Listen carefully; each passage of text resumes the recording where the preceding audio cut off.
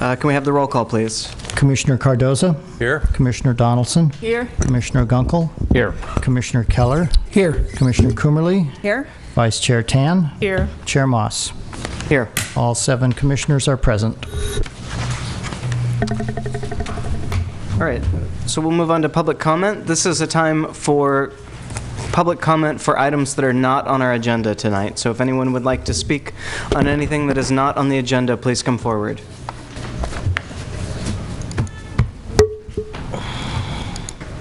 All right. Did you? Yeah, for items that are on the agenda, there'll be a time to speak on each of those items. All right, so seeing none, we'll move on to the action recap. Does anyone have any comments on the minutes? To recuse myself from sign here. I move approval. Second. Anyone opposed? All right, approved with 1 abstention. 2, I believe. Two abstentions, okay.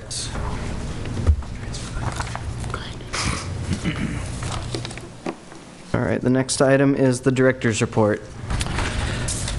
All right. Well, first, with regard to what the City Council has done since your last meeting, of course, they had a meeting on May 2nd, which was a joint meeting with you, and we'll be talking about that a little more later tonight during the study session.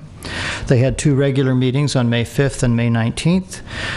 On May 5th, the council introduced the minimum wage ordinance, which for small businesses defined as 55 employees or less will set the wage at $12.25 per hour, and for large businesses at $14.44 per hour effective July 1st.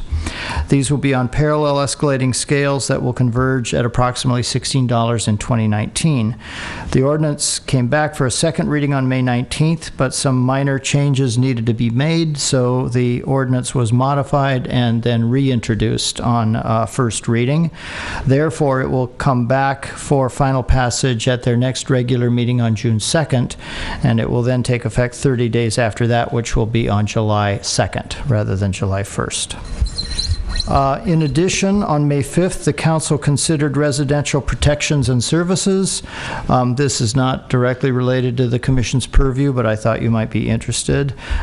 They gave direction to prepare a just cause eviction and harassment ordinance and to contract for additional low and moderate income services, and they referred the matter to the Housing Committee to work out the details. On May 19th, in addition to the first reading of the minimum wage ordinance, the council held a study session on the PBID, the property-based improvement district that funds the Emeryville round. The plan is to mail ballots to property owners in June for a 45-day balloting period. Ballots will then be counted at a special city council meeting on August 4th. And if it is successful, the council will then hold a public hearing and consider whether to form the assessment district, which would then be forwarded to Alameda County for recordation and assessment.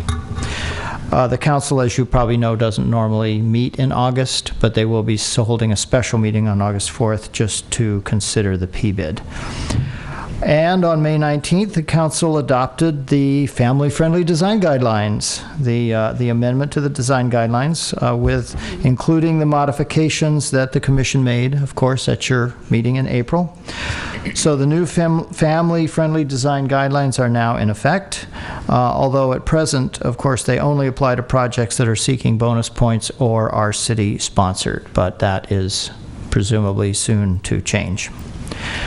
In other news, I, along with Chair Moss, attended the American Planning Association National Planning Conference last month up in Seattle. And it was very, very interesting conference, as always. There is a summary of it in the April progress report, which was recently distributed to all of you. So presumably you've seen that. And if you want any further details or have any questions about the conference, feel free to ask me about it. On May 14th, a couple of weeks ago, we had Bike to Work Day. It's still Bike to Work Month, of course, for the entire month of May, but May 14th was Bike to Work Day. There was a community bike ride held from City Hall to all of the Energizer stations in Emeryville with a small but dedicated group of cyclists, including Councilmember Martinez. Finally, I just want to remind you that the City Council will be holding interviews for Planning Commission hopefuls on June 16th, and that includes incumbents who wish to be reappointed. This is for the 2 scheduled vacancies, which are Chair Moss and Vice Chair Tan, and the 1 unscheduled vacancy, Commissioner Coomerly. Applications are due by June 1st, and the appointments are expected to be made by the City Council on June 16th after the interviews. So if you have any questions, I'd be happy to answer them. That concludes my report.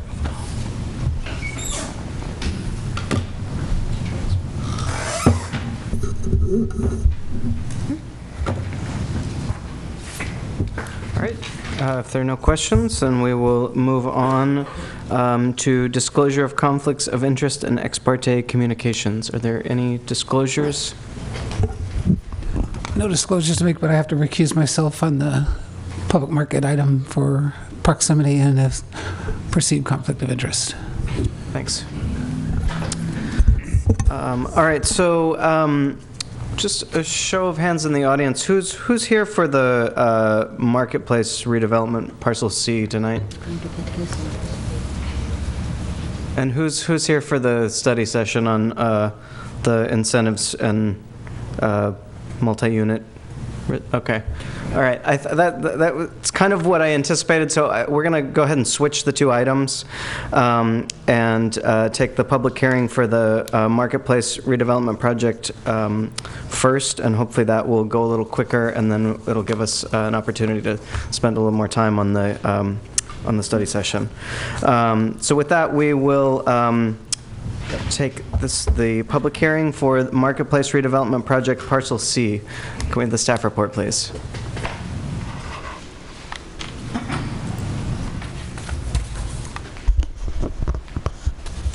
Good evening, Chair Moss and Council Planning Commission members. We are here to consider a final development plan for Parcel C, which is part of the Marketplace redevelopment project. This is an outline of the staff presentation. I'll give you a little bit of a background, followed by the project proposal and the modifications that they've made from the past study sessions. We'll talk a little bit about the transportation assessment study that was done for this project, and then design analysis will be done by our staff architect, Arnold Marmarella. I'll show you some photo simulations, and then I'll walk you through the conformity of general plan and consistency with the PUD, the findings that you need to make in order to approve this proposal. Briefly about the environmental review, and then my recommendation. So we are looking at this Marketplace FTB as the build-out. We're only talking about Parcel C, which is circled in blue.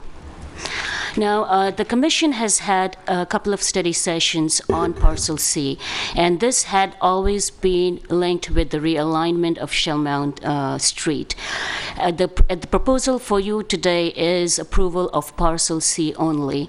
The Shellmount realignment, as well as construction of other streets, 62nd and 63rd and Market Drive, will come forward in August along with the tentative map. The tentative map kind of reconfigures the existing parcels for the Marketplace into the parcels that you see in terms of A, B, C, D, and E, and F. And that also includes all the street realignments and construction of new streets. And the reason we've pulled the Shellmount Street out of the Parcel C is that the tentative map requires a lot of details regarding, among other things, underground utilities, and that level of information is not there for the Public Works Director to be in a position to make a recommendation for approval of the realignment of the street, and that is why the Shellmount realignment has been taken away from this FDP. So what you're looking at is basically the building only, and all the streets surrounding it will come before you in August of 27th. So that's when issues regarding access easements, the width of the streets, the sidewalk widths, all those details will come at that time. So the current proposal is for a 30,000 square foot grocery store and 66 residential units wrapped around it. And the breakdown of the unit mix is in front of you.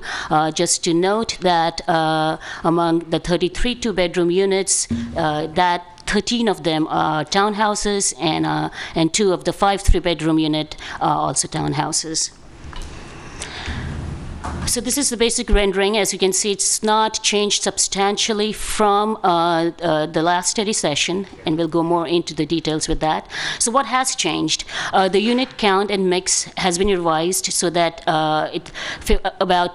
the count of 2 and 3 bedrooms has been increased to 57.6%.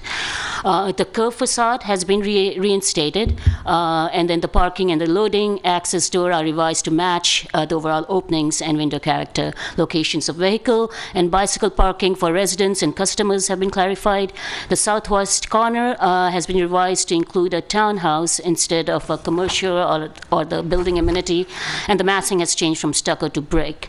There were a number of staff recommendations regarding design at the last study session, and those have been incorporated, and you'll hear more about that from Arnold. There was a reference to an acoustical report at the last study session, which has now been submitted, and that report included that if a certain type of rated windows were used, that would help to mitigate the delivery truck noise for the residents in building C as well as in building D. So going through the ground floor plan, so the things in red are the ones that have changed. So this is where the facade has changed. So the entry has moved, and this is the southwest corner, which is now a townhouse unit. The townhouses are aligned along Market Drive and 63rd. This has not changed. As you go on the second floor, you see the second level of the townhouses and the grocery store, which is open to above. On the third floor, you have, that's where the units begin, and you have parking. The third floor plan is where the shoppers of the grocery store will be parking. There is here bike parking for the shoppers. Going up to the fourth plan, more commercial parking, and here in 2 locations you will have employee bike spaces. And as you will note, this is next to the elevator, and this is next to the stairs. On the fifth, the last 2 levels, you have residential parking, and the B are the bicycle parkings. And bicycle parkings are basically 166. 86 of them are in a secure facility, and the remaining 80 are at the ground floor, along with the parking. And this is the roof floor plan, which will accommodate additional residential parking and will also accommodate the amenities for the residents, which they have revised further, but the basic plan has remained unchanged. There is bocce ball court, some planters for vegetable gardens, barbecue areas, and seating arrangements. As before, the construction of this building will occur in 2 phases. First, the grocery store will be built, and then it will be followed by the residential that wraps around it. So in the meantime, this would be used as a temporary parking lot. And this would be the elevation during the phase 1. And during the interim period, they are proposing a mural scrim. They do not, at this point, have a mural script to present to you, but this will be coming to you. It's become a condition of approval. This mural will come to you I believe it's slated for the July Planning Commission hearing, and that is the time when you will be approving the script. And the condition of approval states that the building permit for the grocery store will not be issued till the mural has been approved by the Planning Commission. All right. On that prior elevation, will those spaces be showing through temporarily, or will it be a solid wall? This will be a solid wall, and these... Because that elevation showed slots. Yeah. So this is the circulation plan. What you see not too much has changed, just a few things clarified in terms of where loading will occur. And to make sense of all this, this was analyzed by Fair and Pierce, and Catherine is here to answer any questions that you may have. And she looked at that and had a number of recommendations. And so let's go through what she looked at.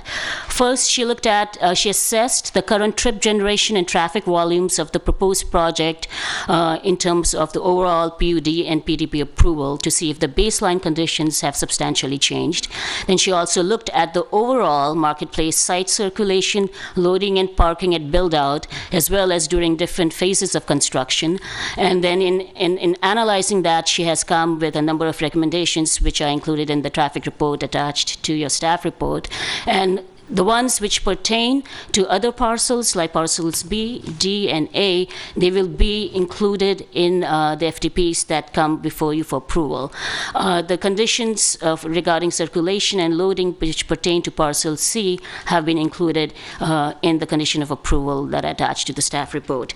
And just to give you an idea of the kind of conditions that we are looking at, is one is pertaining to the discouraging large delivery trucks from using Christie Avenue, directing all exiting delivery trucks to 64th Street, establishing a mechanism to coordinate with delivery vehicle drivers to alert them of potential delays if there is a backup in the loading dock area, and adjusting delivery schedule as needed if conflicts occur. So the conditions kind of outline at different stages. They need to give us a plan, and then if something goes wrong, they have to develop a mechanism where any conflicts that occur have been rectified. Other things also include things like installing an LED parking available sign to indicate whether there is parking available in the garage or not, so that you don't have cars roaming around, circling within the garage looking for parking. She also has specific recommendations regarding internal circulation, and I'm not going to go through all of them. They were attached to your report, and if you have any questions or you need more information regarding that, Catherine would be happy to answer that. Regarding parking, she assessed the parking as well with the original PUD as well as with our current regulations, and parking for both the grocery, for resident, and for overall commercial are adequate in terms of what they have proposed. What has not been included, and which is now a condition of approval, is inclusion of 17 resident guest parking spaces, which is included in our code, and they need to show that in the building permit plans. And this can be shared with commercial spaces. So this, now we move on to the design analysis, and I'm going to ask Arnold to come and talk to you about that. And he is going to take you through the design as well as a few things that he has identified in terms of what additional work that is needed. So with that, Arnold. Yeah, go down the... Good evening. Nice to see you this evening. I want to just first acknowledge the design team that's worked on this project and the project developer. I've reviewed a lot of projects in my time, and they've been really good to work with, and they put a lot of effort into this really complex project.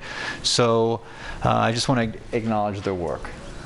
And so the first slide up, is to remind me to do that, as well as to kind of just say that a lot of this project seems to have come together very well, and this is the elevation, of course, as you come down Shell Mound, looking at the entry into the grocery store with the curved corner that's come back into the design. So in general, the elevations that are on the side of the grocery store have really developed well, and there's no additional comments that staff has about how they might need to be enhanced or changed post-approval. This is the other elevation adjacent to the park, and this one, you see the brick is returned to that corner, and I'm really kind of looking at this one just to draw your attention to the upper right-hand corner, where there's the pergola that wraps around the corner of the upper unit. And then I want to kind of go to the next one. Whoops, wrong way, sorry. How am I? Oh, we're missing one. Oh. Well, let me see if it's here somewhere. The direction. It's not here. So the one I wanted to look at was the rendering that showed all of the units that line up on 63rd Street, and how that facade has a nice rhythm and a very nice massing to it, and is very ordered and well composed. But I wanted to draw your attention to two things on that drawing. I think that's AC303. And on that drawing, the two things I wanted to draw your attention to was the entries into the townhomes, and then the pergolas up at the top. And the pergola is kind of like a crowning feature, those trellis ideas. And I wanted to sort of talk a little bit about those. So let me see if I can go to here. So here you also see them in, as they will look in this enlarged elevation up in the upper left-hand corner. You see where it is shown on those upper units, kind of in between the brick sections. And then in the upper right corner of this drawing, you see how the vertical post is aligned with the building wall, and then the members of the trellis project out a little bit. So the next one should show that in more detail. So you see the drawing on the lower right side, which shows a kind of a gridded kind of pattern to the trellis, and then you see the detail. Detail number 2 shows kind of a side view, how it projects out from the wall. And then detail number 3 up at the top shows kind of how it looks at the front. And so on these, I think what we want to do is kind of do a little more work looking at these. The rendering that shows the 63rd Street side shows these fairly dense and developed. And then I think here they're getting a very light. The C-section trellises up top are fairly light and have that kind of maybe unusual C shape that don't quite have the density of that rendering. And then on the side by the park, of course, that trellis really, it looks like it hasn't been figured out yet. That trellis seems to have a slightly different design, but we don't have the details for that. So what we'd like to go back and do is look at these a little closer and like bring up the level of the density of those, so they really have a strong crowning feature. So that dimensionally they're a little bit larger and a little bit stronger than is shown on these drawings. So that's one of the goals. The second thing that we want to talk about is the entrances into the townhome units. And you can see by some of the elevations here, or little renderings, we have on the upper left and the lower right, there's some perspective showing the stoops, and they show some of the canopies too. And our general impression is that the stoops don't provide a strong enough transition area. We haven't had a landscape plan yet to show what's going in there, but the suggestion from the renderings is not really strong vertical landscape elements. The stoops are pretty low and open. So what we'd like to see is some development there, so that they provide a stronger transition, a little more privacy for the units, and we can work with the design team of what that might look like, whether it's more robust landscaping, or maybe a railing, like the lower right of the drawing shows a railing over the low stoop that provides some sort of sense of transition. But overall, a little more development of those areas at the stoop, and as well as at the canopies above the stoop. There seem to be a little tacked on, and maybe they could be a little stronger.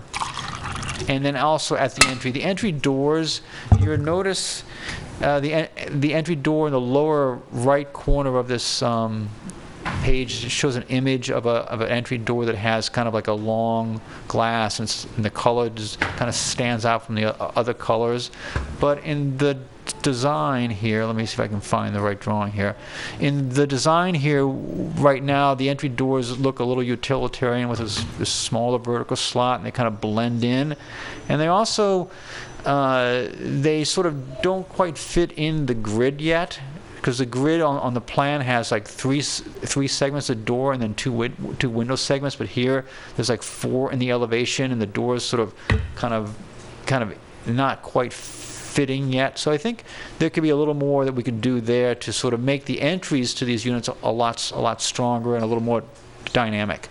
So those are the areas that we want to work with on the building side, just really refining some of those key things.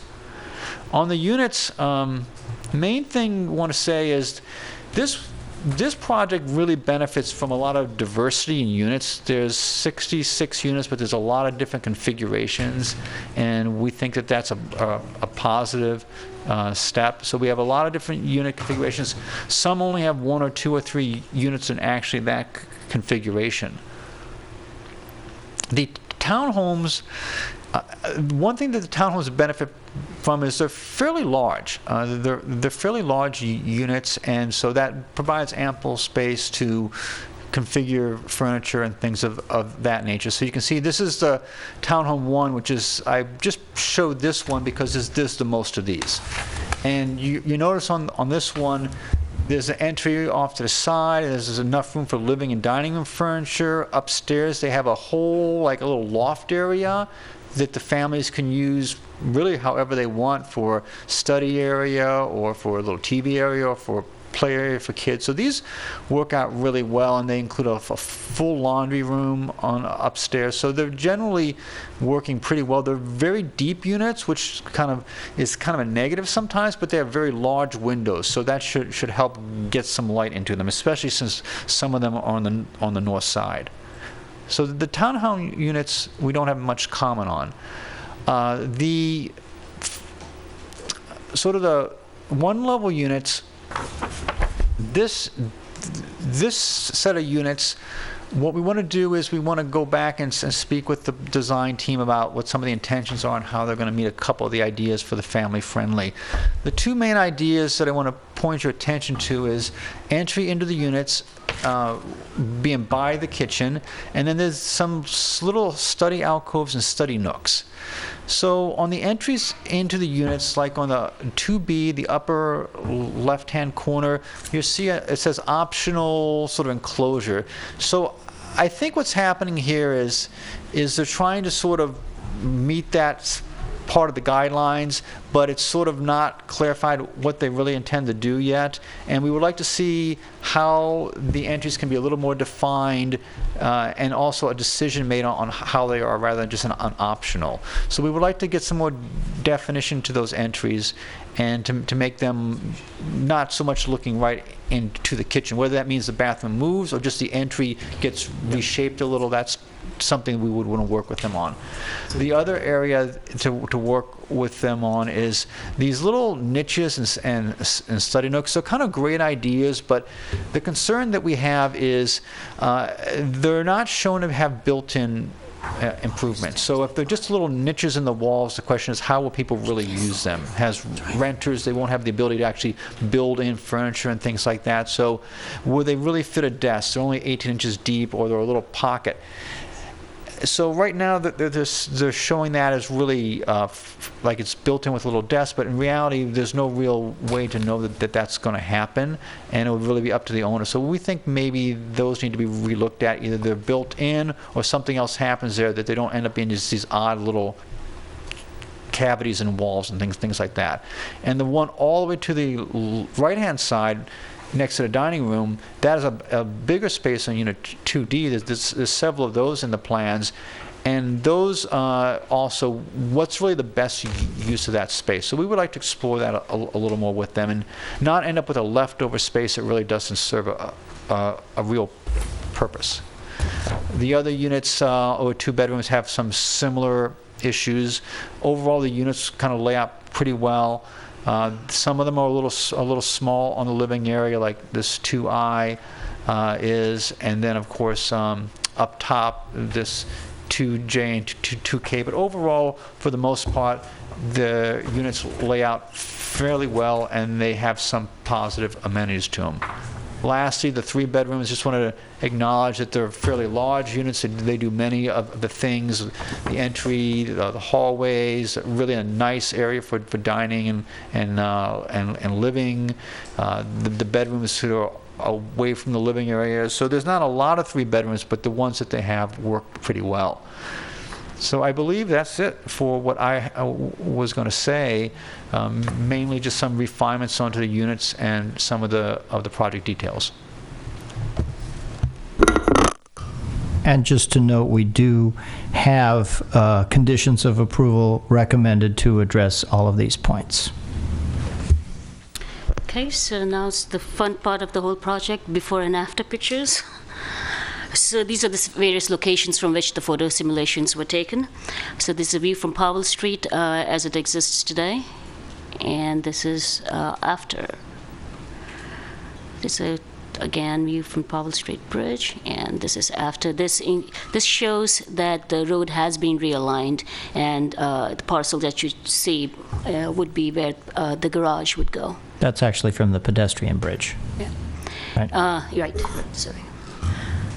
This is the view north from Shermont Street, and that's in the background. This is from south. Of course, you see that the UA theaters would be replaced, but it gives you a better idea of what it would look if when it first goes up. This is from Christie Avenue, and this is how it would look after the proposal is built.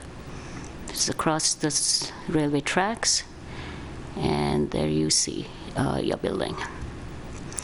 Now, going on to the conformity with the general plan and consistency with the approved PUD/PDP. The general plan designation is mixed use with residential, where residential and retail uses are permitted, and therefore the project is in compliance.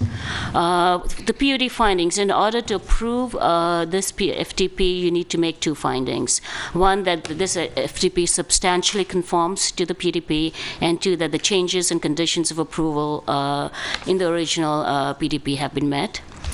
We believe that it does, and the original, the approved PUD/PDP identified 86 units and 5,000 square feet of retail up to 85 feet on parcel C, and the proposal consists of 66 units and 30,000 square feet up to 64 feet. However, if you want to see it in terms of the overall PUD, this is the difference. The approved PUD/PDP and compared to the proposed overall PUD, and you have been seeing study sessions for different parcels.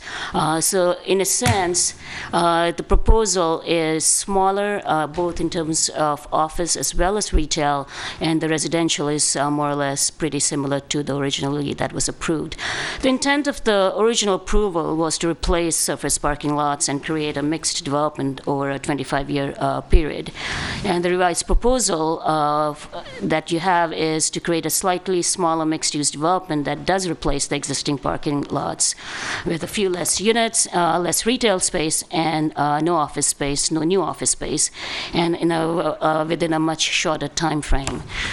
Staff also believes that the FTP is consistent with the conditions of approval of the Marketplace PDP as approved by the City Council.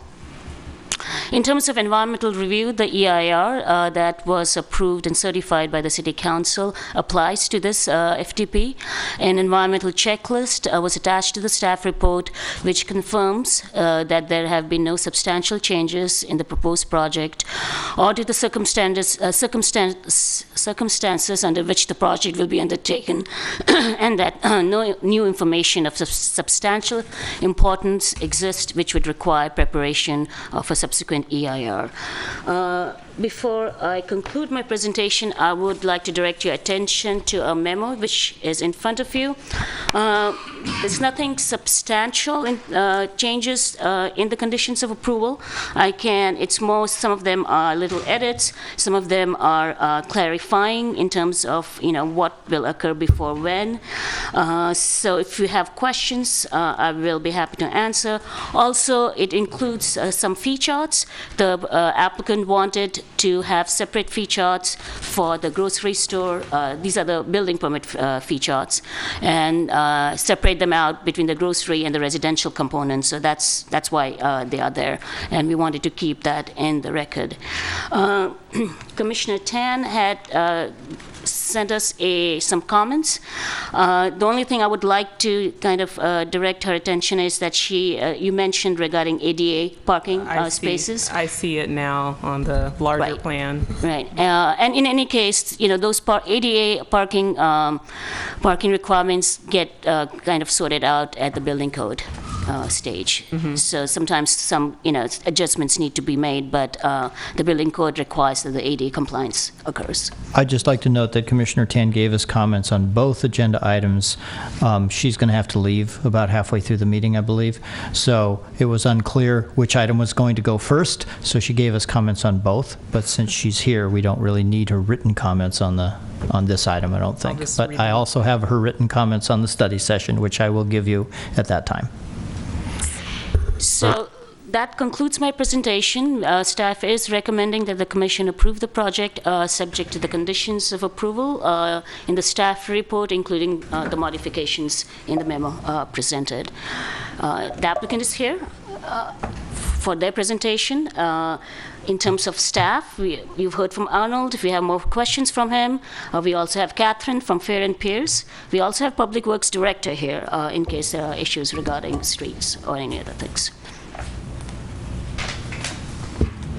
So do you have questions, or would you like to hear the applicant? I have a question about our purview in terms of the phasing, because when we approved the Christie Avenue Park a year ago, that was put in an early phase before most of this other building was happening. And when we looked at the plan last in March, it was still in an early phase, and now it seems to have been bumped to the end of the process. And I'm wondering. So in terms of phasing, as I mentioned, that and when it comes in, when the tentative map comes in August, the phasing will be dealt with at that time, and that is the time when you would have an opportunity to give comments. It has been changing, and it has still not been nailed down, which is one of the reasons why why the street has been taken out. So that would be a time to sort of give your comments. And just to why the park has kind of moved back, the main reason is to account for the parking during construction, because where the new park is going to go, it's a parking lot. And that kind of gives parking to uses that are existing while construction occurs at different surface parking lots. But you can also ask the applicant more in terms of why the park was pushed to the back. So I have another question about phasing. What's the timing anticipated for the construction of the grocery store versus the wraparound residential units? The gap in terms of time, I believe it's about a year plus. Year and a half in terms of when the construction begins of the residential component. The applicant wants to respond to that. Okay. We can do as part of our presentation or respond now. You can just do it in your presentation, that's fine. Any other questions for staff? Great, thanks, Brew. Bring up this and drive.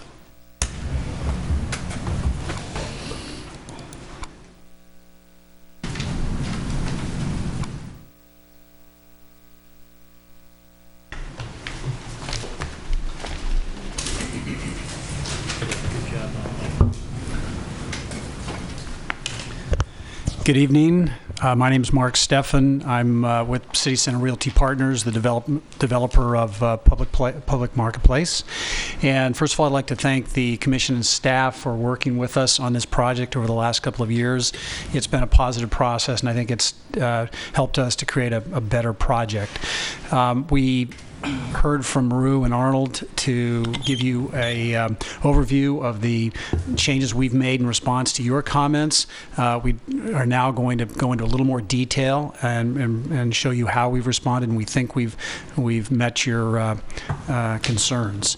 Before we get into that, there were a few questions that were brought up by the commission I'd like to address.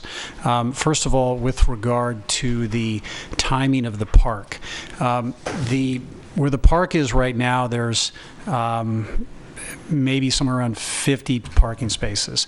And what we need to do is get the grocery store and the parking built above the grocery store, and that'll provide us with 300 spaces. And once we get that built, then the park will get constructed. But the planning right now is to have the park finished prior to the TCO for the grocery store or any of the residential. So the plan is that the grocery store would start construction in probably March of next year, which is about how long it's going to take us to get the plans done and get a permit. So as soon as we get the plans done and a permit, we're going to start. That construction will take about a year. And once that construction is done for just the shell and core, we can utilize the parking, and then we would start the park. And so the park is going to take 6 to 7 months to do. So the park would be finished before the grocery store opens for business, and it would be finished before any of the TCOs are issued for any of the multifamily. But parking, that's the reason, just to accommodate the parking. And then relative to the timing of the multifamily, when that would get constructed relative to the completion of the grocery store, our plan is to start that construction as soon as the shell and core of the grocery store are complete. We need that wall to be up, and then we could start the residential. So that's what our plan is, and barring any severe economic downturn, that's what's going to happen. We have provided for a scrim in case we were to suffer an economic downturn.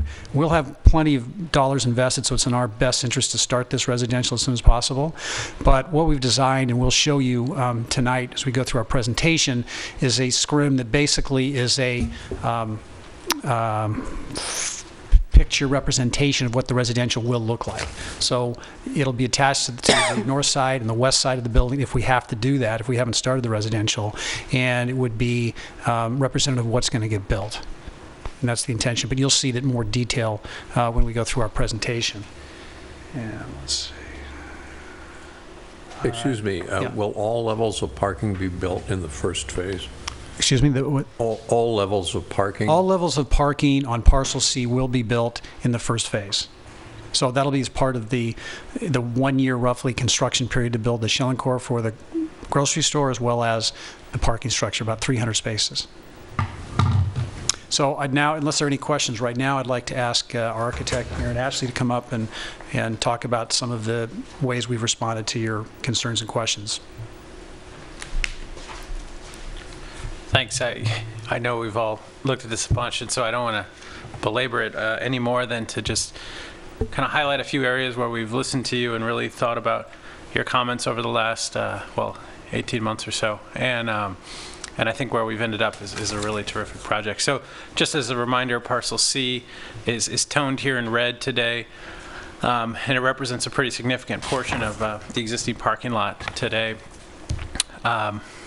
And then, the whole idea is that this is the first piece of this really great new district of Emeryville, and the relocation to Shell Mound is a kind of a two-sided retail with this great capstone at the north end and this grocery store. And over the last year and a half or so, we've talked with you about what's the character of this place, whether it's the renovation of the public market, which is deep in the weeds right now, but soon to look much like this image on the lower right, or whether it's the building on Parcel C we're talking about today in the upper right. The idea is that along the way we establish a common aesthetic. And as we said last time we saw you in March, we really see this grocery store not only as kind of the perfect neighborhood fit that makes this part of Emeryville really attractive to families, this and a park. What else do you need? And but it's a catalyst. It's the thing that all the other retailers are looking to as a kind of the bell cow, so to speak. So getting this in place, having this as the anchor, really is the backdrop of a successful, vibrant shopping district. And so, as a catalyst, it's the linchpin to being able to complete the balance of the site over a short time period. And I've got a schedule here in the back that speaks to how all the parcels are currently envisioned to come online. So I said 18 months. So we did come before you with a very different idea for a grocery store. It was maybe a more low profile. It was a one-story grocery store with parking on the roof in December, and there was a lot of feedback from you all and others about, how do we make this a more urban facility that feels more like this district that we imagine in the heart of Emeryville. And this January, of course, we were talking about the street and the building. There were a lot of positive comments and a lot of suggestions for improvement, whether it was the look of the parking facade and the kind of how do you design a parking garage that doesn't look like a parking garage. And so we really spent a lot of time thinking about that, and we came back to you with some ideas in March, and it seemed like we made some good steps and some bad steps. So some of the recommendations was go back to the curved facade at the southeast corner as a really nice anchor to the end of Shell Mount. Show us more about 62nd Street Plaza and what you really mean for this space, because we've talked about a lot of kind of character and lifestyle attributes. We just hadn't demonstrated it. Be clearer about vehicular and bicycle parking and circulation. We had some brick. We took it away. You asked us to bring it back. We did. Although Arnold's pointed out there's still some room for improvement, we did spend some time thinking about the architectural elements, which clearly play a big role in the image on the lower right. And then, the deliveries and the delivery schedule, we further clarified to make certain that it's most accommodating. So in terms of returning the curved facade, we thought this does create a great anchor statement at the end of Shell Mount. It's going to have a nice piece of signage. We've introduced some glazing here as a way of kind of anchoring your sight lines. Big open retail. Again, it's almost a 25-foot floor to floor. So you think of a very high profile grocery store. As a component of this, we had to shift some circulation around, and it seems minimal, but it ended up costing a lot of drawing time. But I think the ultimate solution is one that creates much better connectivity from the parking, the commercial parking, to the plaza and ultimately into the alley and into the public market. One question was, tell us more about 62nd Street Plaza. And so we've looked at a modular paver. We don't love the colors that are out there, and we looked at a kind of a modeled arrangement of 4 warmer tones so that they kind of mask any oil or grease stains or anything that might happen, but really creates this great single surface. So like European Plaza, there's no step down to the street. Everything's flush all the way across. These gray stripes here are those tactile pavers that warn people that they're entering into traffic. The idea is that it's open at select times, and when it's open, it provides loading spaces for the grocery store or for the office building, which as part of the Shell Mount realignment, there's just less parking for this big office tower. And we've clarified pieces of that, which include the green roof structure at the entry to the grocery store, and how we're using a mix of in-grade and kind of boxed planters and trees. Vehicular and bicycle parking. So there was definitely some notes from the Fair and Piers report, which we acknowledge and are, I think, relatively minor things to pick up as this gets further along into drawings. One big comment we heard from you all was to cover the parking on the rooftop, and so we've introduced a continuous trellis system to that effect. The bicycle parking on lower floors was reorganized and prioritized to make certain that shoppers and employees were parking their bikes proximate to elevators. And then just as a note, that 186 space bicycle parking for the residential is indoors. As Arnold pointed out, we went back to brick here, and after testing the waters of retail, realized that a stronger solution for the project was to allow the grocery store to stand alone as the anchor at the end of the alley and to convert this corner to townhouses. And it creates an opportunity for a couple of great family-friendly townhouses right off the park. We did do some things to the stoops to help them. So if you recall, the stairs used to be here, and the entire stoop was really a staircase. And in deference to some comments from you all and Arnold, we reorganized it to give a little seating area or a little barbecue area. And admittedly, I think this could be enriched a little bit further. Further up the building, recognizing that this is still, early in a design process, although we're trying to make real commitments to what this building will look and feel like. We've found a language that we think is consistent for additive elements, whether they're trellises or balconies, and we started to articulate that. And clearly, when we get through working drawings, that'll have more detail.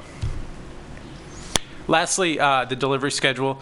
So between the recommendations from acousticians around town on how to best mitigate that with the building design, the realities of the times a day that this would happen. So we've, at staff and Commission's recommendation, really limited this to 7 a.m. to 1 p.m. And you can see that the majority of deliveries are really happening in that 7 to 11. So we think it's not waking people up in the middle of the night. It's part of an active urban district, and we've made amendments to the streetscape, eliminated a bulb out here and a bulb out here, which are kind of minor trade-offs to get the ability to move trucks and vehicles in easily. So, lastly, this is on the building design. This is just a refresher on what the building looks like, and it's a plus or minus 30,000 foot grocery store where their staff areas are organized on the east side with windows and glazing and looking out over our landscaped area, and the real in and out that affects customers and guests. The main address is on Shellmount, and the secondary address is on 62nd Street, really capping that alley. Upper floors are all very typical, as Arnold pointed out. 3 bedrooms get the priority of corners. Family-friendly units always overlook the park, with a couple exceptions, but they're overlooking a very quiet residential street in 63rd Street. And the mix, as you've seen, again, you can kind of see in the hatch where the family-friendly units have been prioritized along that park frontage, really enhancing that connectivity. We designed a variety of units. Maybe it was an interesting process because as you all were evolving your family-friendly guidelines, we were evolving our plans right along behind it. And as Arnold points out, there's certainly some room for improvement on a couple, but I think, if you think at the scale we're operating and the number of decisions that were made, by and large, we feel like we're consistent with the guidelines. In fact, it looked like some of the plans in the guidelines were just borrowed from us, so we're happy to donate. But nevertheless, it feels like we're consistent. In terms of elevations, you've seen the material board that we passed around. We really wanted to come up with a color palette that made sense and was consistent with the other design ideas in the larger marketplace project. We always said we wanted to use real brick. This is the real brick that we think. We actually spent an afternoon walking around the market hall, all 4 sides of the marketplace, which is a hodgepodge of different brick from different eras, and we picked a brick that really kind of fit with that character and had the right color tones and the right amount of age. And so the balance of plaster, steel windows, aluminum windows, metal trellises, and brick, we really think harmonizes and speaks to Emeryville. And on the grocery facade, it's a lot more metal and plaster, but consistent with, at least, our office is right next door to this building in San Francisco, and we really feel like there's a lot of consistencies from where we work and this district in Emeryville, and a lot of good connectivity. And so in an image like this, you get a good sense of the way we're using 3 similar color tones to communicate depth and give a little bit more variety without being schizophrenic. In terms of schedule, so as Mark alluded to, we would intend to get Shell Mountain Street going right away, and it's always a challenge to sort of reconcile approvals and construction timelines, and you're sometimes beholden to folks like East Bay Mud that work on different timelines, or PG&E. And the idea is to build the core and shell of the grocery store and then hand it over for a fit out. Over that course of time, we can deliver Christie Park so that the two come online together, and they would all be delivered in advance of any of the multifamily units. The intent is that, you got to keep in mind, we did a silly schedule here where these are sometimes 1 month and sometimes 6 months. So the idea is that, I don't know. Gwen. The idea is that 1 month, give us a little time to mobilize. After the completion of the core building, we'd start on the multifamily, and there really are two independent structures that share a wall. And so as a backup plan, as a hip pocket in case something bad happens, we'd love to have a little temporary parking and a scrim that is a suggestion of what's coming. And so we had provided these in the package. This is a rendering without the residential building, and you see that we've investigated a series of scrim options, and these are really high-quality, screen-printed, outdoor quality things. They have a fixed lifespan, but the idea is that they help get us through in need, and it'd be affixed to the building. And so our proposal is that you'd actually have a kind of what's coming for the duration until construction starts. Yeah, and what's key here is that we have every intention of building that multifamily. There's a lot of value to it, and so there's really no incentive for us not to build it unless we had another great recession. Which we hope we don't. And so, in a sense, what this looks like from the park is very similar to the view when the residential is complete. So that's all we had. We're happy to ask questions. I know you've all seen this a number of times, and probably even that was more than you needed, but we wanted to just go through it once. I noticed you do have openings in the parking structure wall. Yeah. That's... You'll have to fill them in when you build the building, though, won't you? When you build the apartments? No, those will... Yeah. If the residential lags, it would be nice to have openings, and they'd be masked by the scrim, of course, but to get some airflow. The reality is that if it's in fact right on the heels, you'd do the wall solid and use it for shear and allow yourself the flexibility. But you can certainly always infill those openings with block.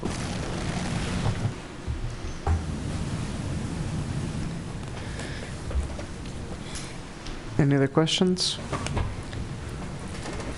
Great. What is, Thank you. actually, now that we have this picture up here, what is behind this large bit of glazing at the above the at the curved wall there? Just parking. That's just the parking. Will you be able to see the cars through? Well, there's a wall, like a knee wall behind it, so you wouldn't see the hood of the car. But the idea is that you won't see. There's a little reflection to glazing, so you kind of see more reflection. More reflection. Okay. Yeah. Frosted glass, then, basically. So. We had not thought frosted glass, just kind of clear glass with some reflectivity.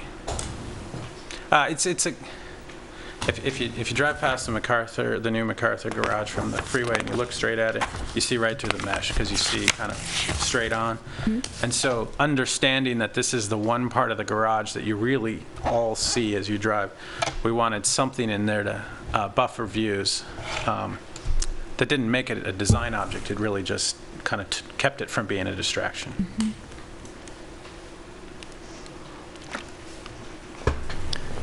Maybe I missed it. The green canopy, I didn't really see a detail for that. Is that all steel? Is that? It's all steel. It showed up in our building sections, and the photo that Arnold showed, which I don't have in my set, was in. Are you saying this canopy? Yeah. Yeah, so it shows up a little bit in building sections, but it's a similar language of kind of exposed sea channel perimeter kind of exposed bolts on a 6x6 steel post with a green roof look. And this has become a kind of a trademark of the grocer we're talking to, that they have this kind of aesthetic with the green roof at their entries. And it's candidly helping us out a little bit with our C3.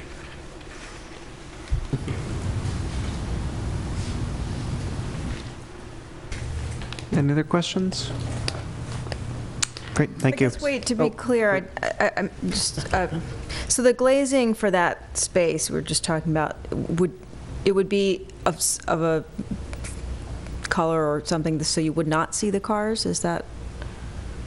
I don't know if we want to see a bunch of cars as the main. I think the intention, though, is that it's not going to be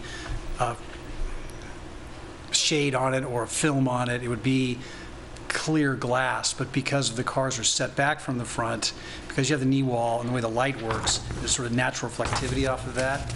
You're not going to see in. It'll be Yeah, and at nighttime, we're obligated by the Emeryville code that, light fixtures are shielded, so you're not seeing that, but I bet I have in the plan. Well, wait, right at that corner, though, isn't there bike parking on all of the levels? There is. So I was just flipping to that. So you can see there's a, I don't know what that is, 12 feet back. Mm-hmm. So you'd be real hard pressed at the elevation you'd ever be to see. Okay. Is that on all levels or? That's each level. Okay. Cool. Thank you. All right, so with that, we'll go ahead and open the public hearing on this item. So if anyone would like to speak, please come forward.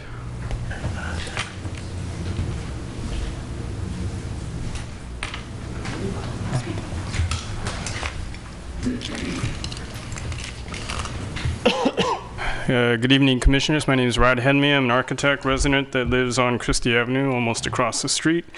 I'm pleased by what I consider to be improvements in the project from the earlier phases, and I am in support of the project. The comment on the glass at the corner, since you brought it up, I would suggest that it should be translucent because my concern would not be seeing cars or bikes, but be seeing the lights on the ceiling, unless those are high quality lights that one usually in parking garages, the lights are not such high quality. So that would be my concern about that. But my biggest concern is about the phasing of the housing. And I would suggest that perhaps a condition of approval could be put in that the housing be started within a time period unless there is some kind of economic downturn.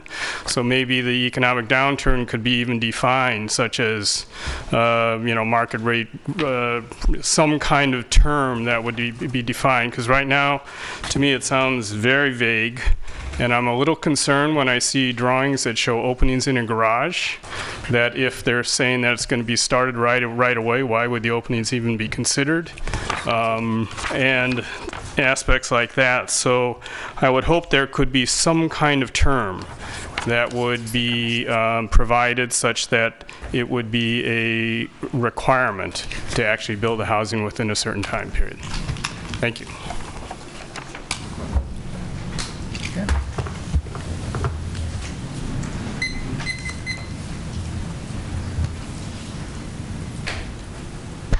Good evening, Commissioners. Chair Moss, Stephen Keller, Pacific Park Plaza resident, and I was going to give you guys a break and not come up and speak tonight, but I wanted to speak to a couple of things. One more directly to Chair Moss, because I know he's very passionate about the entrance of the townhouses from the garage, and I'd like to ask that you don't predicate your approval or disapproval of the project on that one thing. There are only 15 townhouses that would be entering through the garage.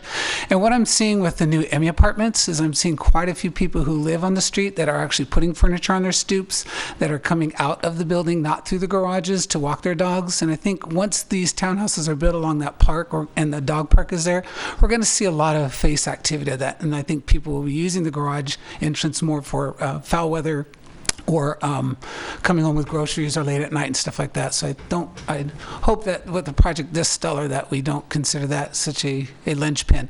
And then additionally, from the conversations I've had with my fellow residents and even some patrons at the public market and the vendors that are left in the public market, everyone is really excited about this project, and we really like to see it go forward as soon as possible. So thank you.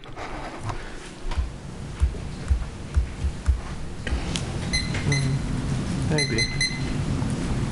Hello, my name is Crystal Wu. I live on Christie and 64th.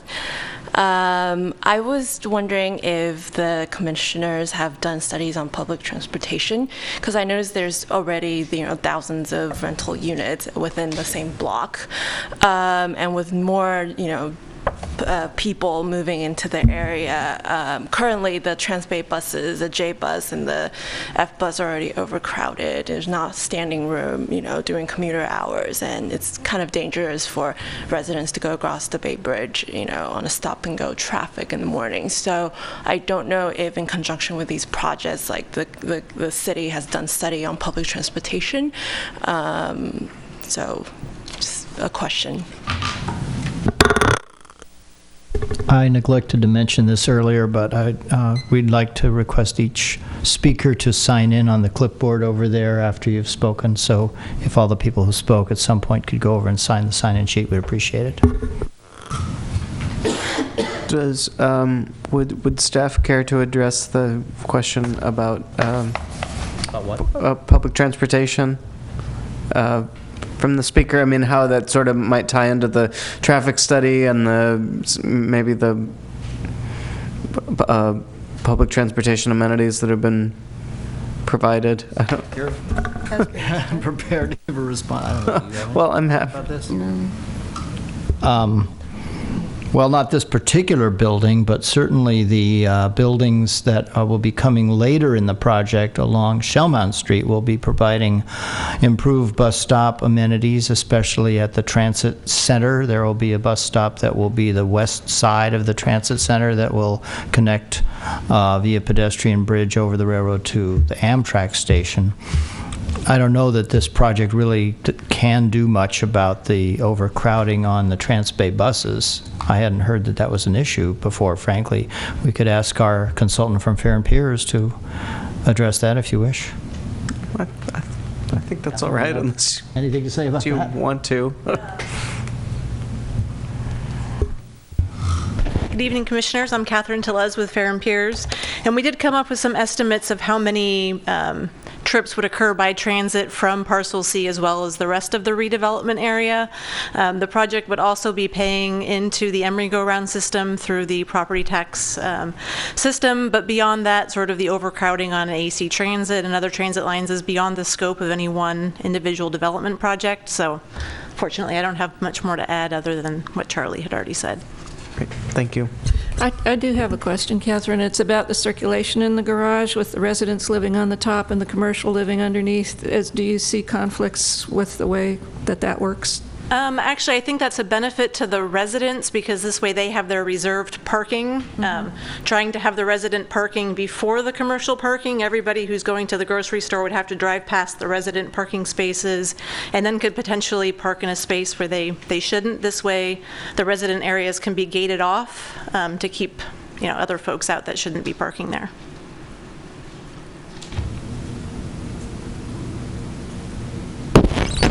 Any other speakers? Great. All right. Well, then we will close the public hearing, and we will discuss the project. You want to start? Sure. I'm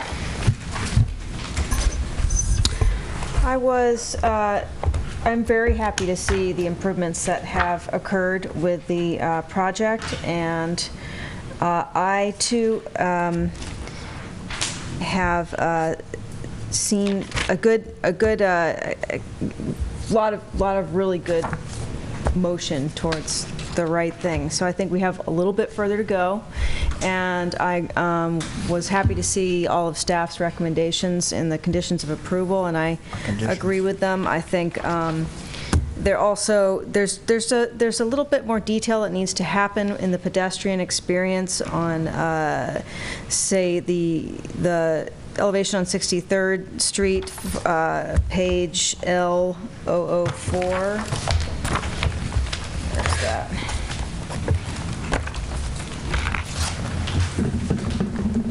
Oh, I gotta get my glasses out. It's a small one. There's some windows, and maybe this could be addressed, or I could just mention, there's some windows that look to be maybe at starting at about 7 feet on that tall. So there's basically these blank walls on there, as well as on the elevation at the top of the page. There just needs to be some more thought in that area in terms of the pedestrian experience, as well as staff mentioned, and our consultant, oh great, thanks Charlie. Yeah. Find it. The front stoops could use more greening. Actually, I think there's room for that, and room for a little bit better thought with the front entrance and the overhangs as well. So it's just sort of like really keeping the pedestrians' experience in mind for this entire area is paramount, and I think that is just a little more detail there. Yeah, that was it. So.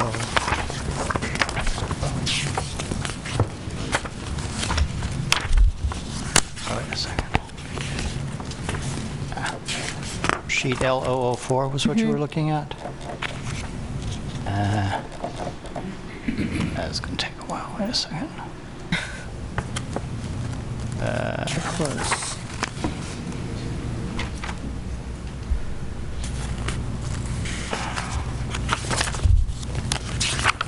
No? I don't like this version of Acrobat. It's not very friendly. All right. There we are. Would load. Whoa. It's kind of freaking out. I can keep going. All right. While that's happening. Oh well, sorry. I don't think it's going to work. Okay. There's a picture right there. Perfect. So you can see right behind the car, that gray area where the people are walking. There's a big old blank wall. Nah, not good, in my opinion. It'll give some privacy. I understand. I just think it needs maybe some sort of, landscaping or something. dare I say, decorative element there that breaks up that large, expansive wall. That's all. But I understand there's bedrooms right on the other side, so if I'm not mistaken, at those two spots. But in any event, I understand the need for privacy, but it just needs street improvements, enhancements. I also, as the Mr. Henny, I believe, mentioned in the public comments, I was having some serious red flags were being raised by this scrim, and I too would like to see some terms requiring that this building be done within a timely manner. I'm not sure how that would work out and what the legal ramifications of that are, but I'm not interested in seeing a scrim at all. But and if so, for not very long. So that is, I don't know if there's a way to work on that and put that into the conditions of approval at this point, but I would like to see it.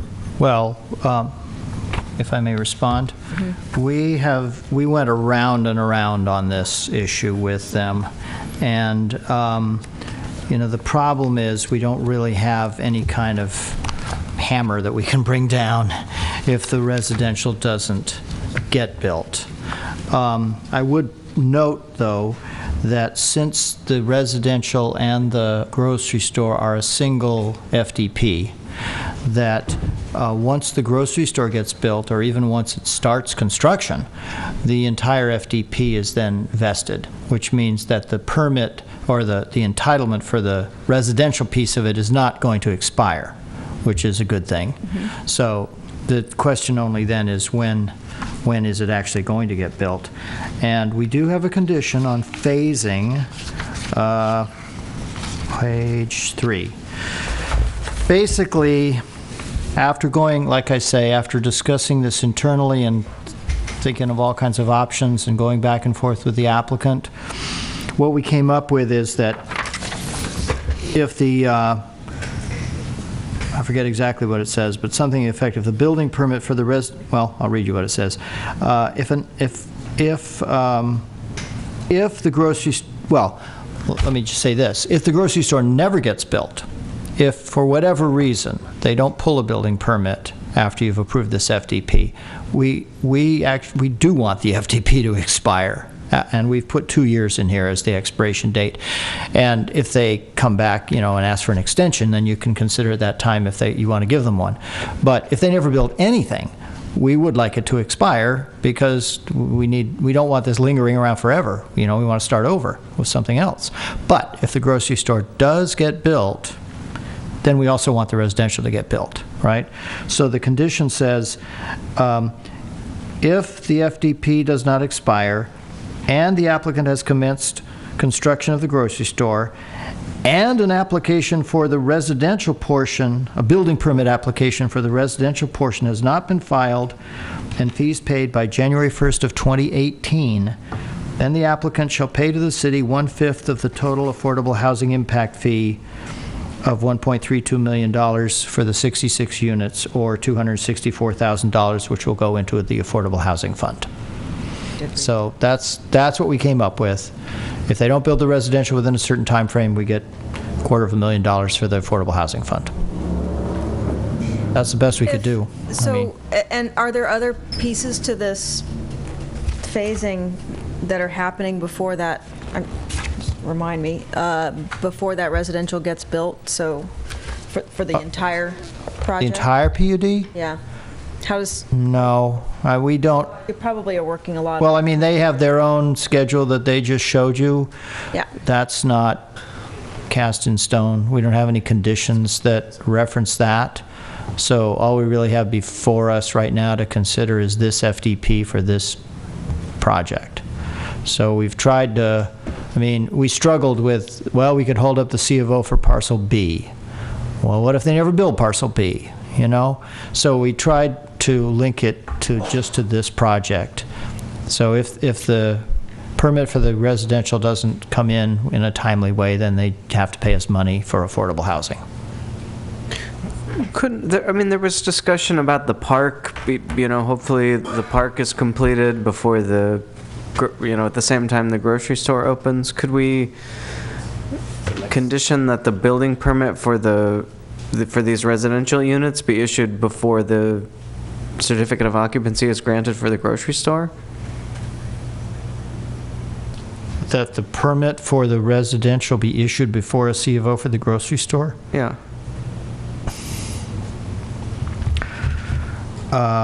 I suppose you could say that a C of O for the grocery store would not be granted until the building permit for the residential was submitted? Or issued? And if they weren't going to go ahead and build it, then would they finish the grocery store? Well, Well, you're you going to could invest a lot and prepare plans. You might want to hear the applicant's response to that condition, but I think you could probably do that.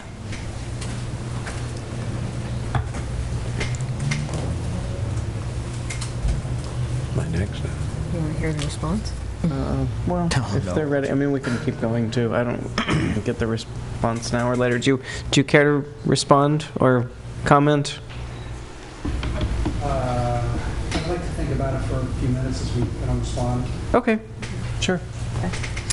I also echo the comments of our consultant in terms of making a little bit more thoughtful, full analysis of the interiors of some of the units. So I think that you that would be another condition of approval, and finishing things out for those small alcoves and the entrances. Say And I would that suggest is, fine, so at least we're on for a moment, believe. a building permit for the. Oh. Yeah, that's my comments for now. Thank you. Well, I'm glad to see this thing has come as far as it has, and I certainly hope it gets built. I think the working out the details is already in the conditions of approval that have been presented to us, that the staff will work with the developer to do these corrections and modifications. I would like to see that exposed garage wall filled in completely without the slots in it, just in case nothing happens, so that you don't get this funny mural with holes in it on a temporary basis. And other than that, I think it's a great project. I really look forward to having a first-class grocery store in Emeryville. Commissioner, I found a couple more, just two more things. Okay, thanks. I was wondering if there was any foreseen problems with the sidewalk or street widths that would need to be addressed now before August. You're all good? Okay, thanks, Maurice. And then what about the Essex building in terms of noise and the windows? Do you know what the glazing is on those? Essex building. Emmy. You mean Emmy? The 64th and Christie? Yeah, I'm sorry, yeah. Not off the top of my head. Do you know, Miro? Do you think that? I don't know. Okay, because the trucks are going to be coming. Perhaps these guys do. Okay. They're designed for the train tracks? No, I was talking about the... They're similar in type, Yeah. because they're designed for a building next to the railroad tracks. They're designed to, they have a higher sound attenuation than what we're proposing because they were designed to mitigate the train tracks. So we've talked to them. So we're good. Yeah. There with the backing up of the trucks. Right. Yeah. Yeah. Cool. The noise from the backup is less than the train. trucks, than the trains, and the mitigation, the standards that we have in the conditions, they have those levels along the sides that are facing. Good. Okay. Thank you. Okay. Thank you.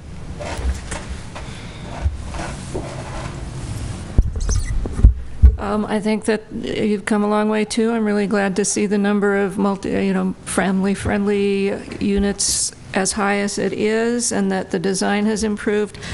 Definitely, I agree that the conditions that the staff are recommending should be included, and that a lot of emphasis needs to be put on working on the entries to the townhouses, the doorways, the blank walls, and those kind of things. I'm a little bit concerned about the schedule of the delivery schedule on the weekends with the largest trucks starting at 7 o'clock on Saturday and Sunday, but I believe that there's a method of working on that. Right? What would be the mechanism if there are problems with the noise level at that time? They would, excuse me. The way the conditions have been crafted, before a building permit is issued, we are going to ask them to come up with a mechanism which works for the grocer in terms of how that is going to work itself out, and then we'll move forward from that. But right now, what is that mechanism? We have not developed the details, but that will be developed before the building permit is issued. Okay. Anecdotally, just like to note that there are a number of fairly sizable markets in my neighborhood of North Oakland, which is the new Safeway that just went in on Claremont and College, which replaced an old Safeway that had been there for many, many, many years, completely surrounded by residential uses.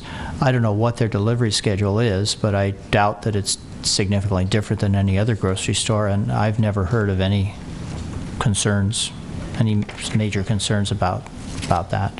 I don't think this is an uncommon situation. So, anyhow, we'll see. That's reassuring. Yeah, well. That's good to hear.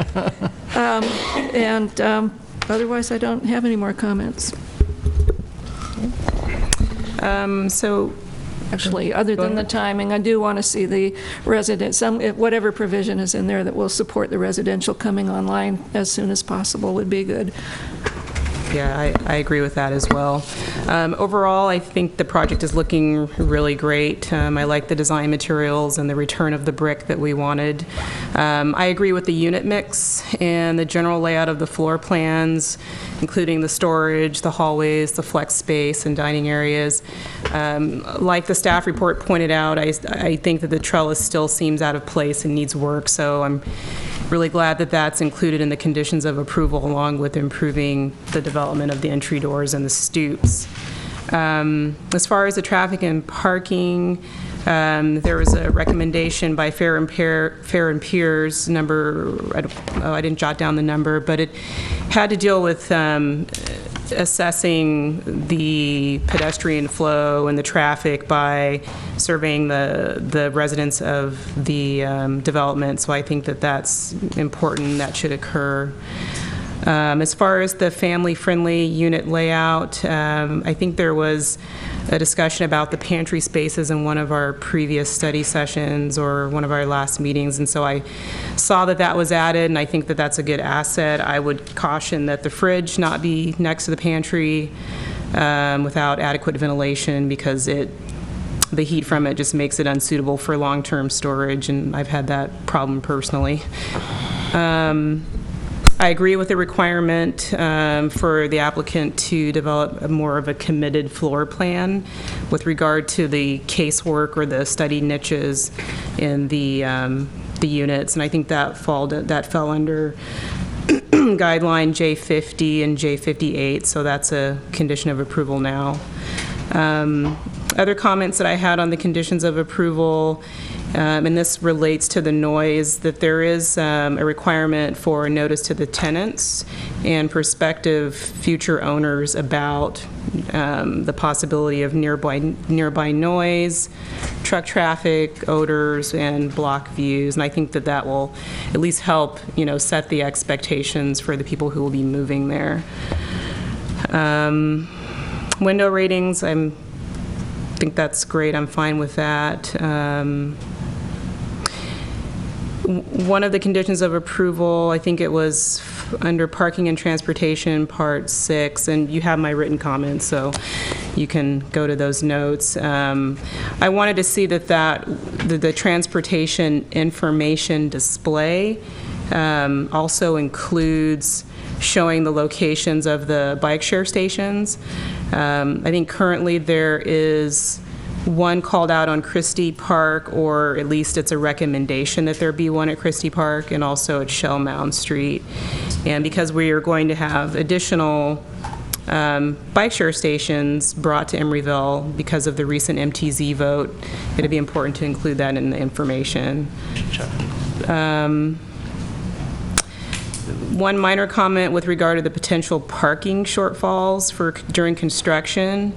I would just add to maybe, I think they recommended a valet parking, but you could also do just construction shuttling. That's something that I see getting done on most of my projects these days, just having workers carpool in from a parking lot that's further off. And then the ADA parking stalls, that was addressed, so I think that's fine. The only thing I wanted to add to that was maybe consider reserving some parking stalls for the family-friendly units that are closer to the elevator, so that if there are tenants with small children, that they're not assigned to parking that's way off from the access to the building. So those are my comments. Yeah, I'd reiterate a lot of the comments that I've heard already. It's a great project. I think it's come a long way. And I'm not quite sure I found all the locations, but I'm assuming that the staff hired design consultants, continued coordination with the client, or with the applicant, be a condition of approval, or is a condition of approval. With regard to the trellises, I'm not certain that they need to be more, I guess what I'd like to see is more hierarchy and complex, like material complexity with regard to the trellises, and not necessarily that they're more solid or beefy. Because I think a lot of these units that have trellises next to them are I think that they'll benefit from the sunlight, and shading them too much would be a negative. I'd also like to see, maybe as a condition of approval, the Townhouse 5 plan be worked out to a little bit more than it is right now. It's an odd one. I think it only shows up once, but it looks like it was just kind of squeezed in a little corner there, and could use some work. And then the corner tower, I feel like we were all excited about the rounded corner and the corner element there, and maybe it's just my memory of previous versions of this, but right now I'm just seeing the guardrail and then kind of a post and lintel element over that area, and that's it. And I think with the trellises at the parking up there, it's going to distract from that even more. And so I'd love to see that element taller and somehow a little bit more substantial. I know previous presentations, the applicant mentioned that this will be a focal point as you're driving along Shell Mound, and so a little bit more focus on the treatment of that corner element, in particular the portion that rises above the roof, would be, I think, beneficial to the project. And then other than, just speaking to the question of how to, what happens if the residential isn't built right away, or what kind of incentives could be put in place, or at the very least, I don't want to see this scrim up there for years and years, and so at the very least, I'd like to see some condition of approval that if the residential component isn't constructed within a year or of the occupancy of the grocery store, that a permanent or a more permanent screening device be submitted, approved by Planning Commission, and installed. But I think, like everyone else, I'd like to see the housing there, unless there's another Great Recession, I guess. And then I guess the only other comment is just maybe, I don't know if it's in there or not, I didn't see it, but a condition of approval that the windows, they all look like they're being shown recessed at least a few inches. I'd like to see all the windows recessed at least a few inches from the exterior face of finish. That's it. Yeah, I also want to thank the applicant and the design team for really working through this process. I think this design that's before us tonight is really it's really great, and it really shows that you've addressed a lot of our comments, and I thank you for working with the staff to continue to refine things. I just have a few comments. One is, I've made this comment before, and I'll make it again when we consider the tentative map, but I feel very strongly that the direction of traffic on the 62nd Street Plaza needs to be reversed, or just kind of that all those streets need to be worked out. I think we're trying to create a plaza where the street could easily be blocked off for events and other things, and the way that it's configured right now, anyone turning down Market Drive, they're forced to make that left turn onto onto 62nd Street. Otherwise, there's nowhere to go since the other direction is a one-way coming the other direction. So it just makes it more difficult to block off 62nd Street. You also have to block off Market Drive as well. So I think if the street was reversed and Market Drive was one way the entire length, it would really improve that. So I will make that comment with the tentative map, as I think, maybe I'll ask staff, would that be the more relevant place to make that comment? Probably, but I would also note that that's kind of an operational thing, and it doesn't really impact the physical improvements that much. It's always possible to change a street from two-way to one-way, or if it's one-way in one direction, to change it to one-way the other direction. So, this is something that could be played with in the future to see if it's not working, it can be changed.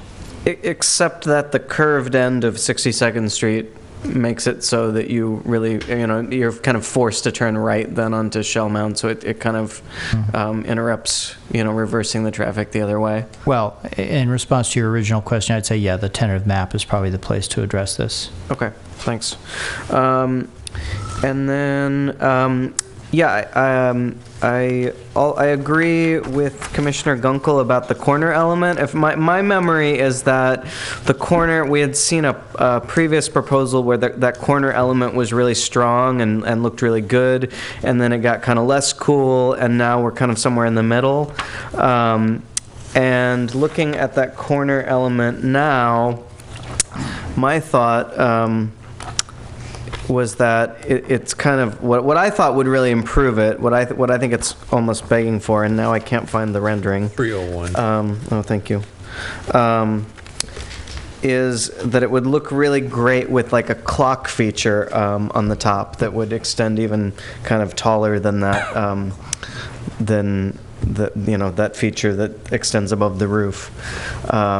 To me, that's what it's calling out for. But at any rate, I think it does need to be stronger, a stronger element. And then my other comment is about, it's sort of a comment and a question about the trellises over the rooftop parking.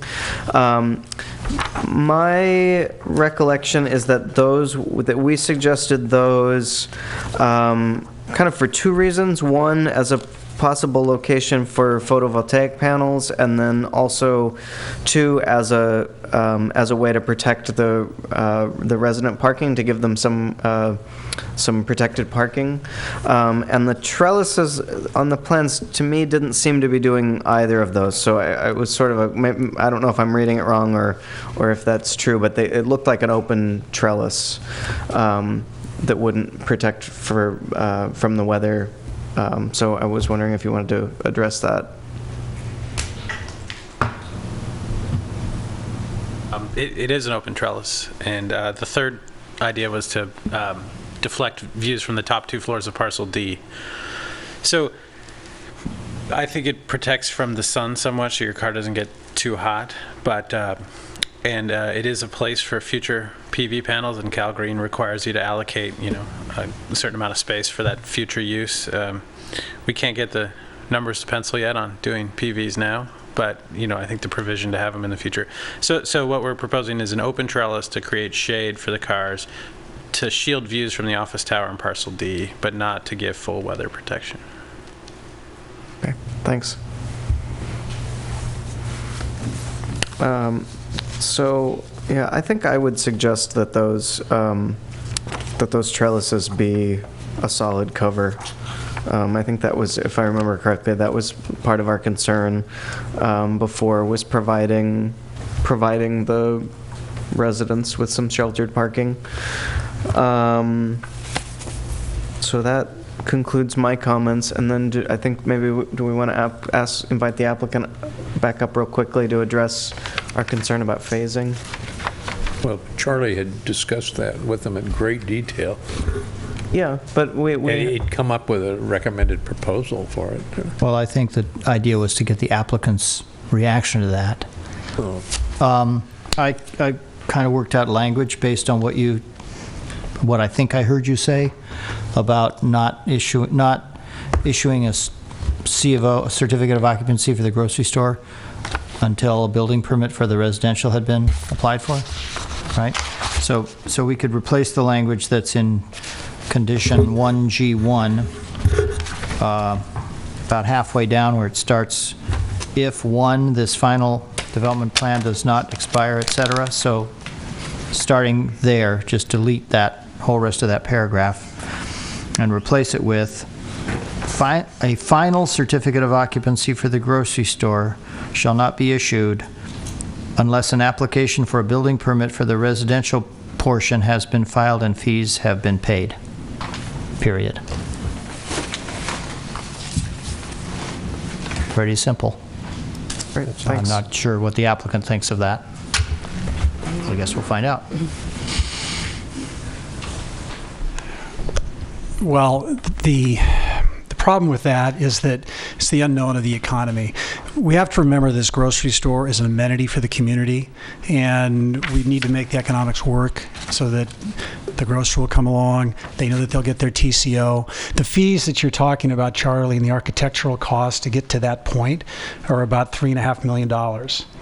And so there's the uncertainty there of, we want to build this and we have a lot of money invested in the land, but it's a pretty steep penalty if the economy turns down and we're delayed to have to come up with $3.5 million, and which is a sizable amount of money relative to the cost of the overall grocery store. And so I think that a more reasonable solution is what Commissioner Moss recommended, that if we don't start construction within a year's time, that we come up with a permanent solution that is approved by staff.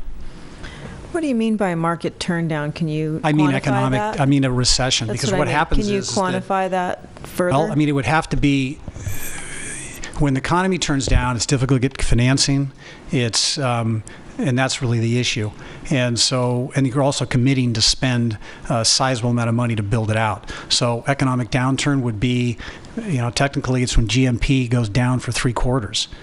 And it doesn't have to be as severe as the Great Recession to get financial partners nervous about not starting construction if we go into a downturn.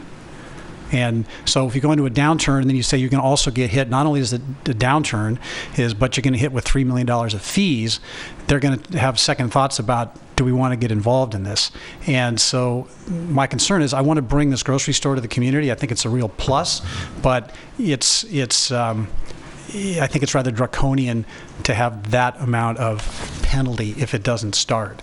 I mean, mind you, our desire is to build this and complete it. There's value in those units, and we paid a lot of money for this project. We need to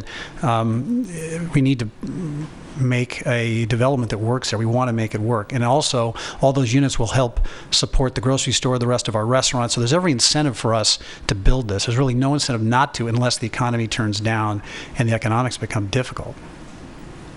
So that's my response. I'm welcome to answer any further questions about that. Thanks. Right, thanks. Well, I don't think that I would want to see the second phase tied to the grocery store's occupancy, because if the grocery store is ready to open, I think it needs to open. But, I mean, maybe the amount of affordable housing fees should be upped a little bit, or there should be some other. Well, that's probably negotiable. I mean, it says 1/5 of the total of what they would otherwise owe for an affordable housing fees. You could make it more than that.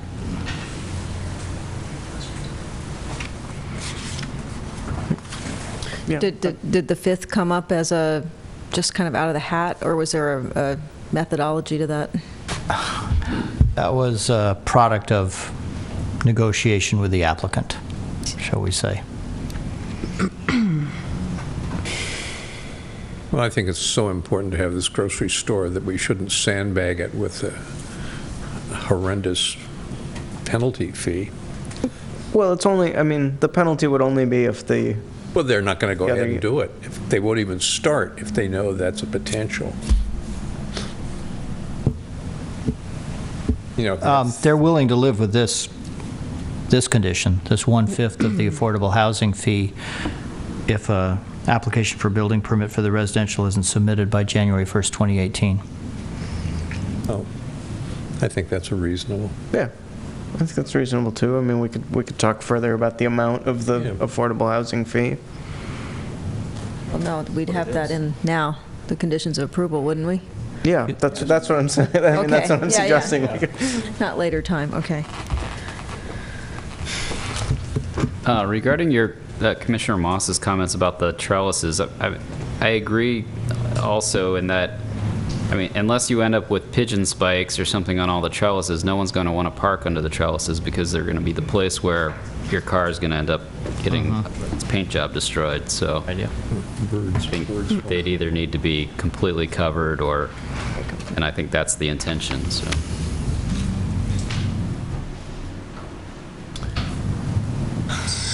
I don't know where to go with that. I'm not an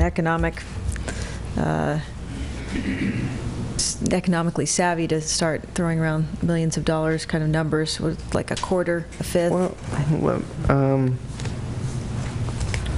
trying to remember what I'm inclined to try to make a motion. I'm trying to remember some of the other concerns that were raised about. Well, I think maybe one of the things, maybe one thing to do is they've suggested this scrim that has a representation of the future building on it, and I've seen those look really interesting for short periods of time when construction's going on. But maybe the condition should be that if it's not going up within a certain time frame, that they need to provide some permanent facade for that building, something other than a textile scrim, some kind of visually acceptable treatment that's going to be considered long-term. Yeah. Well, and to that extent, I mean, we could, I think Buzz's suggestion was to have the solid wall from the start, which might lend itself more to some sort of treatment than the open wall.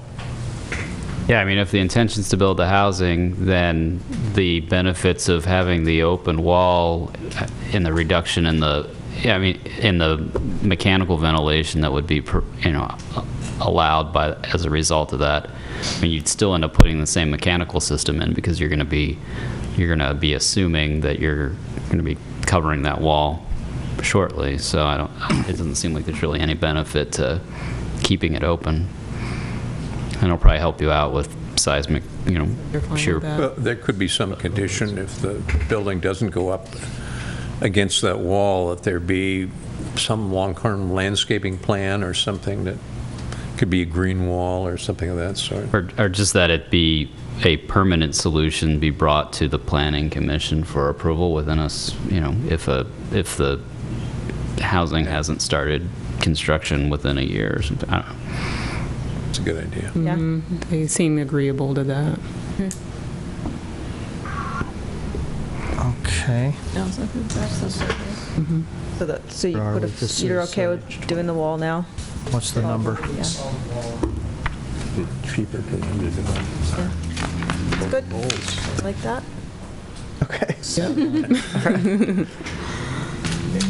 But I totally agree with the covers on the roof being on the rooftop. On the parking? Yep. Yeah, I think And the that should recessed be. windows. Okay. Yeah, definitely. And how are we addressing all these little design components that we're that we're now kind of entrusting you guys to work out? You're entrusting us to work it out, basically. I mean, I believe. Is there a condition of approval that basically states that? Yes. And then can we add things like the corner piece? Yep. So, if I may outline the things that I've heard that you want in the conditions, which are not there already, and see if I've got all of it. One is regarding the transportation information display that should include the location of bike share stations. Another one is include construction worker shuttle program.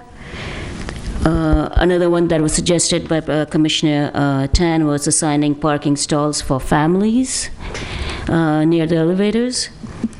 There was also a comment regarding not putting fridge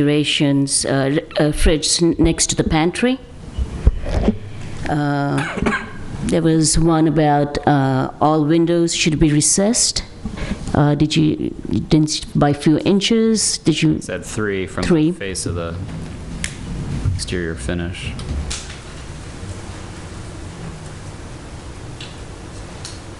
And then, of course, the tower element.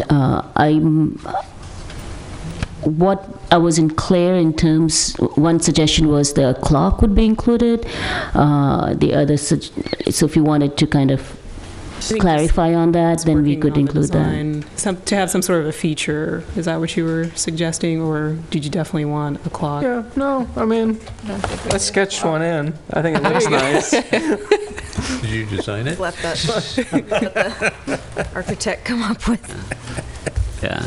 your version. And then was there also a condition about the parking, the trellis being solid instead of open? So do we want that? Is that agreed? Trellis be solid? At the top, at the rooftop, Yeah, Yeah. for parking. for the resident parking. And there was also, aside from the entry treatments along 63rd, there was the treatment beneath the windows where it's now showing a blank wall. And what would that be? Landscaping? That'd be nice. Yeah. It needs, yep, Planter. Okay. small cutout with plants even, or some kind Something. of wall treatment that breaks up the large expanse of wall. Okay. Got that. Be a Yeah. decorative indent, or I don't know.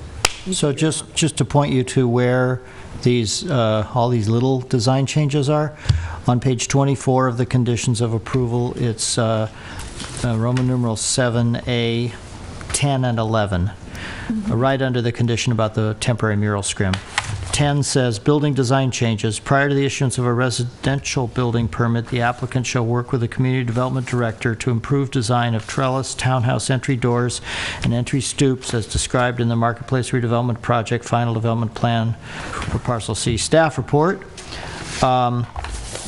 And number 11 says, unit design changes. Prior to the issuance of a residential building permit, the applicant shall work with the community development director on unit design as described in the same staff report. And we can add to those conditions and the following issues identified by the Planning Commission, ...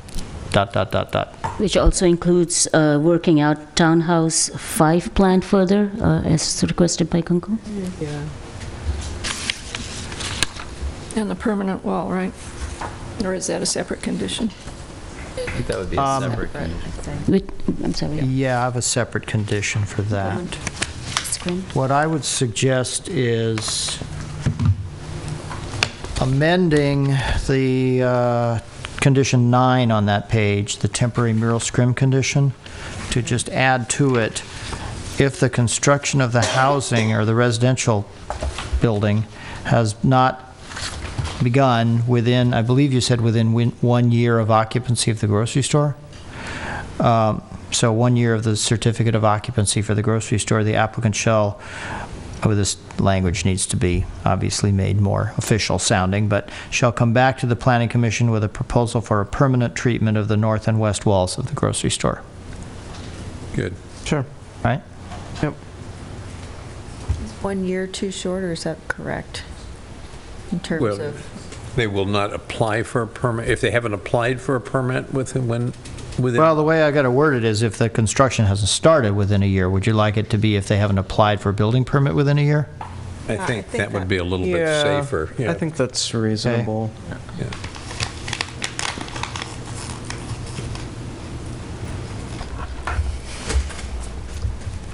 It takes about a year, doesn't it, to start construction after you've applied for a permit? Cool enough. Oh, give or take. Depends on how long plan check takes. Depends on lots of things. All right. Do you want to read back those conditions to us, or sort of the? I think we just did. What? I think Okay. All right. Okay. You got it. All right. So I move approval with those conditions. I second. Okay, so you're okay with the phasing condition that we have? Yes. yeah, The $250,000 for the housing fund? yeah, with the Okay. solid wall. Charlie, can I ask you a question? So Yes, absolutely. We need the applicant to respond. So just to clarify, the condition in terms of the temporary scrim would go away, so we'd have is just, or would it remain? No, that would still be there. Okay. That's still there.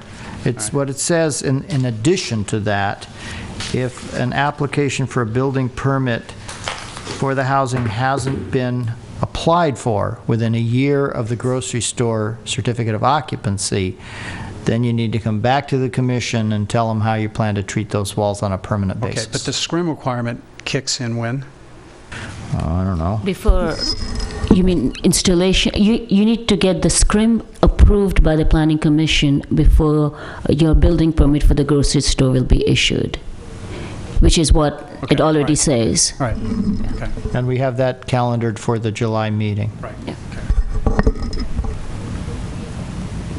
Doesn't say when the scrim has to go out, though. Can one more question? So Commissioner Gunkel's suggestion of the window recess, did that make it in?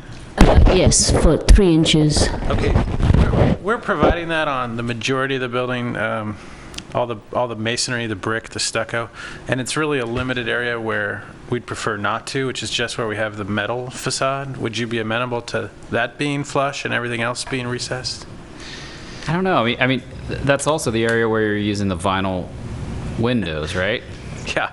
So I just worry that with the metal facade and the vinyl windows, there's gonna be a pretty drastic difference in kind of quality of materials and the quality of the kind of the finished product. Is that on the park side? No, it's the north facade facing 63rd Street. Really? So it's, as You're just trying to figure out how to treat, because the metal panel, how you would wrap them. I know how to do it. I just know it's a, you've all heard this before. It's a 30% increase just to have something other than white, which we were committing to. Yeah. And then to frame it that way is another 25% increase. And I think the value you get out of it is frankly fairly negligible given the kind of skin that we have on the building there. So in lieu of that, we're getting great recess depth on all the masonry areas with an aluminum system. So it's kind of, I know. it'd be nice to be able to complement one against the other. Recessed. It's not. I mean, maybe make that a staff, coordinate that finish detail with the staff, the vinyl windows and the metal cladding. Perfect. Thanks. Yeah, maybe even just some detail around the window that protruded. I don't know. Yeah, I don't know. I'm a little unclear what we're talking about. We're talking about the metal and the vinyl. Are we talking about here? No, see, Really flat all of that is aluminum windows, but there's some facades where down the way. it's metal. It's a metal cladding system. I thought they said on the north side, facing 63rd Street. Oh. Yeah, it's Down on the right side. it's on the west elevation also, they're right? actually Keep going. There, proposing down there. Back, I think, which is It's on both the north and yeah. Yeah. Talking about here? Yeah. It looks recessed on this It picture. does They've look drawn recessed it on the drawing. which makes it look Yeah, it does Better. look recessed. Is it recessed as it looks here? Has somebody seen a detail? You're seeing the bronze colored frame. Oh. no, it's drawn recessed. Sorry. There's a shadow on Yeah. Fooled me. the other.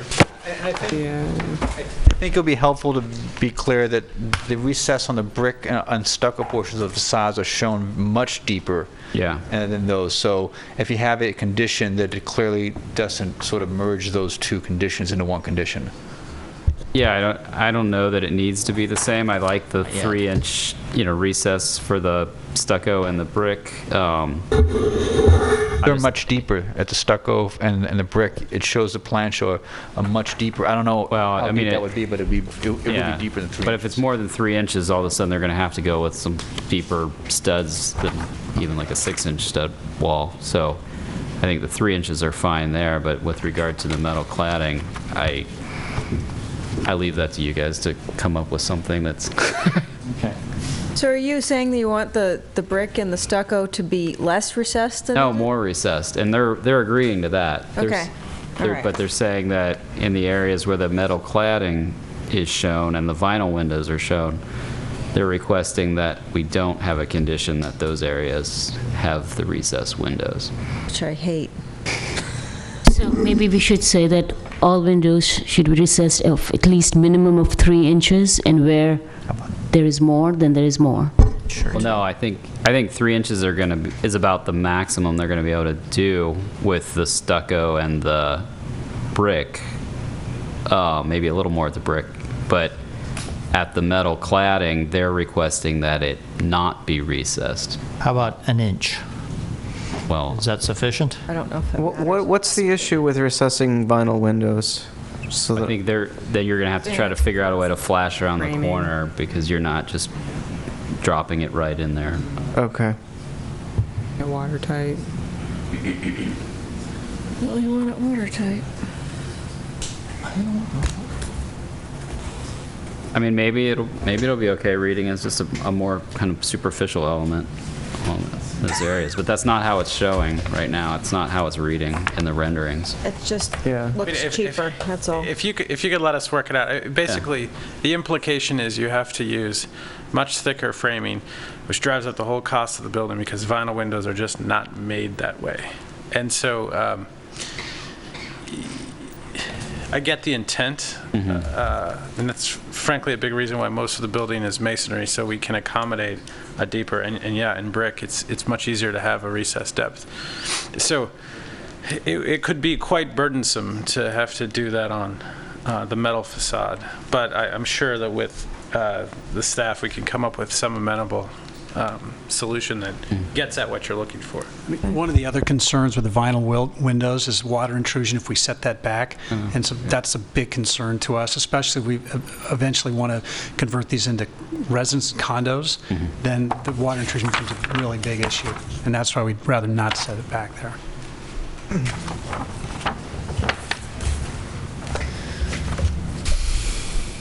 Well, you get our, design intent if there's some creative solution. Yeah, I mean, I got down something around these windows on the metal facade, vinyl windows on the metal facade that mimic some kind of a recess of the windows. I don't know how you do How that. you do that. Mirrors. Provide some relief. Okay, So there was, we've got Well, it. here's a question. One of the photos that you're showing of the siding that you're planning to use, I guess, shows a frame that the windows sit in. So that looks like they're vinyl windows sitting in a frame. Is this a framing system that's maybe made by the metal cladding, this metal siding manufacturer? But I was looking at that. Is that It's on the picture AC 202, 4? picture 4. Yeah. See how each window looks like it's framed? It's some kind of closure piece, possibly. That's Don't tell us they only make it in white. No. That's the upgrade. Talking about the gray, this darker frame. Color. But yeah, there's a little. Looks like The it's, middle. I mean, otherwise, how would you be closing that off? I mean, maybe that's sufficient. no, but Just gives it some relief from the, well, it does look like it's Yeah. a shadow. Just sit in there. Yeah, I don't like that actually. 504. is it white? No, it's just I just don't like the. I mean, it looks like it's coming out at you. Well, those windows are white. They're proposing like a dark gray window. Yeah. Yeah, this is a slightly different assembly just because it has a door in it. You would typically make a vinyl door, but yeah, you get the. It doesn't look. It doesn't necessarily look flush. It's just not. There's not 3 inches of recess. Yeah. I mean, these panels, you're saying they're standing seams, so they're basically slide onto some. Yeah, they're like a vertical running standing seam. Yeah, and then so I mean they must have a face, like a thickness to them. They could be at least exposed, and then you just pull the windows back the thickness of that siding, and then like caulk it there. Yeah, it's like the limits of a furring strip. So Yeah, 3/4 of an inch. that could help. Yeah. Okay. you get the idea. Technical. So is that how you already have it designed? Well, it's early, but yes. Okay. Do you understand what he said? About the early part? No, about the design. I think that You need to- she's showing some wall.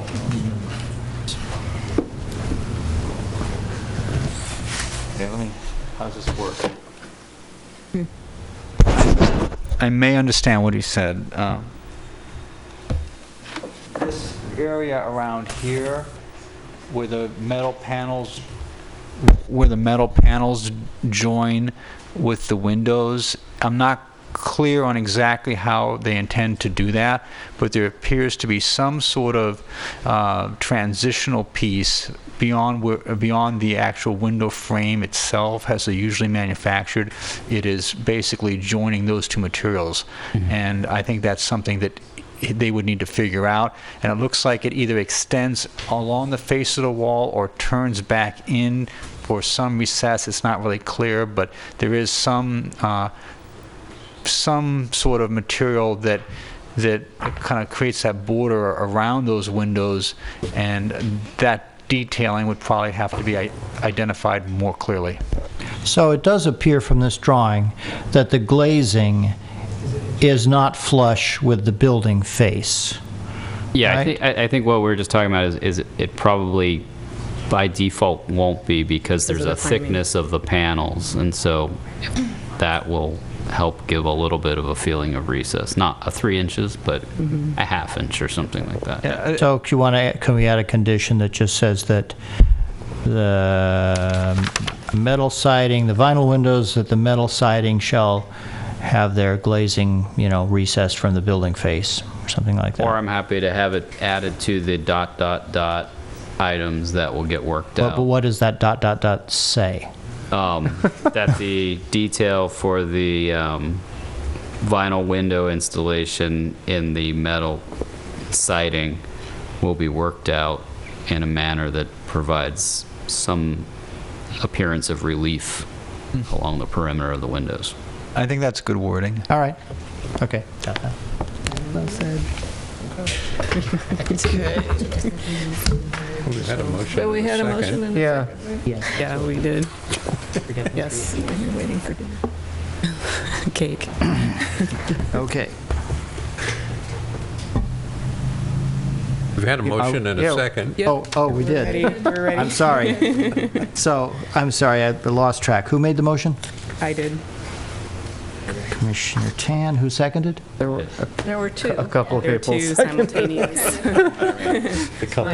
Rochambeau. Let's give it to Commissioner Coomerly. She's Who her wants last to meeting. second? Oh, we'll give it to the next, okay.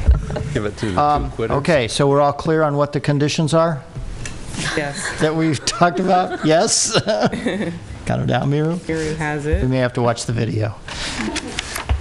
Okay, ready to vote? Yes. Commissioner Cardoza? Aye. Commissioner Donaldson? Aye. Commissioner Gunkel? Aye. Commissioner Keller is recused. Commissioner Coomerly? Aye. Vice Chair Tan? Aye. Chair Moss? Aye. 6 ayes, the application is approved. This decision may be appealed to the City Council within 15 days. Congratulations. Congratulations. Wow. I know. That's great. Yeah, so I think I need about a 5-minute break, and then we can come back for our study session. Sure, my PowerPoint works.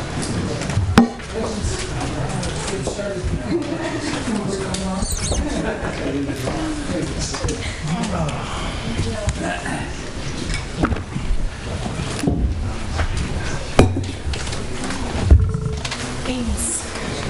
I will see you next month.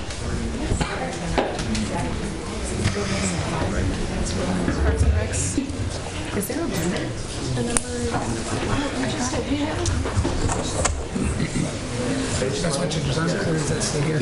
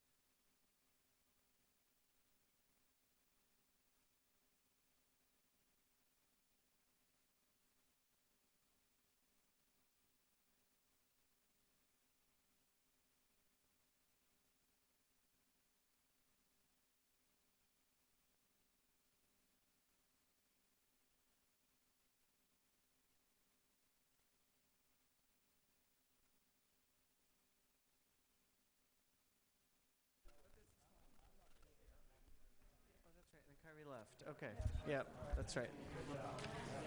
Okay. All right. We will go ahead and reconvene our meeting.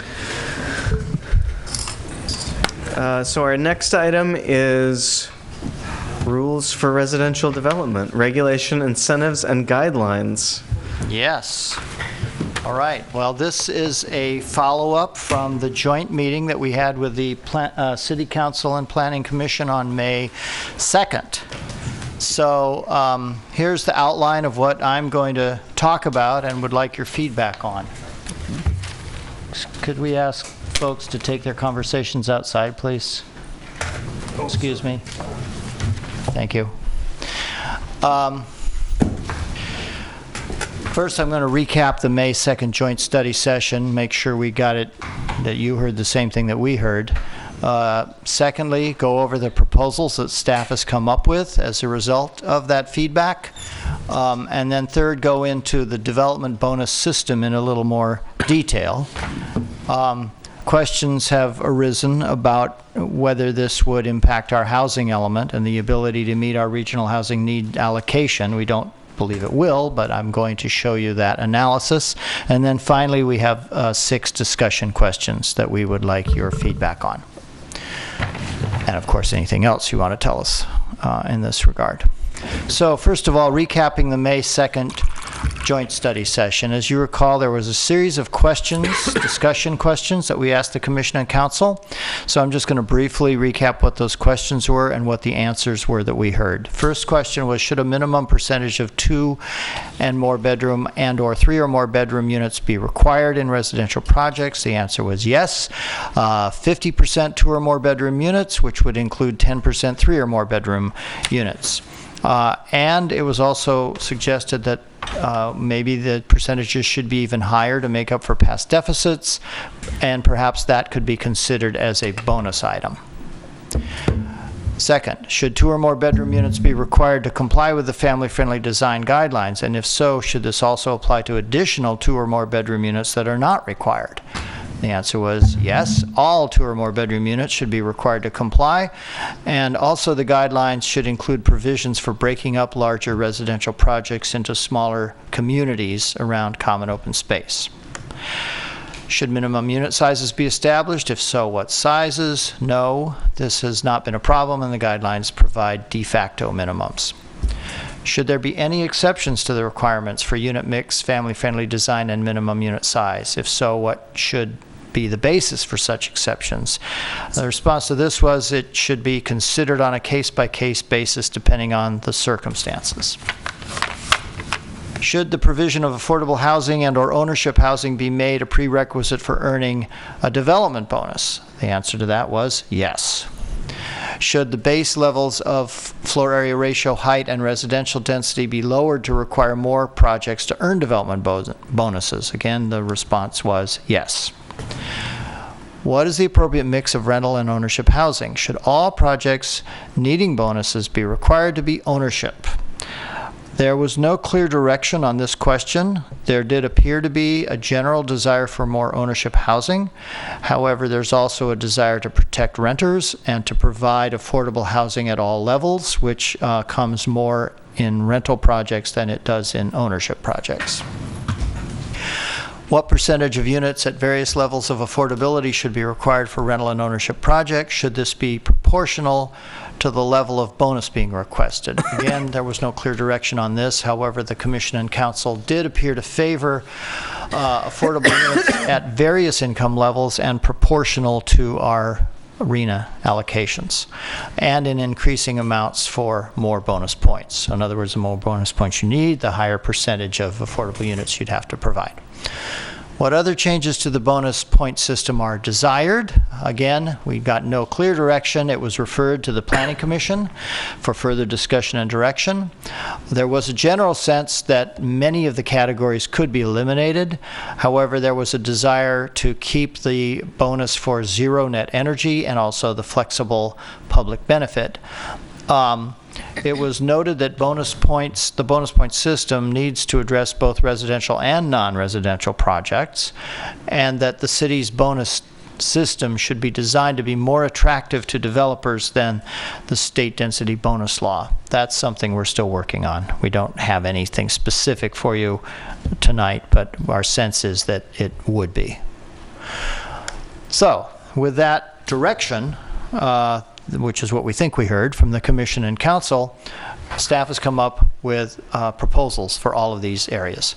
So what we propose in unit mix is that there would be a basic requirement that all residential projects that are 10 units or more, whether or not they require bonuses, would be required to have at least 50% 2 or more bedroom units, which would include at least 10% 3 or more bedroom units. Again, this could be 40% 2s and 10% 3s, or 35% 2s and 15% 3s, or whatever. Secondly, for a bonus, additional 2 and 3 bedroom units would be required for bonus points. Well, see below it says that was obviously cut and pasted out of the staff report, or out of something. Anyway, it's up to a maximum of 60% 2 or more bedroom units, which would include a maximum of 12% 3 or more bedroom units. That's our proposal. As to design guidelines, all residential projects must comply with the Emeryville design guidelines for residential building and use types. In other words, the design guidelines are divided into different sections, and they have different sections for different uses. So there's a section for commercial buildings, and a section for office buildings, and a section for residential buildings. So all residential projects would have to comply with the section on residential buildings. And this means things like community rooms and other such things that apply to all residential projects. In addition, all 2 and more bedroom units, which includes 3 or more bedroom units, whether required or not, will have to comply with the Emeryville Design Guideline section on family-friendly residential building and use types. That's a subsection of the residential section. The design guidelines that, as I previously mentioned, were approved by the City Council on May 19th were modified to call for the smaller communities centered around common open space in large residential projects, 100 plus units, it says. With regard to exceptions, we think a provision should be added somewhere to allow deviations from the design guidelines on a case-by-case basis, and that would be considered by the Planning Commission or the City Council, as the case may be, as part of the major design review and or major conditional use permit for the project. They'd have to make their case. They'd have to convince you of why they needed this deviation. For the FAR height and residential density, the base levels should be dropped, and the bonus levels should remain the same. This will require a general plan amendment. The base levels should be about 50% of the bonus levels, which is what was illustrated at the May 2nd meeting. By the way, the May 2nd staff report is attached to this staff report in your packet, so you can refer to that if you wish. There's a diagram in there that shows an example of this for FAR, I think. And the 0.5 to no bonus FAR in the eastern residential neighborhoods would be replaced with 0.5 to 1.0 FAR. This is to solve the problem of you can get a density bonus, but you can't get an FAR bonus, so therefore you end up with little tiny units. So this would allow the units to be of a reasonable size. As for affordable housing, in-project affordable units would be required for bonus points. The percent of affordable units required should increase as the bonus points increase. For rental projects, very low, low, and moderate income units should be required, and they should be proportional to our RENA allocations. For ownership projects, all the affordable units should be moderate income. Regarding ownership housing, and I'll talk more about that in a minute when I get to the bonus point system, or to the bonus system.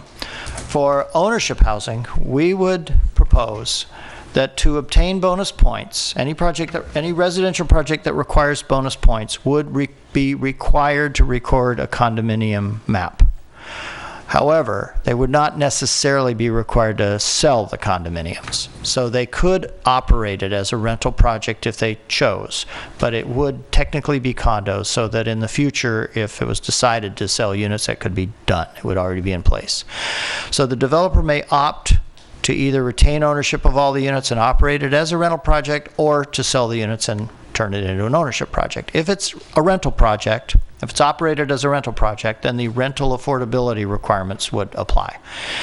That is low, very low, low, and moderate. If it is ownership, then the condominium affordability requirements would apply. That is moderate income units.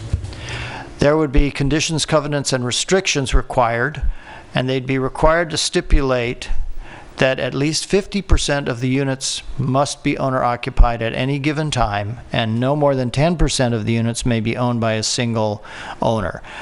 We understand that these two things are red flags that the FHA looks at in terms of providing financing for projects. They don't like it if you have more than 50% of your units rented out, and they don't like it if one entity owns more than 10% of the units. Is there any way of enforcing that? Well, is there a history of it? I'm not aware of a history of it.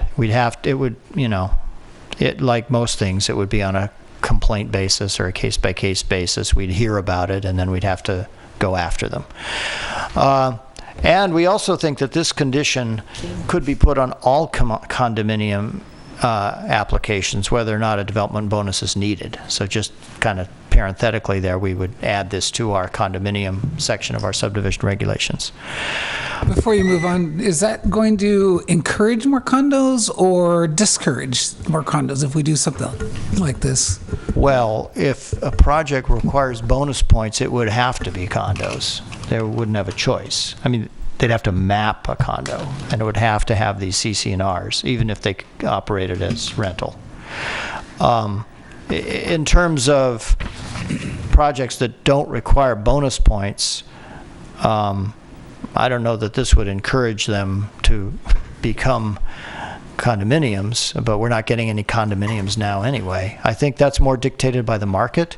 My sense is that if there's a strong market for condominiums, that something like this isn't going to deter them, but I don't really know. Does this conflict with it sounds like the second bullet is conflicting with the CC&R bullet, that these things, it sounds like you can't have a project operated as a rental project if you're requiring them to file a condo with the CC&R saying that you can't have more than 10% ownership. We have to work out the details of this. It's possible that maybe the CC&R's condition doesn't take effect until they decide they want to start selling units. That would have to, you'd have to, right? Then that's when they have to form a homeowners association, and that's when they have to have CC&Rs. So I suspect the way we would write it is that the CC&R condition would be a condition of when they decide to start selling units. And so the rental for a project that's mapped as condos that is rental, that is operated as rental, you would be able to have the low, very low, that spread. Yes, okay. Yes. We already have that in our affordable housing program section of our code. Then when if they decide to turn a rental project into an ownership project, in other words, start selling the units, the condominium conversion requirements would kick in. Today, the way our code is written, technically, if something is already condominiums and has been since the get-go, but they've been operating it as a rental project and then they start selling the units, such as what happened at Bridgewater, technically that's not a conversion because it was already condominiums, so the condominium conversion ordinance doesn't apply, which means that the rental tenant protections don't apply. So all of the things that we have in our condo conversion ordinance that are intended to protect and assist the rental tenants are not there if you're just selling units that have always been condos. So we would modify that provision of the code to say that those provisions do apply if you decide to start selling units in a project that's been rented all these years. Well, is that going to conflict with the bullet above it, which says they can't own more than 10% of the units? There'd have to be some... No, that's after. I mean, Commissioner Donaldson's correct. The CC&R condition would not kick in until they decided to start selling units. Oh, but even then, they're going to own more than 10% of the units. Till all of them. Well, till 90% of them are sold. Yeah, I mean, we'd have to write it in such a way that this is after they're all sold. Right. You know, after they're sold by the developer. So they have 2 years to sell them or something like that, or? I guess so. I don't know. Yeah, we'd have to. I think your intention is good and that you need to work out the language It's for a detail we have to work out. Yeah, you know what we're trying to say. Yeah. It takes a while to move people out when you. Right. So with regard to the bonus system, residential projects of 10 or more units needing bonus points should be required to provide both both affordable in-unit affordable units, in-project affordable units, and additional 2 or more bedroom units. Now, this could be a 2-tiered system where, say, the first 50 points are earned by providing the affordable units and the extra 2 or more bedroom units, and then the additional points up to 100 are provided for additional community benefits. It could also be a 1-tier system where the whole thing is just based on affordable units and additional 2 or more bedroom units. For non-residential projects needing bonus points, we could still continue to require community benefits, although the list could be abbreviated, which we are proposing, and you'll see that in a minute. We could also have a 2-tier system for non-residential projects, whereby the first 50 points, again, are based on affordable housing, but obviously non-residential projects don't have units in them. So what we could do would be to increase the affordable housing fee that they would have to pay above the base of $4 per square foot. So right now the affordable housing fee is $4 per square foot for non-residential. And if they need bonus points, we could say, well, you have to pay a bigger affordable housing fee. As pointed out in the staff report, the Nexus study that we had done for non-residential supports fees of way more than $4 a square foot for pretty much every use. So we would be well within our authority to charge higher fees for that in exchange for bonus points. And given that the fees would be required as part of the bonus rather than just flat out required, or would they even need to be tied to the Nexus study? Oh, I see what you're saying. I don't know the answer to that, but I think it helps that the fee is well below what the Nexus study supports. Okay. I think it'd be a little dicey to try to charge a higher fee than what the Nexus study says is justifiable, although your point is well taken that it is a bonus. So before we move on from that, just so I understand, we have a fee already in place. Correct. And so what we would be doing is adding more money to that fee to buy bonus points, so to speak. Correct. Okay, and so we're just saying somewhere above what the current level is. Yeah, and It could be I'll show you- 6, it could be 8. Yeah, I'll show you a chart that kind of starts to get at that. Thing is, it's really kind of picking a number out of the air because these fees are so much below what the Nexus study supports that it's sort of a policy call as to where you want to set it at. But again, it would be proportional to the number of points that they would need. The more points, the more they'd have to pay. And then if we did a 2-tier system, then we're suggesting that the additional housing fee could be up to 50 points again, and then if they need more than 50 points, they get the additional points by providing community benefits. Charles, what are you proposing for projects with less than 10 units? Like residential projects with less than 10 units? Let's see. Chances are a residential project with less than 10 units would not need any bonus points anyway. Less than 10 units would not kick in the unit mix requirement. Basically, they wouldn't have any specific requirements for less than 10 units. I mean... But they'd still have the bonus point system. I have to think about that a little bit. We hadn't really considered it.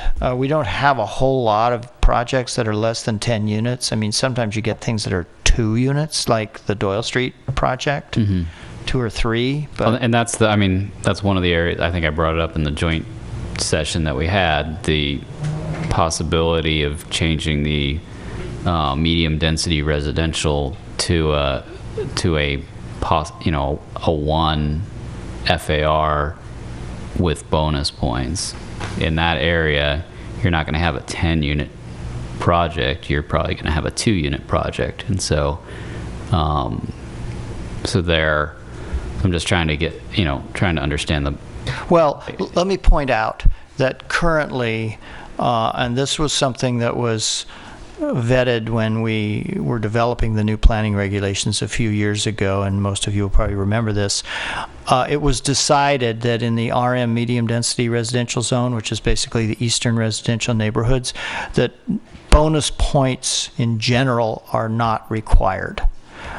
Because it seemed like those projects are of such a small scale that the amount of public benefit that they would provide would be minimal. Mm-hmm. And so in those neighborhoods, to get a bonus, it simply is a series of findings. Mm-hmm. The commission has to make findings that the project is, a benefit to the neighborhood and all those normal kinds of findings. So right now there are no bonuses, no bonus points required at all, and that basically encompasses projects of 10 units or fewer.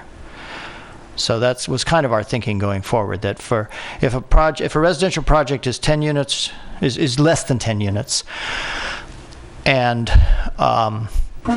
it needs bonuses, it would just need to make some findings, not any necessarily community benefits. Part of the thing is if you have a requirement for 50% 2 or more bedroom and 10% 3 or more bedroom, how do you apply that to a 6-unit project? I'm not going there, but I'm just going there. It just seemed too complicated to try to burden these little projects with this bonus system. It's not too complicated though for the big guys that have 100 or 200 unit projects. But for the one where you're talking about changing the FAR from 0.5 to 0.5 to 1, those would be those smaller projects. So we would be making findings that they provide some kind of, that they're good for the neighborhood or something. Right. That's right. That's right. Like the Doyle Street lofts project. I think that needed a bonus for density, if I recall correctly. So findings had to be made. There were no bonus points. It was just findings. Right. So let's see. Is that it for this? Mixed-use projects. Mixed-use projects are a little bit of a head-scratcher, but after thinking about it, what we came up with is we'll just treat them as residential projects. If they have a residential component, we'll calculate the density of the FAR and the height limit based on the whole project, figure out how many bonus points it needs, and then the residential piece of it has to provide the units that are necessary to get bonus points. So that's basically how we solved that one. And then, finally, the state density bonus law. I alluded to this earlier. Developers would have a choice between that and our bonus system, but not both, and we will try to design ours so that it's more attractive than the state, and we'll be working on. How does that stand now? Nobody uses the state? We've never had anybody use the state density bonus law here in Emeryville that I'm aware of. Certainly not in the 15 years I've been here. And it happens occasionally in other cities, but not very often. So we think it shouldn't be too hard to design something that's more attractive than that. All right, now on to the development bonus system. This is kind of the thorny issue that we didn't have a chance to get to on May 2nd. First, before we talk about the proposal, I'd like to just briefly go through the history. How did we get this development bonus system that people are now saying is antiquated? Which is fine, it's a different day. But I just want to briefly remind everybody how we got here. So in 1988, the city adopted a new zoning ordinance, and that contained tiered height limits and residential densities. For the height limits, it had 40 to 55 feet, 55 to 80 feet, and 95 to 175 feet. And there were findings that were required to improve the extra height, but things like, compatible with the neighborhood and things like that. For residential density, in 3 of the zoning districts, there were tiered densities. In the RM zone, it was 20 to 45 units to the acre. That's now been reduced to 20 to 35. In the RH zone, the high-density residential zone, it was 45 to 108 units to the acre. And in the mixed-use zone, MU, it was 45 to 60 units to the acre. Now, there was also an automatic 25% density bonus for providing affordable housing, and this was before the Palmer decision, so every project had to include affordable housing, which means that every project automatically got a 25% density bonus. So that in the MU zone, which is where most of the projects were located, that got you up to 75 units to the acre. The increased height and density required a conditional use permit with some additional findings, but projects typically already required a conditional use permit for their use. So the increased height and density kind of became de facto limits, and they were all rolled into a single use permit application for the project. Numerous projects with additional height and or density were approved during the 21 years that these regulations were in effect, with no discrete, identified public benefits being provided. So eventually questions arose as to what benefits the community was getting in return for all this increased development potential. Community benefits in exchange for development bonuses became a major topic of discussion in the general plan update and in the new planning regulations. The new general plan that was adopted in 2009 has language in it and a policy about developing a bonus point system of community benefits in exchange for these development bonuses. The interim zoning regulations, which were in effect from 2009 to 2013, had a qualitative bonus system, not a point system, requiring that 3 public benefits be provided in order to earn the full bonus, or you could get 1/3 of the bonus for each benefit that you provided. There were 13 categories of public benefits plus the undefined alternative public benefit. 2 projects were approved with bonuses under this system. They were the Emery Station West Transit Center project and the City Storage project. Then in 2013, the planning regulations were adopted, and they have a quantitative point-based bonus system, as you know. There are now 18 categories of public benefits plus the undefined flexible public benefit. And under this system, 3 projects with bonuses have been approved. Those include the intersection mixed-use project at 3800 San Pablo, the ECCL project, and the EAH Affordable Housing Project, which you all just approved in January of this year. In your staff report on page 6, there is a table that gives a little more detail about these 5 projects, and it says exactly how many bonus points they needed and what the bonus point categories were that they got and so forth. So, continuing on with this history, currently we have 3 major development projects being processed. Sherwin-Williams will definitely need bonus points, as currently designed under the current system. The Anton Emeryville, or Nady site project, does not need bonus points under its as currently designed under the current system. However, if the base levels are lowered, then it will need some bonus points. Not 100, but it will need some. The Marketplace redevelopment project, part of which you just approved, is a PUD that was approved in 2008, so the FAR height and density are already entitled for that PUD, so no bonuses are required for that. In January, the City Council had a study session on the Sherwin-Williams project, and that led to a desire to overhaul the bonus point system. So that's kind of where we are and how we got there.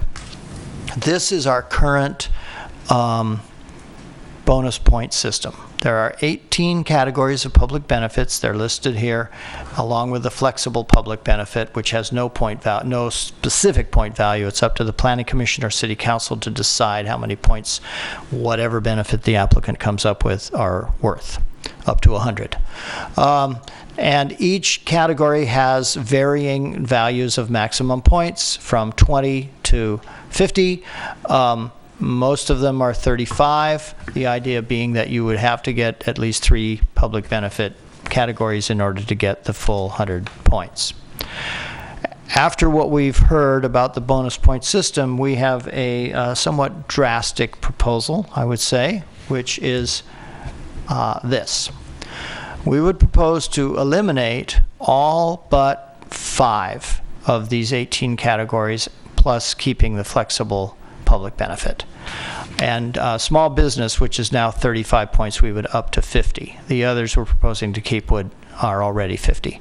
So the 5 we would propose to keep are public open space, alternative energy, but only the provision of that is for zero net energy, public improvements, utility undergrounding, and small businesses. Small businesses is a contribution to a small business fund, which would help to replace the money we used to have under redevelopment for things like facade improvement grants and low interest business loans and things like that. So that's not small business space in a residential building? No, we debated whether we should do that. It just seemed to be too difficult to implement and enforce.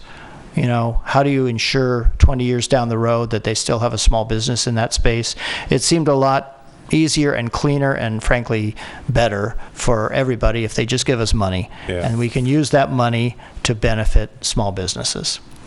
But on that, couldn't it be managed like we do affordable housing? And why would that be any more difficult? Because I think this is a problem we need to address, is because businesses get displaced, and then they can't come back because they can't afford the rent.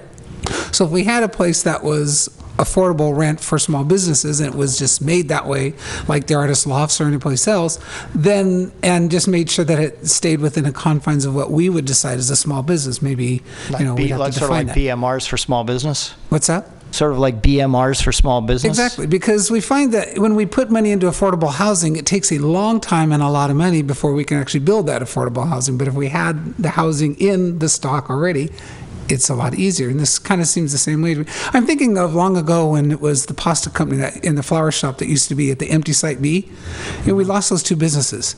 And they were really kind of unique and fun businesses. And had they had an opportunity to go into someplace else that's rent controlled, so to speak, then they could still be here today.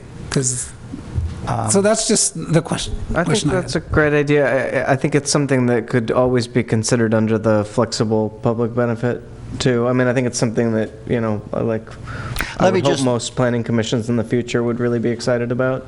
Let me just note that we kind of had this debate when this system was put together, and the small business, what I'm describing now, is what we already have. That's the provision we already have in our bonus system. The only change here would be that it would be increased from 35 to 50 points. So, but that's your point is well taken. I mean, I would say though that the affordable housing program is not easy to administer. Yeah. It's a lot of work, and we don't we lost a lot when redevelopment went away. We used to be able to provide assistance to small businesses. We really can't anymore because we don't have any money for it.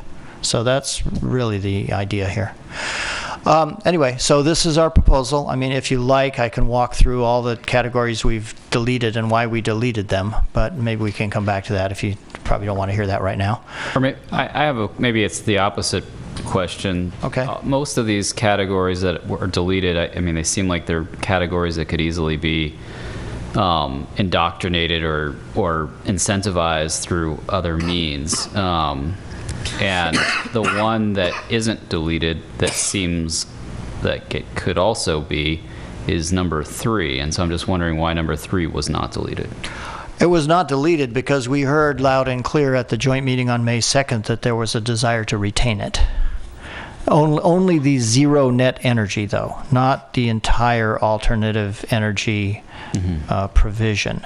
The way it's written now, it's you get a certain number of bonus points for every % by which you exceed the California Building Code energy efficiency requirements or something. And there's also a provision that you can get a full 50 points if you design your project to be totally zero net energy. And I believe it was the mayor who said that she wanted to keep that provision. So, I mean, obviously, it's whatever 3 council members will vote for, but that's why we left it in there. Is that the only bonus category that would be sort of all or nothing? Are all of the other ones on a scale? Yeah, I guess that's true. I hadn't thought about that, but that's true. That one is an all or nothing. The others are on a scale. So the idea here would be that if we had a two-tiered system, say for residential projects, then they'd have to earn their first 50 points by providing the affordable housing. And if they didn't need any more than 50 points, then they'd never even get to this chart. But if they needed 100 points, then they'd have to figure out a way to provide 50 additional points from these categories, which could be all in one category, or they could do 25 points in public improvements and 25 points in public open space or something like that. Anything that adds up to another 50 points. But you're right, Chair Moss, this one would be, if you did this, you'd just get 50 points. And if you don't do it, you get 0 points. So, yeah. Is that doable? I don't know. People claim it is. Rarely, but Zero. occasionally. Yeah, I believe I've there's. seen, I mean, it's zero net energy is possible. It's not. Yeah, I believe the not easy. state. Done anyway. I believe the state has a goal of having that as a building code requirement by 2030. So that's. I guess. Yeah, I mean, I guess my thought was a lot of these other sustainability related items could be modifications to our own codes and not bonus points, and Exactly. I don't know. It just seems like it's the odd one out with regard. Oh, zero net energy? Yeah. Well, I guess the thinking is that is so far above and beyond what a current code would require that if you're gonna go to that length to design your project that way, you ought to get something for it. Yeah, I think. Yeah, I agree that the technology isn't all the way there, that it makes it easy for every project. But I think for people to be incentivized to create new technologies or to try new technologies, they need some payback for that. They're taking the risks, so what do they get for that? But once we get there to where the technology, batteries are a lot longer lived or something like that, then we can kind of maybe change it later on. Obviously, in 2030, we will be back in front of you, and I'm sure we'll all still be here to recommend deleting this one because it'll be a requirement at that point. Well, yeah, actually, on that, I mean, is there any sort of language in here that if any of these ever became a requirement at a state level or something like that they go away as a bonus? Well, there isn't any language at all yet. Well, you mean in the current system? Yeah, in the current system. No. It's, well, I think how it's worded is, well, for example, the alternative energy condition, the way it's worded now, is that you get points for the percentage above by which you exceed state requirements. So if the state requirements go up, then the baseline above which you have to, exceed in order to get points goes up. If it gets to the point where the state requires, zero net energy, then there's no place to go. There's no additional points you could possibly get. So I think it's kind of automatic, really. Yeah, okay. So moving on to I'll try to wrap this up here. Almost done. So this is kind of the heart of this proposal. I know it looks kind of complicated, but this table is what we're suggesting. Now the numbers may change a bit. The numbers themselves are not exactly nailed down.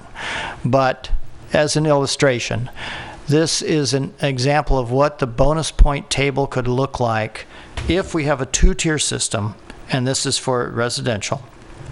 How many affordable units you have to provide in order to earn varying amounts of bonus points, and what your unit mix has to be in order to earn those bonus points. So on the left-hand column here, we have increments of 5 points from 5 up to 50. And then across we have how many total, for rental, we have how many total affordable units you'd have to provide, and that's broken down then by very low, low, and moderate. For ownership, it's just moderate. And then over here on the right-hand side, we have how many 2 or more bedrooms, which would include the 3 or more bedrooms that you have to provide in order to earn various bonus points. And that applies to both rental and ownership projects. So, and these numbers, the very low, low, and moderate percentages here are proportional to our RENA percentages. So, as an example, let's suppose you have a residential project that required 30 bonus points. If it's rental, they would have to provide 16% affordable units, of which 3.6 would have to be very low, 5.6 low, 6.8 moderate. So if it was a 200-unit project, 32 of those units would have to be affordable. 7 would be very low, 11 would be low, and 13 would be moderate. That should add up to 32, I hope. If it were an ownership project, then 32% of the units would have to be affordable at the moderate income level. So if it's a 200-unit project, that's 64 units. In both cases, it would have to have 56% 2 or more bedroom units, and of which 11.2% would have to be 3 or more bedroom. Okay, so you'll notice the 2 or more bedroom goes up by 1 percentage point for each 5 bonus points, and the 3 or more bedroom goes up by 0.2% for every 5 bonus points. If you had a project that required 50 points or more than 50 points, say 100 points, they would have to provide, they'd need 50 points from this table, which means 20% affordable units for a rental project, of which 4.5% are very low, 7% are low, 8.5% are moderate. So again, for a 200-unit project, you'd have 40 units, 9 very low, 14 low, and 17 moderate. And for an ownership project, it would be 40% of the units at moderate income level, so that'd be 80 units of a 200-unit project. The 2 or more bedroom unit count would have to be 60% of the total, and of that, 12% of the total would have to be 3 or more bedroom. If a project only needed 50 points, then this is all they'd have to do. If a project needed more than 50 points, then on top of this, they'd also have to provide some community benefits based on the table we just looked at. Now, this is a little more complicated, I think, but this is a kind of a start anyway at looking at how it could work for non-residential projects. If we want to make it a two-tiered system where they have to pay an additional affordable housing impact fee, we could base that on an additional 10 cents per square foot, 20 cents, 30 cents, 40 cents, 50 cents, whatever. You can come up with whatever numbers you want here. But we just plug those numbers in just to see what it would look like. So just as an example, the current fee is $4 a square foot. If you set it at 10 cents per square foot extra per bonus point, is that right? So yeah, so 10 cents times 10 points is $1, right? So $1 plus $4 is $5. The $4 is the base that they all have to pay, and then it would be $1 extra for getting your 10 bonus points. So that would be $5 per square foot for your project. Now, for a really big project, that has a lot of square footage, that can add up to a lot of money. And using the same algorithm, if you go down to, if they need 50 bonus points at 10 cents at 10 cents per point per square foot, that's a total of $9 a square foot. That's $4 base that's already required plus $5 more per square foot. Similarly, if you use 20%, then it goes up, to $14. 30 cents goes up to $19. 40 cents goes up to $24 a foot. 50 cents would be $29 a foot. So that's a pretty hefty increase. So you're asking us which column we like? Sure. So based on that, if looking at the matrix that we came up with, or the Nexus, what dollar figure did that indicate? Is it still over 29? Oh, yeah. Yeah. Let me see. 244 for a non-residential, right? Right. Let me find it here. For a retail restaurant, and $66.80 for Right. Let me RD. say that for the benefit of the audience.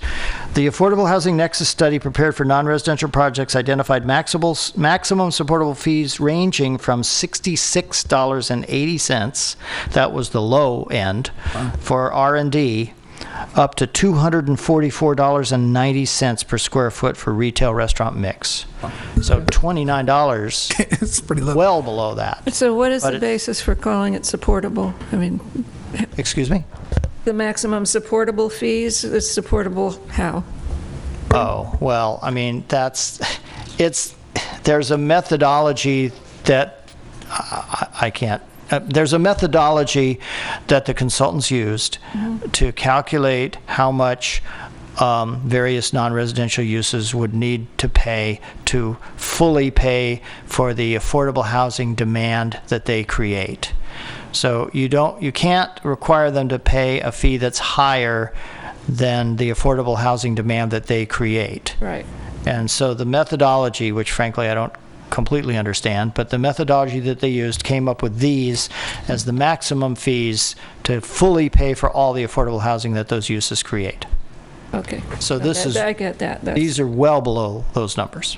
Right. So, I mean, but it's still, you have to think about it in comparison to also to the traffic impact fee and the park impact fee, because these are not the only impact fees. And believe me, our impact fees now are a lot higher than they used to be, and we've had some people kind of freaking out at the front counter under our current fees, when we show them what their fee for their project is going to be. How do they relate to surrounding cities? Well, if you recall, when we brought the fees to you for consideration last year, they were pretty equivalent. The total fee burden, we looked at the total fee burden, which includes building permits and everything. With the addition of our development impact fees, we're pretty comparable to other jurisdictions.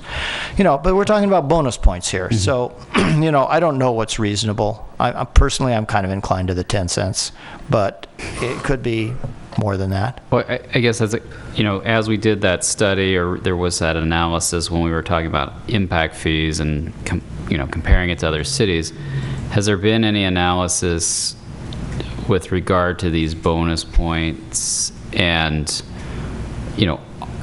at what point we just are de facto downzoning our city because nobody's going to be going for the bonus points? Like, is there? That's, I guess, the question. Yeah, right. I don't know. I don't know. I mean, as far as I know, we're the only city that uses a bonus point system, at least in this area. I'm not familiar with other bonus point systems in the area. I know that Berkeley has some kind of a community benefit requirement for buildings in the downtown area, at least, but from everything I've heard, it's very non-specific. It just says you want to build a big building, you got to provide some community benefits, and then the decision makers get to decide just kind of what's enough, I think Oakland's working on it too. Are they? Yeah. Okay. But there's a cautionary tale. You're probably familiar with the Gaia building, where they required as a community benefit the vision of a nonprofit bookstore on the ground floor in exchange for additional height, and the building got built, and before it was finished, the bookstore went out of business, and they never got there. Then the community benefit never materialized, but they already had the tall building in place, so you got to be cognizant of that kind of thing. Instead. Anyway, just to wrap up, Charlie, could we yes. go back to the slide before this one? Can you explain the ownership versus rental affordable unit percentage?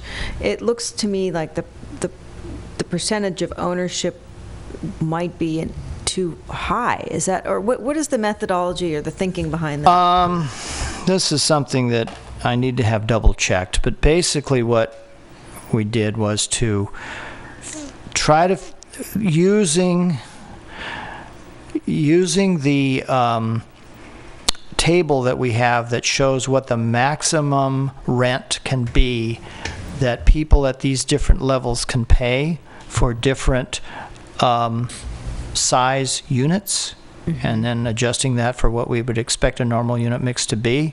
We calculated what the average, and then comparing that to what the market price of a unit of the same size would be. We calculated the subsidy that each unit would have. So, for example, a moderate income unit has a subsidy of a certain amount. A low income unit has a bigger subsidy, and a very low-income unit has an even bigger subsidy. So calculating what the total subsidy would be for all of these percentages of units across here, I believe roughly equals what the subsidy would be for 40% moderate income units. So I know the numbers don't look like they add up, but this is 20% and this is 40%, but the subsidy for a very low income unit is much higher than the subsidy for a moderate income unit. So the very low and the low get weighted heavier than the moderate does. I Does guess that make maybe I sense? was more looking at the ownership side of the affordable units, because it's hard to get any kind of ownership development at all in the city. So, Well, I mean, we would require a condo map, but they wouldn't necessarily have to operate it as condos. But I mean, our base requirement for ownership is 20% okay. already. So we're just starting at that, and then we're bumping it Moving up by 2% for every 5 bonus points. Yeah. I mean, we could bump it up by 1% and make it 30% instead of 40. I just wanted to get the thing. No, there was definitely some methodology about trying to make sure that the hit, shall we say, to the developer, the financial hit to the developer, for this was roughly equivalent to this. So the 40% is the 20% absolute requirement plus another 20%. This 40%? Yeah. Yeah. I mean, this includes the base 20% okay. requirement. It wouldn't be 60%. No, you wouldn't add the 20% to this. This includes the 20% base requirement. Okay. In our And they have to, the first bonus points always have to come out of this section. They can't. Well, that's staff's proposal. They don't have to. I mean, you could decide to craft it some different way. I mean, you could switch it and say your first 50 points have to come from providing community benefits, and then if you need more than 50, you have to provide additional affordable units. Or you could say all the bonus points have to come from affordable units. Or, or I'm sure there's other permutations too. Yes. During our joint session, I believe the topic came up regarding, or at least was in the packet, about voluntary inclusionary zoning for ownership, and you could have a certain percentage of units must be ownership or owner occupied for a density bonus. Is this something that has been looked into further? No, frankly. I mean, it's evolved into what we're showing you here today. The problem about with the ownership was that's kind of a tough nut to crack. I mean, one option would be to say it has to be all projects have to be condos, period. Then you don't get any rental, and you don't get the low and the very low income. If you say, well, projects can be ownership or not, as the developer wishes, well, that's where we are now.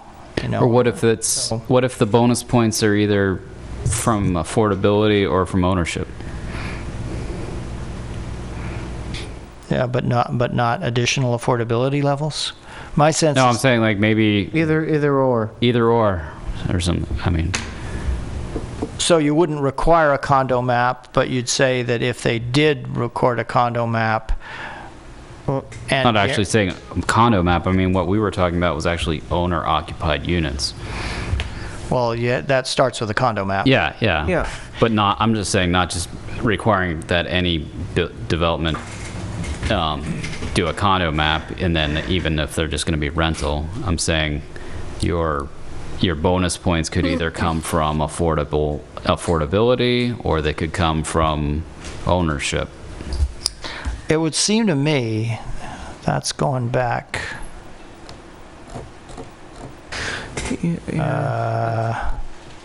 Let's go back to this. I like this idea initially, but then as I'm sort of playing it out, I think what we could run into is then a market cycle where condominiums become really popular again, and we end up with a lot of condominium projects that just automatically get bonuses. Yeah, Well, right. and it seems to me that if you say you only get bonus points if you provide an ownership project that at least half the people live in their units, How do you you've got to enforce that? record a condo map for that, and I believe, well, you'd have to have a homeowners association. The developer, I mean, I suppose the developer could retain ownership of half the units and operate that as rental, so you have a half rental, half ownership project, but that would be kind of an odd situation. I don't think you would have that typically. Basically, what you have is a condo project with an HOA where, no more than half the owners would be allowed to rent their units out, Well, the condo, which is kind of what we were proposing. that Marina condo has less than 50% of the units belonging to individuals, I believe. The Marina condo? Which Yeah, one is that? the Emery Cove, Oh, okay. because it went into bankruptcy and the guy that bought it stopped selling them. Right. Well, I mean, sure, that can happen. Well, and Charlie, if I can interject, I think during the joint session, in reading the staff report or the other reports, it stated that ownership does not always give us what we're looking for. No. Just having ownership doesn't always get us people involved. Giving condominiums. Yeah, Giving condominiums doesn't necessarily and then mean the other ownership. problem is families that we're trying to attract to with children really can't qualify for those things. So it was kind of discussed at that meeting and kind of realized that if we do this, we're going to be shooting ourselves in the foot, which is what we're trying to do overall, is attract families with children to go to our schools. And they won't be able to afford to live here because they can't qualify for the housing. Yeah, I mean, I'm just wondering if there's some nuanced solution that provides different options. Because I hear what you're saying, but I think there is also benefit to ownership housing, which we're just not seeing happening. So are you suggesting that ownership that meets certain criteria should be eligible for bonus points and rental projects would then not be eligible for bonus points?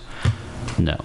So rental projects still would be eligible for Yeah, bonus I'm not solving the problem. I'm just throwing some thoughts out we're there. trying to, we're really trying to solve a bunch of different problems here. Yeah. But the affordable housing is a big part of what we're trying to solve. And so we're just, and as you know, right now for rental projects, we cannot require in-project affordable units. Just if a project meets the density requirements without requiring any bonus, we can collect our fee, but that's all we can do. Only if they require some kind of discretionary concession from the city, such as a density bonus, only then can we require them to have the in-project affordable units. So and it only seems fair that the more bonus you get, the more affordability you have to provide. So that's kind of where we're coming from here. If I could just wrap up here in the last couple of slides. The question about the arena, the regional housing needs allocation, and whether or not this is going to jeopardize our housing element has come up. The short answer is no, it won't. It's fine. So don't worry about it. But just to kind of quickly walk you through the analysis. In the housing element, there is a table similar to this. This column over here is not in that table, but this column sort of is. Our regional housing needs allocation number, arena number for 2014 to 2022 is 1,498, almost 1,500 units. So what the housing element does is it looks at projects that are already in the pipeline, already in the development pipeline. They're either under construction or they're proposed, or they're like the 66 units that you just approved tonight. They're somewhere in our pipeline. They're on our radar. We know about them. That number is 1,837. So that's already above our arena. Then the housing element also looks at existing vacant and underutilized sites that could potentially be used for housing. There's a map in the housing element that shows where those sites are, and there's a table that says what the current zoning of them is with regard to the density. And that density is the base density. It's not a bonus density. So they looked at the base density of all of those sites, and they assumed 75% of that base density. Not 100% of it, just 75% of it. So if it's 100 units per acre is the base density, and it's a 1 acre site, they assumed 75 units on that site. No bonus, and not even up to the full base. So that equaled 3,468 additional units on top of the 1,837 already in the pipeline. So that's a total of 5,300, a little over 5,300 unit potential in the city right now.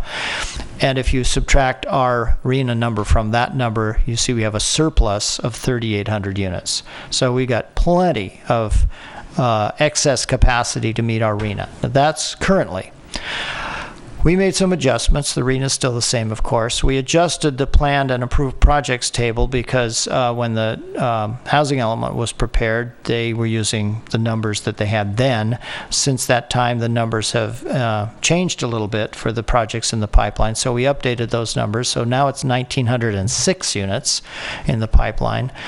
Dropping the base level, as we are suggesting, we went through every single site in the housing element and looked at what the base level is now and what it would become, and calculated how many units 75% of that new base level would support, and we got 2,253. That's a big drop from 3,468, but it's still plenty. So these two numbers now add up to 4,159, and if you subtract our RENA from that, you get 2,661. So we don't have as big a surplus as we had before, but it's still a huge surplus. We have enough capacity to produce about 245% or 275% of our RENA, almost 3 times our RENA we have the capacity for, even with the lowered base numbers. So we don't believe there is a problem with our RENA or our housing element. So now we come to, after all this discussion, here are the questions that we would like you to answer, as well as whatever other answers you want to give us. Is our summary of the direction we got at the May 2nd joint meeting accurate? Does the commission concur in our proposals for unit mix, unit size, design guidelines, exceptions, and ownership housing? Should the rental bonus be a 2-tier system, such as 50 points for affordable units and the additional points above that for community benefits, or alternatively a 1-tier system where all the points have to be earned for affordable units, or some other variation? Should the non-residential bonus point system similarly be a 2-tier system, where the first 50 points are for the additional affordable housing fees and additional points for community benefits, or alternatively, it could be what it is today, which is a 1-tier system where all the points come from community benefits? Do you concur in our abbreviated list of community benefits for earning the development bonuses? And are there any other issues that we haven't covered that you think we should cover? And if so, how should we cover them? So that's my presentation, and I'd be happy to answer any further questions you may have. Otherwise, you might want to hear from the public. Well, I guess the only issue I have with this is there's no carrots. Everything is a stick here. And well, the theory is that the bonus is the carrot. Yeah. You get to build a bigger building. Oh, okay. It's less of a carrot than it used to be. Well, I mean, we're making it more of a carrot by reducing the base levels. Yeah, that's right. No, that's a bigger stick. Well, yeah. I mean, no developer's going to do it if it doesn't pencil. Right. So if they can't get more of a profit by building a bigger building in exchange for the affordability that we're asking for, then they're not going to do it. I guess we'll find out. Since we even lowered the density automatically, they may not do anything at all. Maybe. We'll see. Any other questions? So there's no incentive that's been put in place, particularly for ownership housing. If we want that, we have to incentivize people to build it, I think. Well, we're certainly open to whatever incentives you might think are appropriate. I would suggest before you get into to deliberating on this that you hear from the public first. Mm-hmm. But otherwise, I'd be happy to answer any clarifying questions you may have. I have one. I don't see, or maybe I'm not reading it in these questions. Where is the changing of dropping the minimums? I don't see that as part of a question here. It's So we're dropping it's the baseline? embedded in question 1. Okay. The But if what I'd like to have is a well- question saying, do you agree that we should drop the baseline? here's what That's also question 6. Any other issues, concerns? here's what we had. Well, I'd like to address that specifically. Here's what we had from the May 2nd meeting. Should the base levels be lowered? The answer was yes. If you recall, it was Councilmember Donahue who was speaking at this point. He said yes, and nobody else said anything. Well, this is the problem with that meeting. At that point in the meeting, we got very rushed. I had a whole statement to make at the end of that meeting and never got to make it. Well, so I then- think these answers are rushed, and I'm glad that they were brought back to us. So I'd like to flesh that question out a lot more than we are here. Yeah, so Well, then that's, like I say, that's question 1, I would say. I mean, Well, you I can- think staff's summary is correct, but I don't think the okay. way we approach all those right, answers then are Commissioner really good. Donaldson is correct. It's question 6. Okay, well, that is a discussion I'd like to have specifically. Well, here's a question. If we were to endorse all of all of these staff recommendations here that are before us tonight, when would that reduction in bonuses, like when would that come back to us? Because for me, those numbers are really key. You mean the abbreviated bonus point system? No, I mean the reduction in the base levels and Oh, like where you set the base level, I think is key to this whole discussion. Exactly. And we brushed on it during the joint meeting, but we never got into the meat of the subject. We never bit into the bone. We just kind of brushed over it. okay. That was in the PowerPoint for the joint meeting.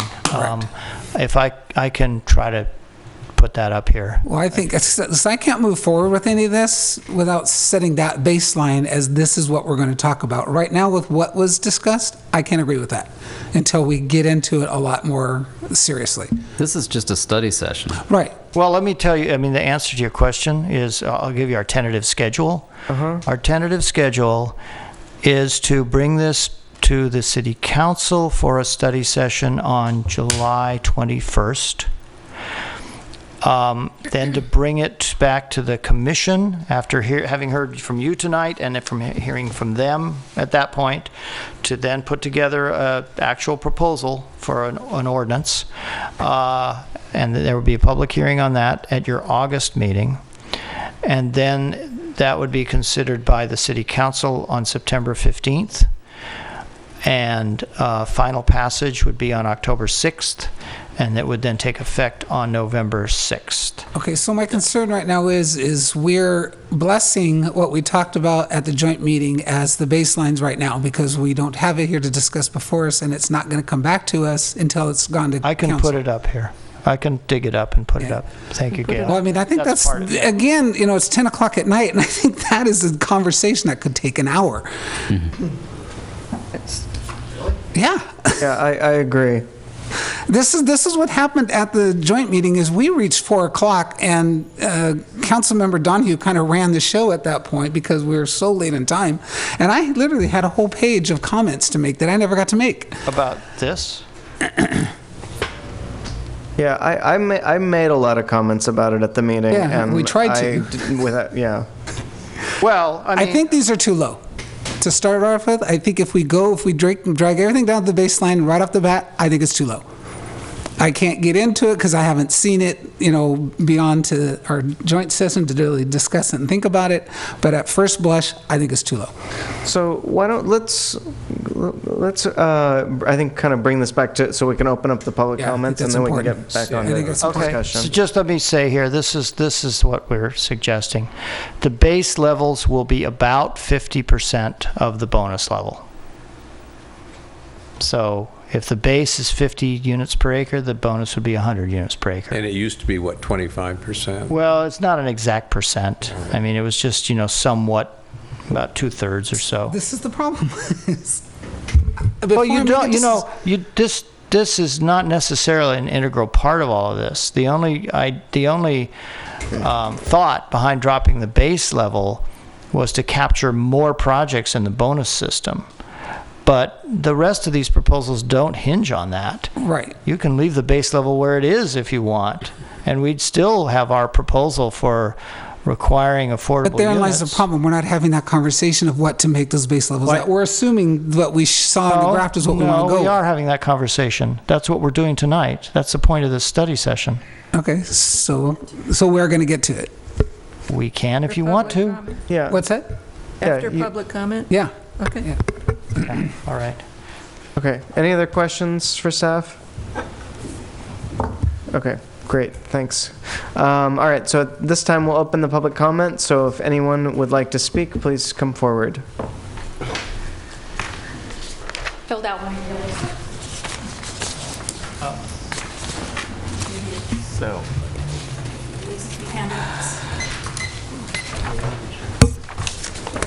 Good evening, and it is evening, isn't it? My name is Lisa Vorderbrugget, and I represent the Building Industry Association of the Bay Area. And I thank you for allowing us to come here tonight and offer some input into your proposed new density program. I would say that, you know, it's good to have stretch goals. We all need to have stretch goals. But I think perhaps this proposal stretches so far that the very housing that you desire to have would be disincentivized and jeopardized by many of the provisions that are contained in this proposal. I spoke with some of our members, some of whom have projects here in Emeryville, and for example, they say that requiring a 60% of the units to be 2 or 3 bedroom in order to qualify for the bonus points that they need will simply be financially infeasible. They'll just walk away from those projects. They'll wait for a better time, perhaps a new makeup of the Planning Commission, a new makeup of the City Council, or when the economy is more favorable to do that. So we would really encourage the Planning Commission and the city to look at some more reasonable numbers that factor reality in terms of what it costs to build a project, what it costs to put it online. And remember that affordable housing, in truth, is subsidized housing. And the subsidization comes from the prices that we all pay for rent and for the price of housing. And as the Legislative Analyst's Office recently noted, and I provided you with a handout, allowing increased densities plays a crucial role in meeting the housing needs of our region. The report notes that it's too often the developers in places like the Bay Area are financially precluded from responding to high land prices, limited available land, and strong demand through these increased densities. A lack of housing drives up home prices and rents, as I've said. It hurts the economy, forces a lot of families to live elsewhere other than Emeryville, as you have all been experiencing here. It's really crucial that Emeryville maintain a feasible path to achieving the densities needed by projects like Sherwin-Williams and some of the others in your pipeline. Otherwise, as Mr. Cardoza said, there's a whole lot of sticks, and the carrot is a little rotten, I think. So I thank you for the time, the opportunity to speak. Thank you.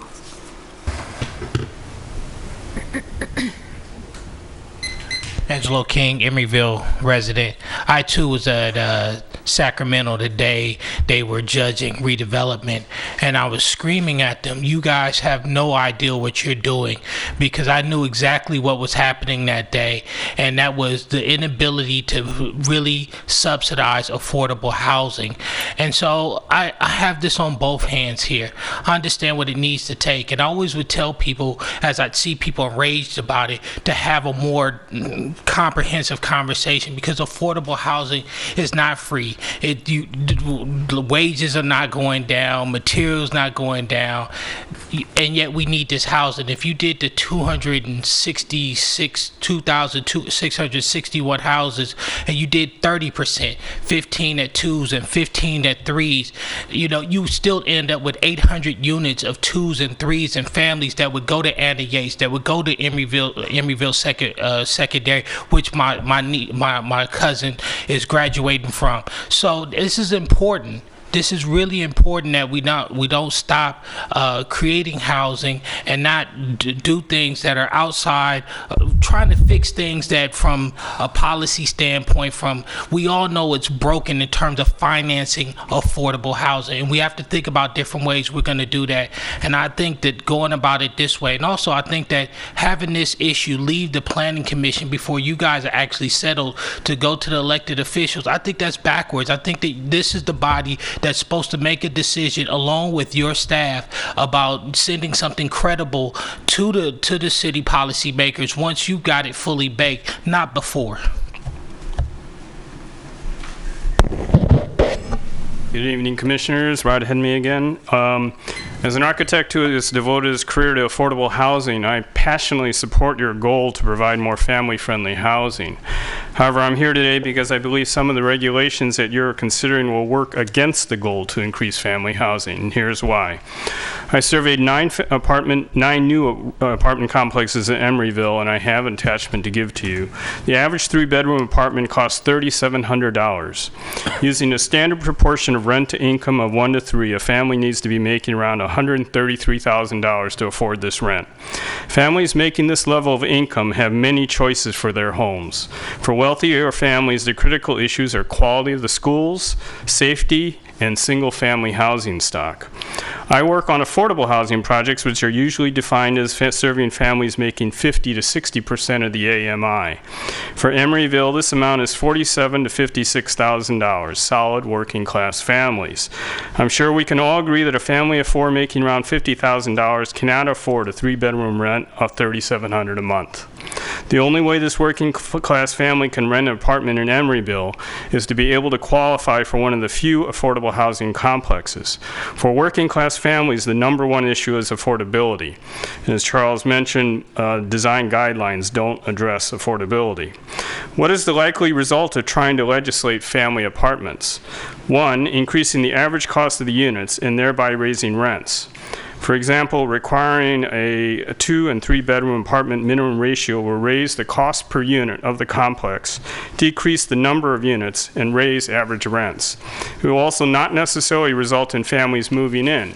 In fact, anecdotal evidence indicates that students or young professionals, not families, are moving into 3-bedroom units in Emeryville because of the cost.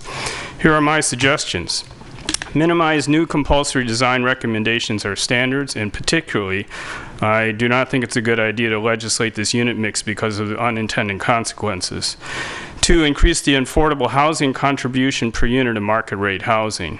3, develop other sources of funding for affordable housing. And 4, work on the issues that will attract wealthier families, such as schools, safety, better single-family housing stock.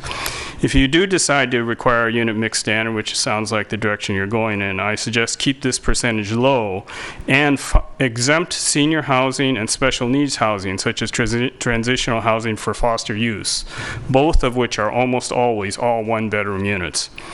I recently spoke about these issues with Carol Galante, a friend and long-term client who recently stepped down as the Assistant Secretary of HUD, the Federal Department of Housing and Urban Development. I described in general terms the city's approach to regulate family-friendly housing, and she agreed with me that this will not likely be successful in creating family housing in Emeryville. And if you'd like, I'd be happy to try to set up a meeting with her to talk about these issues. Thank you for listening, and here's the handout that indicates the apartment rentals. Thank you. All right. Good evening, Commissioners. Alex Waterbury with Lennar and the Sherwin-Williams project. I have a lot I'd like to comment overall about everything that's been discussed tonight. I know we don't have limited time, perhaps maybe a cup of coffee, individually or as a group, but I'm going to talk a little bit about my thoughts, our thoughts on the affordability component, which, as Charlie said, kind of makes up the core of the proposal here tonight. Again, a lot to comment on. Try to break it down into 3 things. When we talk about the 60% effectively required for us to hit the 20% on-site inclusionary, which is something that we want to achieve, this is something that we effectively have to do. Commissioner Cardozo, as you said, it really is a stick to us because we've been downzoned.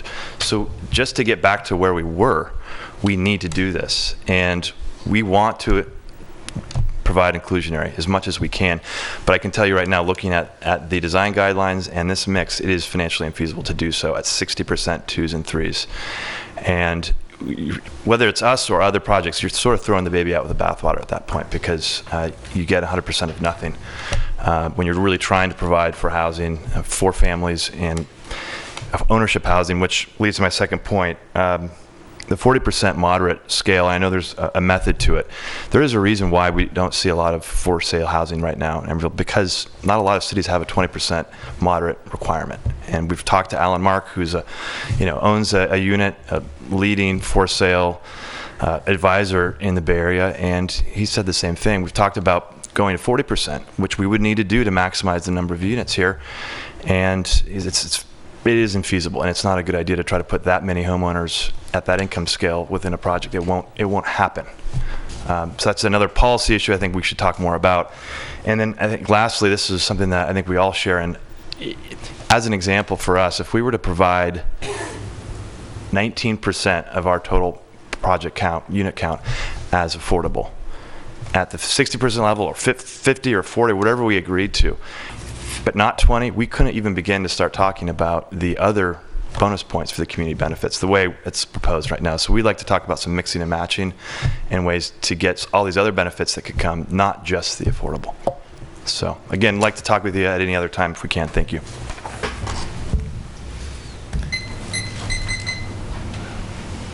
Good evening, Commissioners. Kevin Maul with Lennar, representing the Sherman-Williams project as well. And just to touch on two aspects that Alex didn't get to touch on earlier, when you guys talked about the second tranche of the bonus point system, one recommendation that we'd like you guys to consider is including the significant structures bonus that was previously included in there. As I think many of you guys are aware, there's a high cost to preserving these historical buildings, similar to the one that we have in our Sherman-Williams project. And if that bonus system is not there, that carrot is not there, I think it's going to be very difficult for us and other developers working in other parts of the city on other projects to make that trade-off of, do you want to preserve that structure, or do you need to deploy those dollars to pursue other bonus points, because you need those bonus points now because everything's been downzoned. So that was just one item that we'd like you guys to consider. And then secondarily, on the affordability mix that Charlie had talked about for rental, he had prescriptive kind of percentages of low, moderate, and very low. One thing that we just like to have for discussion is that when we talk to affordable housing developers, they actually would propose a deeper level of affordability than some of the levels that have been included there. So if there's the ability to have that flexibility when looking at those various levels to not be so prescriptive, but have a equal or better than affordability level at those various levels, I think that would be a favorable process as we go through this system. So those are just the two comments that we had. Thank you.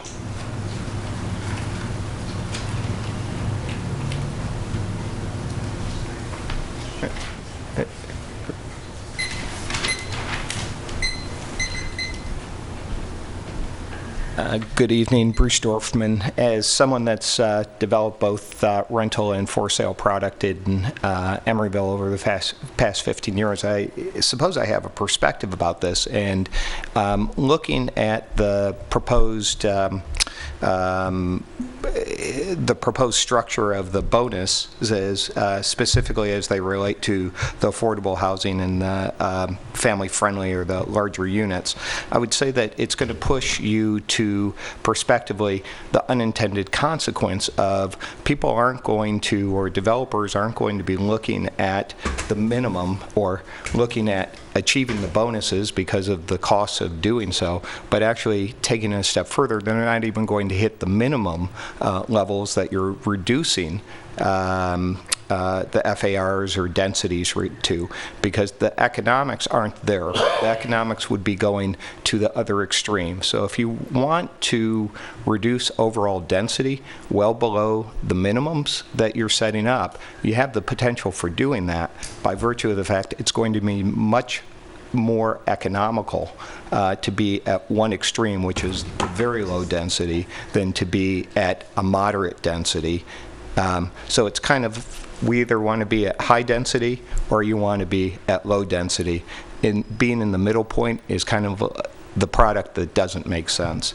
The second comment I was going to make related to the May 2nd proposal or discussion related to the reductions in the FAR and density that were discussed, and they were disproportionate relative to the various thresholds, and I think that they should be proportionate. So if you're looking at the higher density areas versus the moderate and the lower density areas, they should all be reduced accordingly.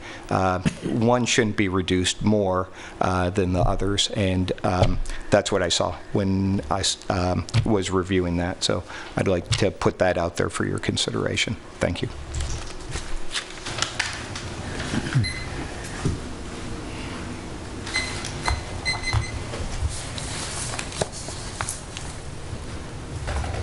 Okay. All right. Any other speakers? All right. With that, we'll close the public comment, and we will bring this back for deliberation. I'm going to try to see if I can get this PowerPoint on there. I'm having a hard time with this thumb drive, but... Okay. Want to start or you want to go last? Which do you prefer? He's going to make a presentation here, I think. I'm going to actually want Charlie to put something on the overhead. Yeah, hang on a sec. Those units in your building, are they bought by investors? Both, I think. So you have a high percentage of rentals then? We do. I don't know what the percentage. But you had a lot of Okay. While Charlie's doing this, if you'd like, higher percentages, yeah. Chair Moss, I could go ahead and start. I'm going to... It was ahead of you, but... I'm going to read a statement just so I can get everything out that I need to get out. But I just, first of all, want to just start by saying I feel really like this is a study session that can't be completed once again as our joint meeting was. I believe we've opened a can of worms and we just can't get to it within the time frame that we have unless we want to extend the meeting. I just also want to remind all of us that the one thing, and when I had a meeting with the principal of Gensler Architecture that just opened an office in Oakland, and they said Emeryville's main problem is, number one, we're not urban enough. We have too many surface parking lots to be a true city currently. And number two, we don't have a BART station. And right now, with the availability of development sites in Oakland, Oakland has now become a big contender and a big player. And that's why Gensler, which is one of the largest architectural firms in the world, has opened an office there. So those are just two things I think we as a city need to contemplate. Many, many years ago, Emeryville was the hot spot and the place to be. And because as things do in life, our position in the area has changed a little. It's not gotten bad, but we just don't have the site that we used to have, and primarily because public transit is becoming more important and BART stations are very key. So with that, if I can have Charlie put this on the overhead, it will be referred to in the comment. I understand reading is a little bit impersonal, but I really want to try to get these things out. So it's my understanding on this subject that what we're trying to do overall is to attract more families with children to Emeryville. And the good news is that according to our own data, which is shown on this chart, this was in our staff report of our April 23rd meeting. In the last 8 years, Emeryville's household with children having grown by 4.3%. So it would appear that what we're doing is working. Recent data shows that our current regulations and programs are giving us a higher number of family-friendly housing types. And I understand to a limited degree that we can and should do more. But the real hurdle for families now is affordability, and thus I believe at this point our prime objective should be making housing affordable, not making housing more costly to build. Thus, as I stated in our April 23rd Commission meeting, and I'll state it again, my concern is that our Christmas list to Santa Claus is beginning to exceed the size of his sleigh.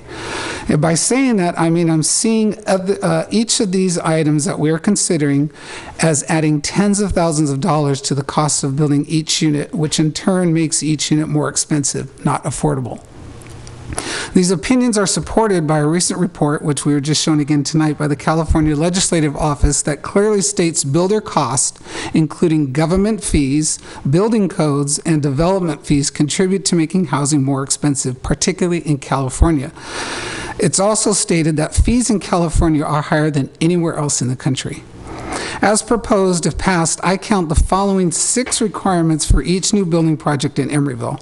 That 50% of all units in every project has to be 2% or more bedrooms. Each unit of 2 or more bedrooms must conform to family-friendly design guidelines, so it's saying 50% of a project must conform to these more expensive design programs. Larger complexes should be broken into smaller communities around open spaces, driving up the cost for the whole project. All projects must pay $20,000 per door towards an affordable housing fund. And just by tonight's prior approval of the marketplace, those 66 units equal over $3.2 million. Or no, 1.2, I'm sorry. 1.32. 1.32. So it's equal to well over $1 million just in that fee alone. And then along with that, they have to pay our parks fee and our transit fee. We are requiring the creation of affordable for sale units as the first requirement to fulfill before any bonus points can even be earned. So we're already pushing up the cost even before they can look at any more density bonus points. And we'll be lowering the threshold that will trigger the requirement for this bonus point system. So in short, we're basically making the need to use bonus points pretty much required, but making the bonus point system more difficult to use by reducing the items that we would earn the bonus points and making the benefits of a requirement, making this a benefit requirement before a project can even begin. So I'm just seeing layer upon layer upon layer of cost being added to this. And it seems like what we have done, the track record shows that we are being successful. So what I'm proposing is that we take some more time, and I know that council is the biggest push behind this. They really want something put on the books and stuff, but I think, you know, as you do anything in haste, you make a lot of mistakes. I think we need to look at 5 to 7 key components. You know, is it family-friendly housing? Is it 3-bedroom units? Is it making the affordability component the key thing before we do bonuses? Find 5 or 7 things that we really all feel these are really key. These we could add to what we're already doing to make improvements. But I think the list we're creating is way too big, and I think it's going to be complicated, and it's going to backfire because people are just going to sit on empty lots until things change. Yeah, nothing will happen. That's pretty much all I have to say for right now. I mean, the only place that will go ahead will be the public market. That's correct. I do worry also that it is going to tie up everything. It's like we want all these things, and yet I don't know how to make it work. Could I just make one comment? I would note that before recent court decision invalidated inclusionary zoning, we had a requirement for rental housing that it have 9% moderate and 6% very low, I believe it was, in each project. That was a much steeper requirement than what we have now. Our $20,000 per unit or 6.9% low income, which is the alternative that they have now, is not as costly to developers as our previous inclusionary zoning requirement was, under which we produced a lot of below market rate units.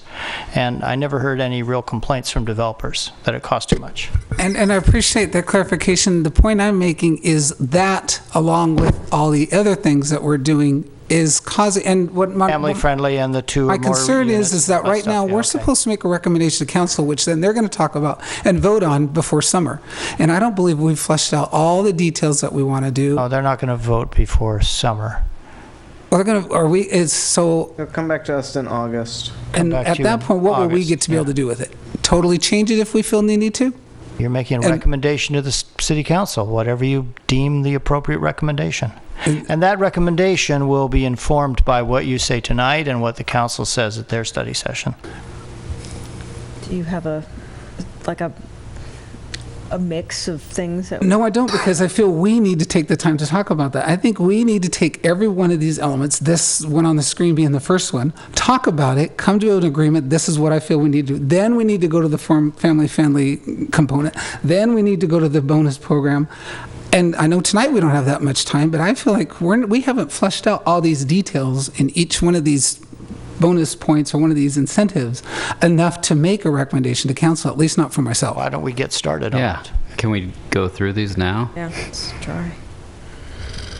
Yeah. Up to the chair. Yeah, no, I hope that's what we will do. I mean, if you're, I appreciate your comments. If you, I think as we move along, I mean, if you want to address the questions as best you can, either that or I think then we'll move along. So would you like to look at the threshold levels that we had from the May 2nd meeting? So or could you here put they the questions up and maybe we could just go through and sort of... I'd like to see, I'd like to get some more of that. Well, there was a request to see these charts. Oh, okay. I can go back to the questions, but I just wanted to go through these. Yeah, leave that handy so we can get back to it, but I think for our discussion, we should have the questions up. I will, for sure. But I just want to briefly review this. So this is FAR.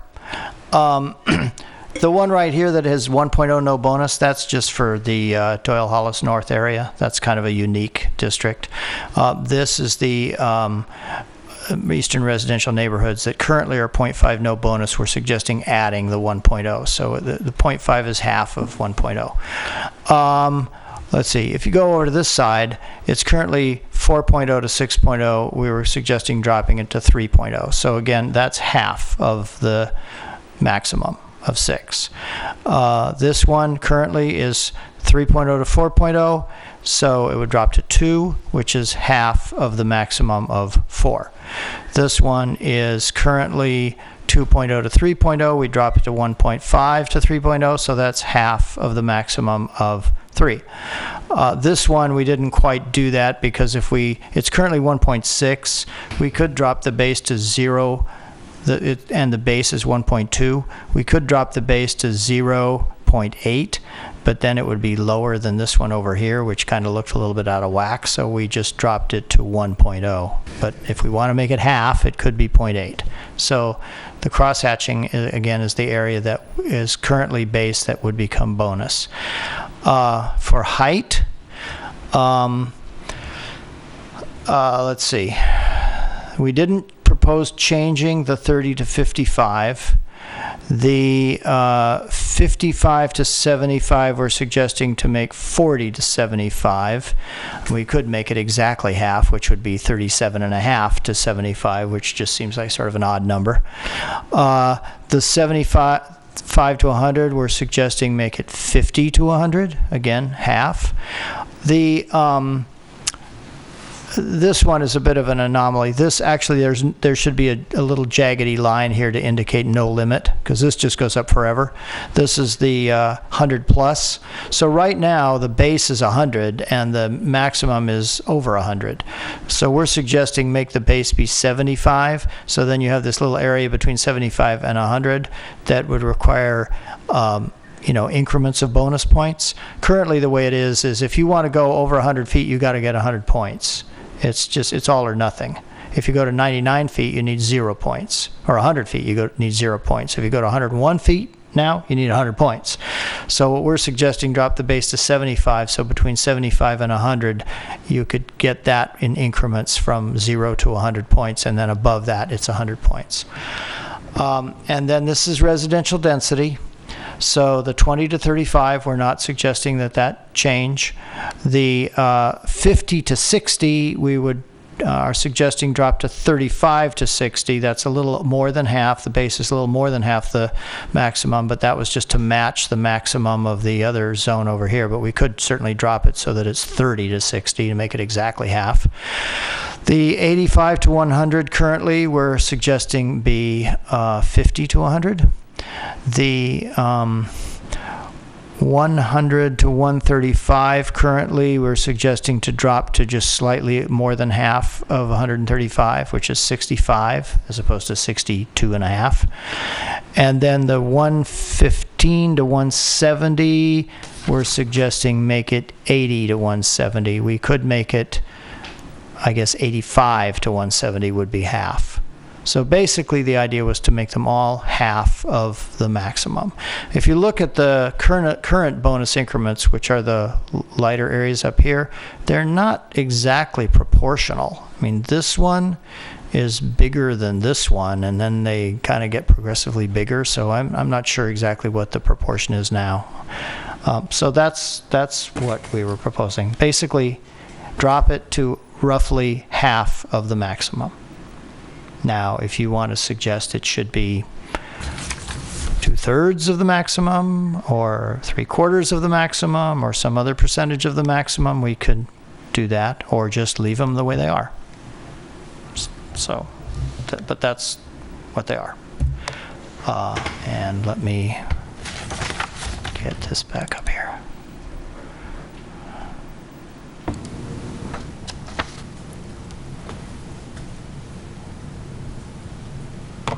Okay. Do you want to walk through all these questions? Yeah, I mean, I think we can, as we go through our discussion, I think we can just try to answer address the questions.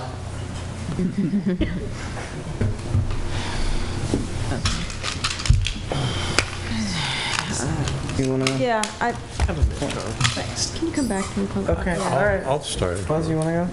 Yeah, as I said before, I believe in the carrot rather than the stick. I think we should leave the base approval where it is and not cut it back, and perhaps add higher density bonuses on top to get more affordable units, family-friendly units, whatever, but not cut out what they can do now. That's my general feeling about it. The only comment I would like to make on that is if we tried to steer away from increasing the existing bonus level because that would imply a larger development potential in the city, which could mean that further environmental review might be needed in order to do this. We're planning on relying on the general plan EIR, but if the development potential of the city exceeds what was assumed in the general plan EIR, then we might have to do further environmental review on it. You want to go? Up to you. You want me to go? I've got a lot to say, but I mean, after our joint session, a couple council members came to me and said, so, this is going to be a lot of work. Are you guys up for this? Because we're going to be basically relying on you guys to come up with some guidelines and guidance for us. But we know what we know the task that's being given to us. And it's going to, this is the direction that we're going to be moving. So it's up to us to either give constructive guidance with regard to this, or just kind of, flail and not come up with anything, and then they're going to end up making their decisions without us. And so I want to provide as much guidance as possible to them. And so I'm just going to try to hit these different points. All the projects that we've seen before us, I think the Sherman-Williams project's the only one that I know of that's really relying on bonuses, and a lot of the others are actually developing, not only not relying on bonuses, but they're developing lower density, lower height projects than they are entitled to. And so the idea that we're going to be, most of these projects would already be going through regardless, one way or the other. So we're trying to incentivize affordable housing and family-friendly housing, but I don't think we're dramatically reducing the appeal of Emeryville when it comes to development. I keep seeing these projects come up, and it's like, there's a PUD, it's approved for 100 feet, but they're going to do 75 feet, or it's entitled to be 5 stories are going to go with 3. I mean, so we're already seeing that. You know, so I think we need to try to work this out. I think the devil's going to be all in the details. As far as the floor area ratio goes, is dropping, you know, is it dropping it down so it's 50% of the bonus level? I'm not certain. I mean, 50, 75, I mean, we're trying to incentivize affordable housing and family-friendly housing, but I think it would be valuable to have some kind of study done to sort of see where the, you know, is there the sweet spot where it's actually going to happen, or is, you know, if we go to 50, and are we just pretty much never going to get any, you know, are we never going to get any affordable housing, or what's going to happen? So a little bit of, you know, some studies would be valuable. And, you know, with regard to the heights and the, you know, is it 50% there? I think that at least one comment that I have, and that always bothers me, is when heights are given and they're not really accounting for construction. So when you say like a height of 40 feet, a height of 40 feet is generally not going to be a 4-story building. It's often going to be you know, you're going to end up in this weird situation where you're end up doing 3-story buildings when you're really intending to do a 4-story building, especially when a lot of times there'll be like a ground floor minimum height, or if you're trying to get parking in, you end up with like a 12-foot ground floor. You don't want to be incentivizing people to do 8-foot ceilings on upper floors or anything along those lines. So keeping in mind the heights and actually being practical about it. Should a minimum percentage of 2+, 3+ units be required in multifamily? You know, I still feel that it should be, but I don't necessarily feel that if someone goes over that percentage and is building more than 50% 2s and 3s, that those additional 2s and 3s need to be family friendly. I think that we need to provide flexibility and allow for creative alternative approaches to housing, as well as trying to create affordable and family friendly housing. Let's see here.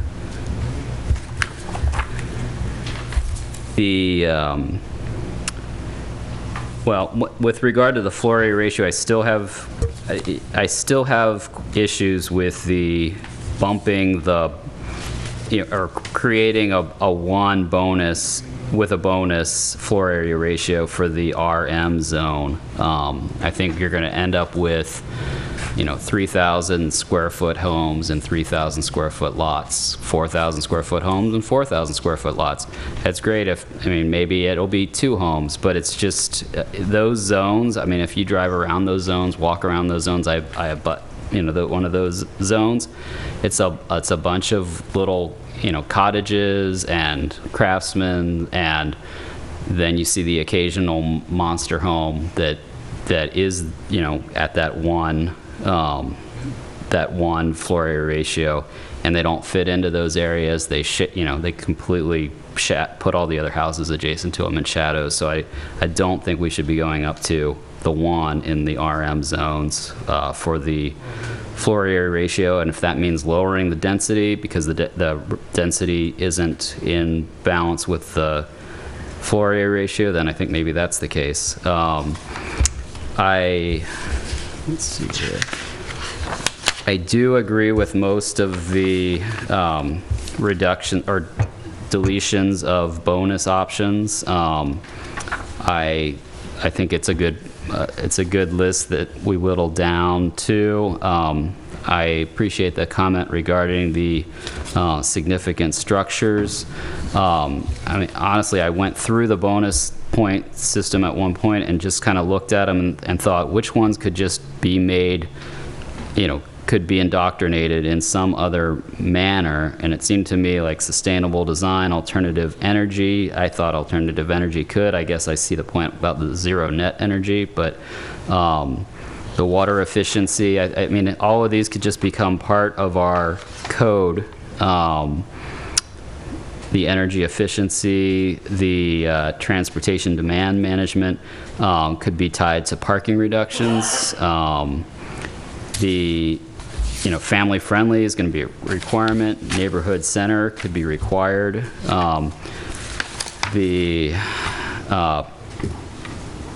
Public art we could require if we wanted to. Public parking, I don't know if we need more public parking. And then the bike stations, I guess I had a question as to whether or not that actually ever happens, but I guess it does on occasions. Significant structures, I'd like to see an increase in the number of protected structures in the city. And maybe that would be the solution to getting rid of the bonuses for significant structures. Electric vehicles, mechanical equipment concealing. These to me seem like things that could easily be required. Universal design could be required as a percentage. So I think overall it's a good list as far as the deletions, but I would like to see us then figure out how to keep the incentives and the requirements that used to be achieved through bonuses. So it's like how do we codify those now that we're removing those as bonuses. So those are my comments. Thanks. Chair Moss, could I just respond to a couple of things? Sure. Excuse me. On the FAR in the residential neighborhood, I just want to point out that would be discretionary, and it would have to be based on findings. Most of these projects presumably would come before the Planning Commission for approval. And to approve anything over an FAR of 0.5, you'd have to be satisfied that it was, one of the key findings is that it's compatible with the neighborhood, that it fits in, that it complies with our design guidelines and all those other kinds of things. So hopefully you won't be approving big boxes that overshadow their neighbors under this.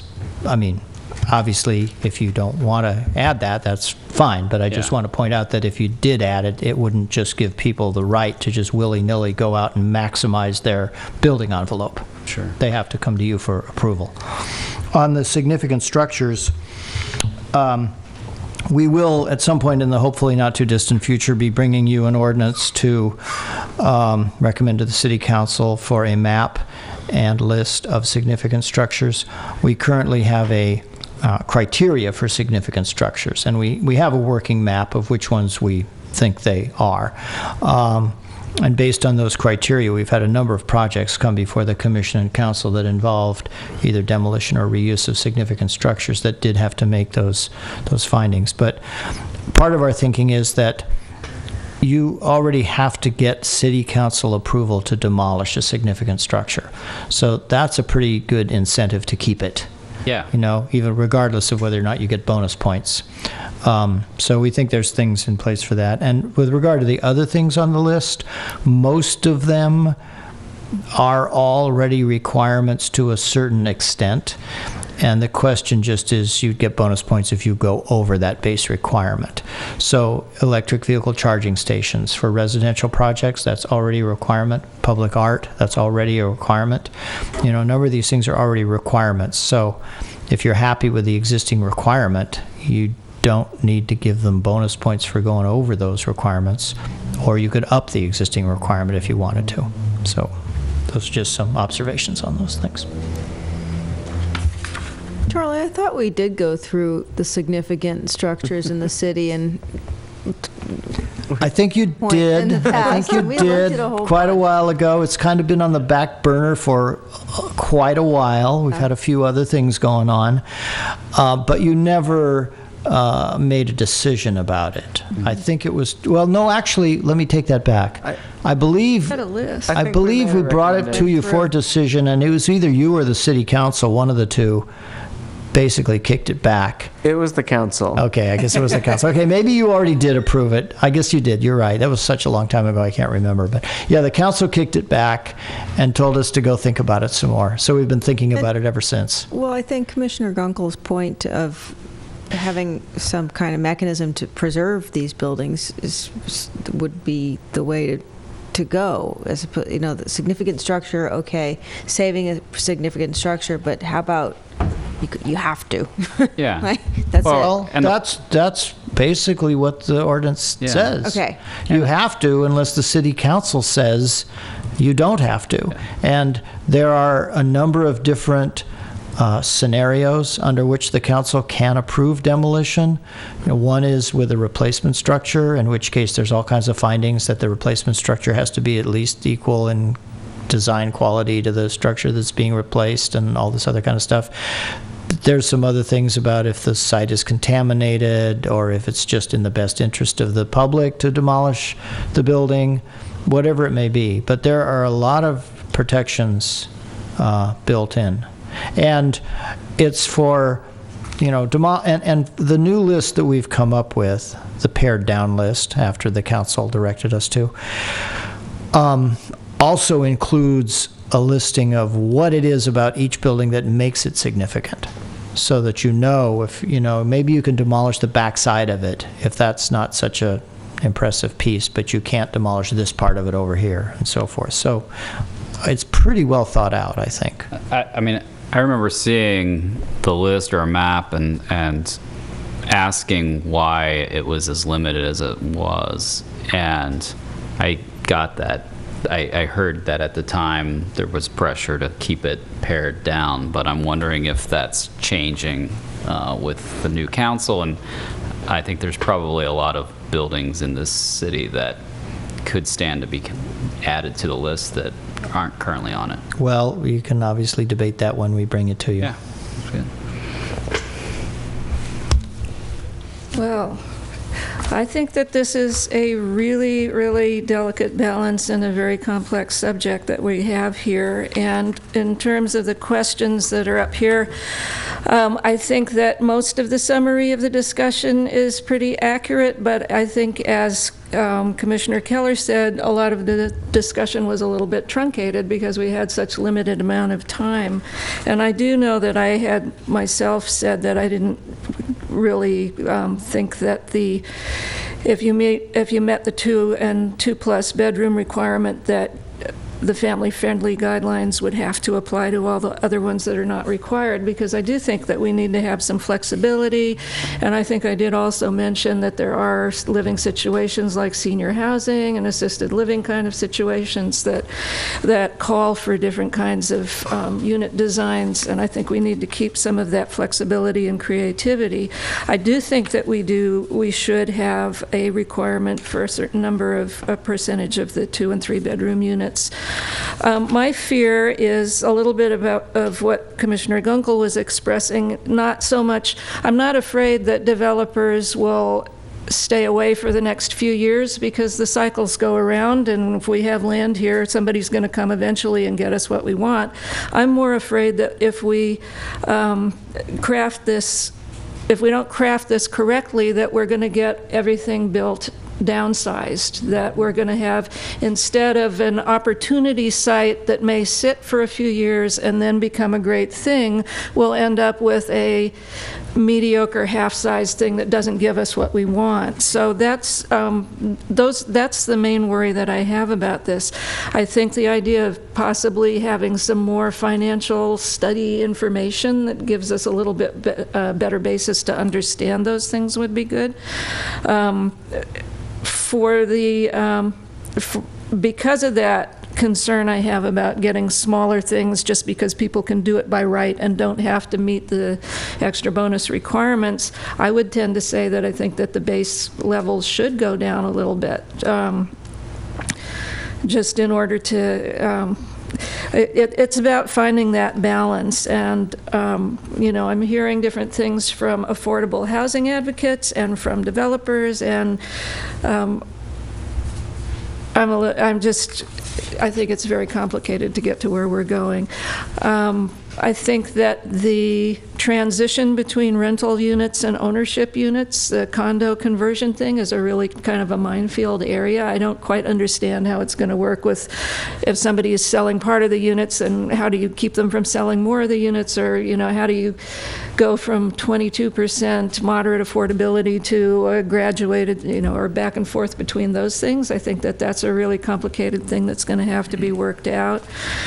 I think that I do think that the existing bonus system has a lot of stuff that should be taken out, and I agree with reducing the categories. I think that the categories that you have left are good, but I do also think that the flexible benefit is really important, because there are all kinds of community benefits that could be presented that we might want to consider that we haven't even thought of at this point.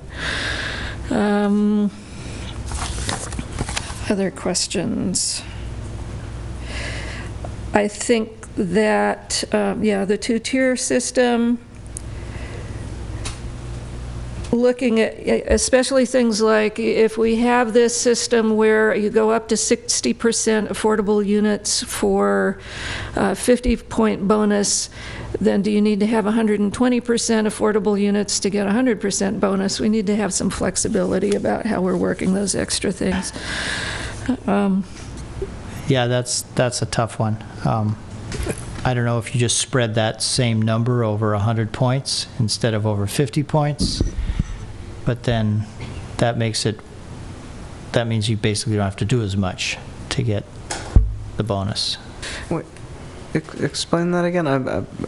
I didn't quite get well, that. When if we're talking about tier, I think that a tiered system makes sense, because I don't think it should be entirely based on affordability and multi-bedroom units. I think we should have options for other kinds of benefits. But if if you're saying that 40% affordable housing on a condo development is 50 points, then do you need, if someone says, well, I'm going to do 70% affordable, then how do you figure out those bonus point kind of situation? And if you need to have 60% two bedrooms to have 50 points, you can't really have 120% two bedrooms to get 100 points. So there's some tweaking that needs to go on there. Well, yeah, I mean, this goes up in 1% increment for every 5 points. So it would just be another 10% to get to 100 points. Okay. So it'd be up to 70%. I mean, what I was saying is, if we didn't have a two-tier system, if we just have a one-tier system, and over in this column, instead of it going to 50, it goes to 100, do these numbers all here, do they stay the same? Or do they double?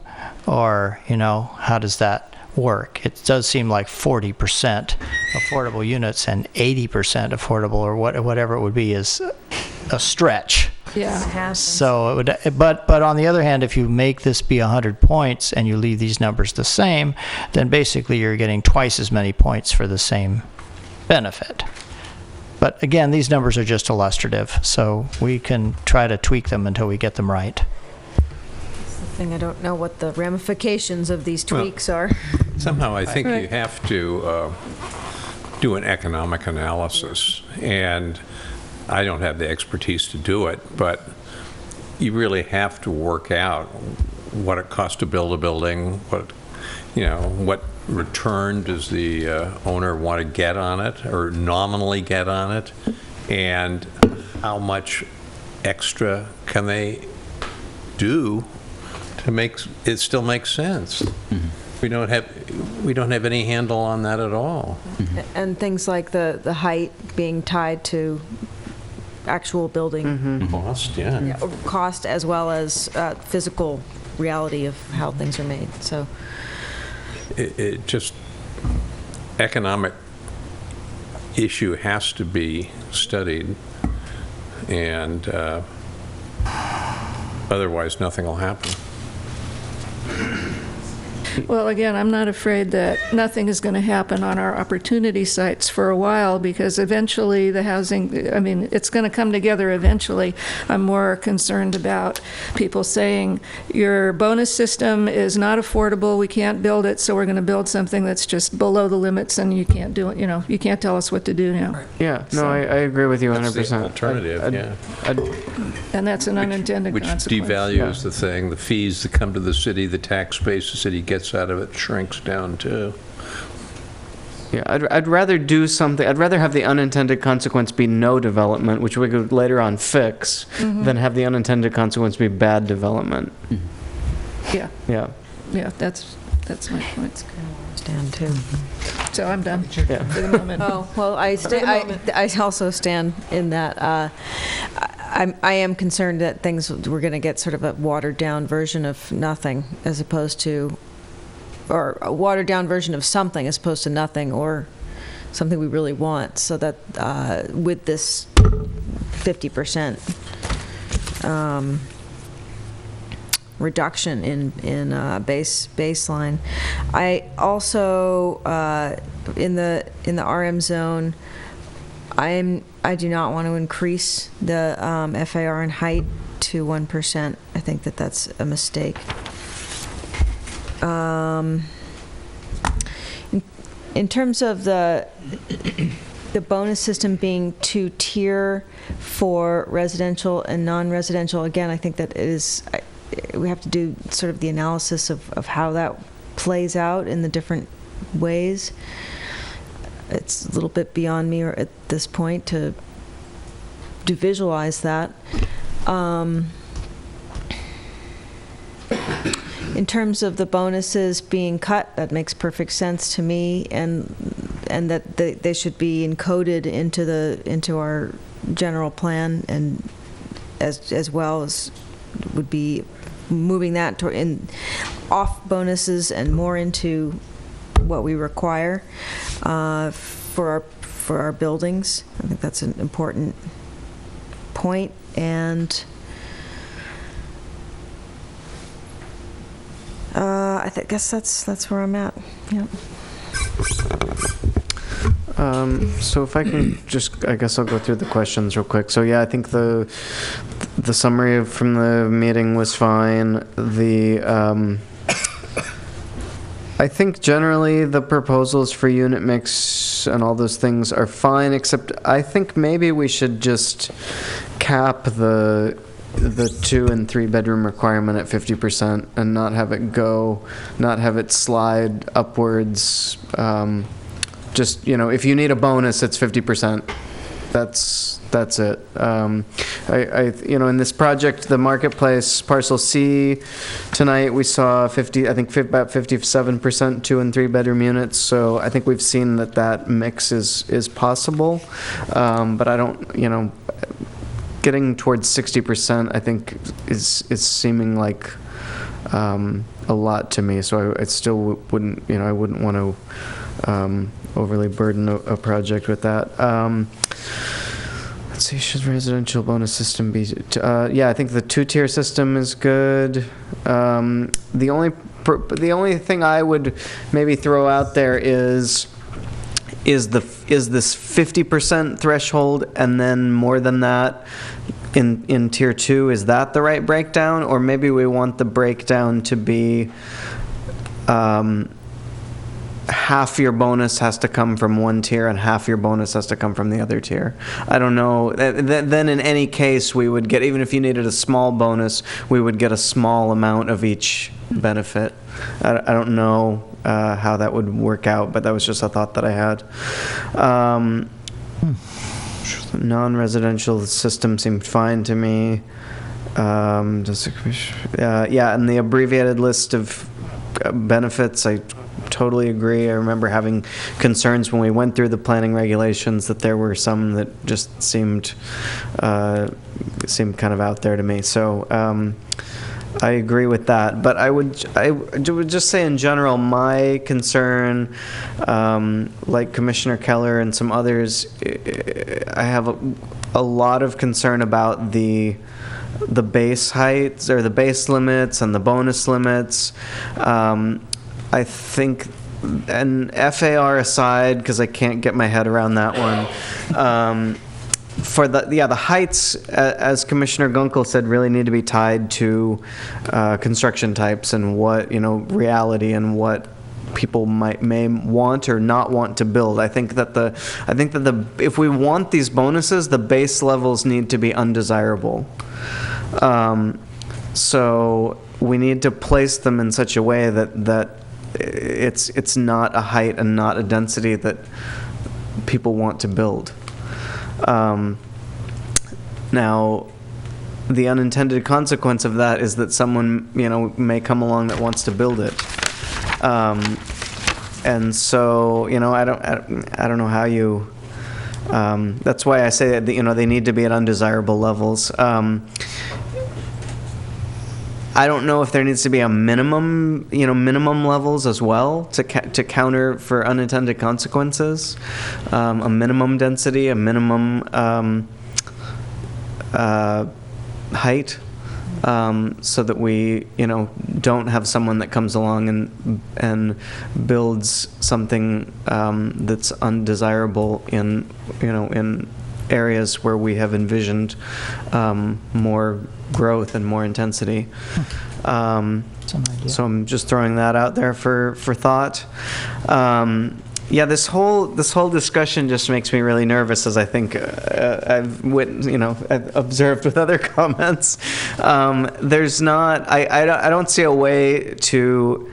There's no small failure. It's like a small failure is we come back. There are a few small unintended consequences. We come back and we fix the whole program and the ordinance, and that's a success because we're still getting what we want. I think if this is going to fail, it's going to fail big, and that is what makes me really nervous.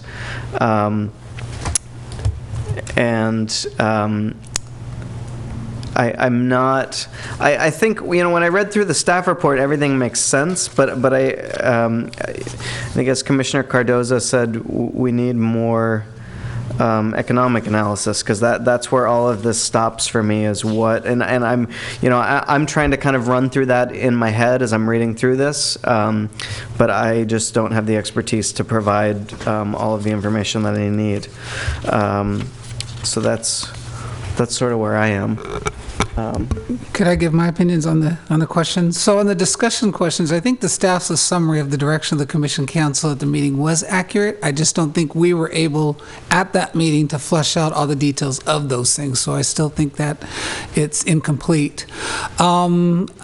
The unit size, mix, design guidelines, and et cetera, I think that still needs work. I think on a lot of those things we're going a little overboard. I definitely like the direction we're going. And then before I get into any more questions, I really want to say I agree pretty much with the whole commission. I believe with Commissioner Gunkel, he went through everything very succinctly, and I really agreed with what everyone has said.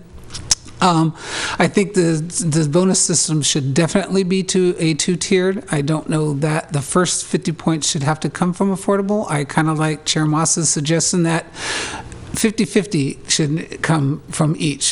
Half of their bonus points should come from one level and half should come from the other, and how that works out, I think that gives us a little bit more flexibility, and I think it's going to give us better projects. So I do like that idea. So definitely the system should be two-tiered. I definitely agree. I think we did a good job, or the staff did a good job on reducing our list. I think the bonus point areas that we have are accurate and they're good, and I think it gets rid of a lot of duplications, and I think a lot of the other things should fold into our regular zoning ordinance and codes. So I think we're there. I just want to get on the whole reason that I actually met with Paul Weingartner at Gensler was at the request of, it was at a conversation from Councilmember Donahue and I, asking why we can't get better projects and taller projects. So I reached out to Gensler and they agreed to meet with me. And on the height issue, the whole thing is what he was telling me is that developers are going to build up to 75 feet because that's what they can build in a wood structure. Beyond that, they're not going to go any lower than 200 in this economy, especially in the East Bay. So there is no middle ground that a developer can actually feel that a steel building is going to pencil out. So for us, we're basically looking at 75-foot or 7-story structures. And I am very concerned with the downsizing. Let's just skip the whole bonus system, and I could totally see Sherman-Williams doing this and just say, you know what, we're going to build the whole project by right. And we're not going to give you the parks. We're not going to give you anything more than is required within the whole plan. And we're just going to build this. And we're going to have to allow them to do that. And we're going to have a very lousy project. And that's a true concern I have. I don't think that's going to be the case with the marketplace because they're a PUD and it might not, Sherman-Williams is our last prime site that we have.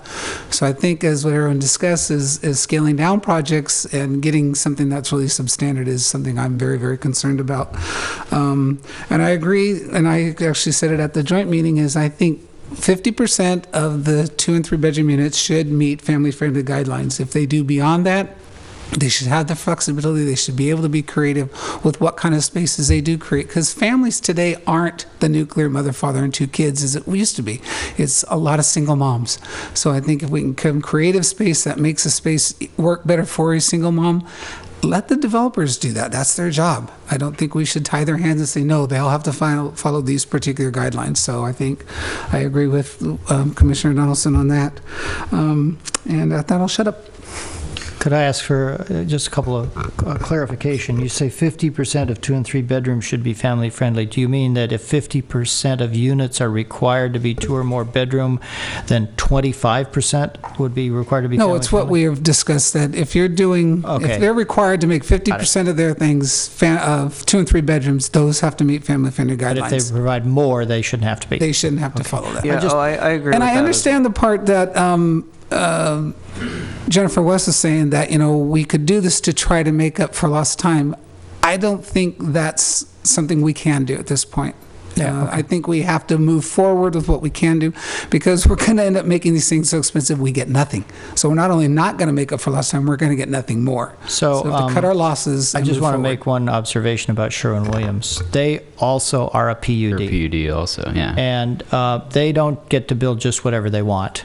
The commission and the city council have to approve whatever design is going to go on that site. So it's going to have to satisfy you, or they're not going to get their entitlements. Just to reassure you. Through and through a PUD, I mean, you can create greater density and greater heights in certain areas, and I mean that's the whole the whole idea behind it. So there's still that flexibility.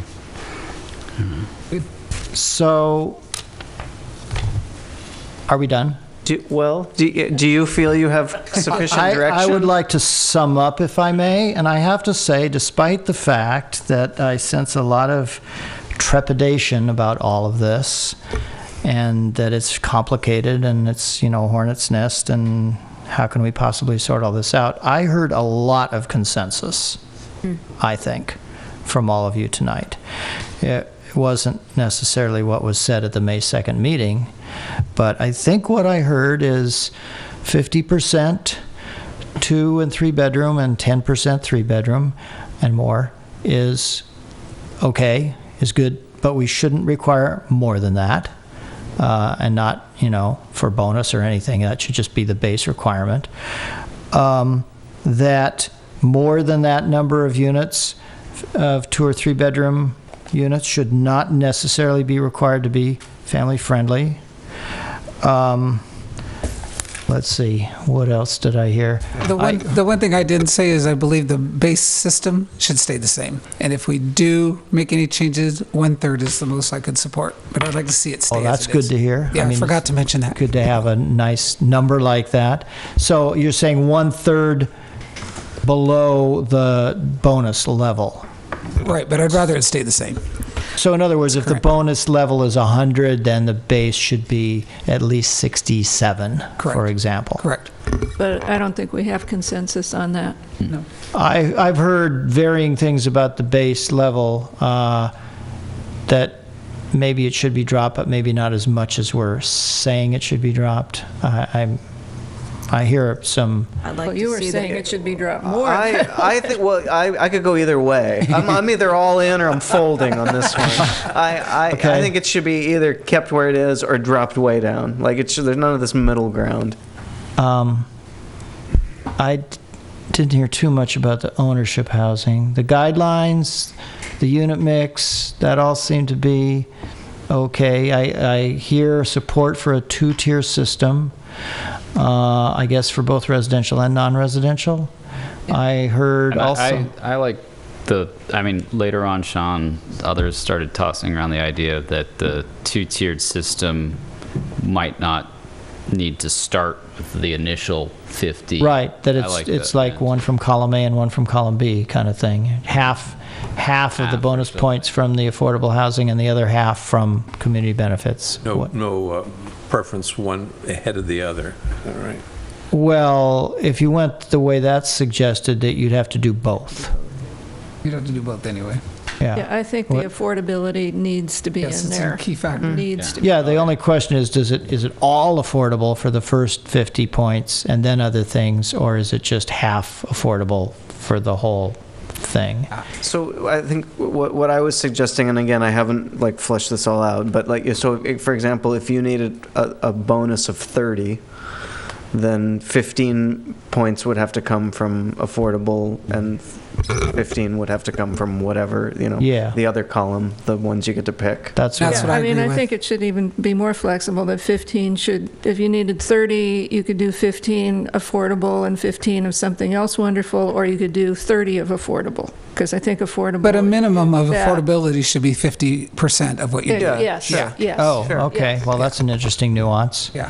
But yeah, that could work. Because, yeah, I mean, I do like think that the affordability is the most important one of these things, so I Yeah. think that needs to be the priority. And I heard support for our proposed streamlined list of community benefit categories. Let's see. Any other major? I also heard we need to do some economic analysis of all of this, which Yes. is going to be a challenge. I don't disagree, not at all, but it is going to be a challenge to do that and try to meet The deadlines. timeline that the council expects. So I'm thinking the timelines are too fast. Really? Just had a developer offer to show us his pro forma. That never happens. Oh, wow. Do we get that on tape? They must be serious. They're willing to help.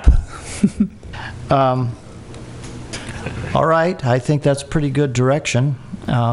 We'll go forward and see where we go from here. Thank you. All right. Thank you. Great. Thanks. All right. So with that, I think we just have commissioner comments. Any comments? We've made too many.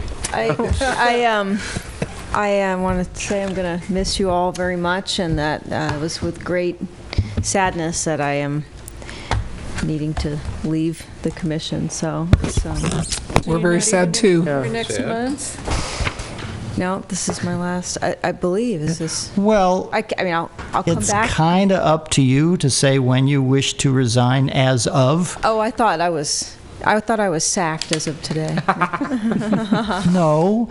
As I indicated, the council will be holding interviews for a replacement on the June 16th and would make the appointment. The other two commissioners who would be appointed to Chair Moss and Vice Chair Tan's seats, whether the incumbents or somebody else, will take office on July 1st. So I would assume your replacement also would take office on July 1st, which would mean you Might could see me again. You could be here for one more month if Okay. you could make your resignation effective June 30th.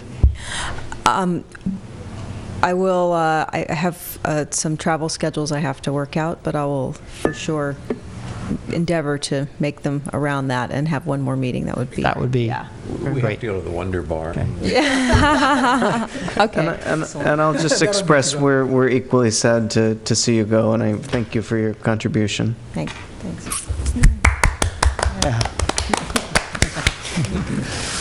All right. With that, we will adjourn the meeting. 6. I don't know what you need to get out. Well.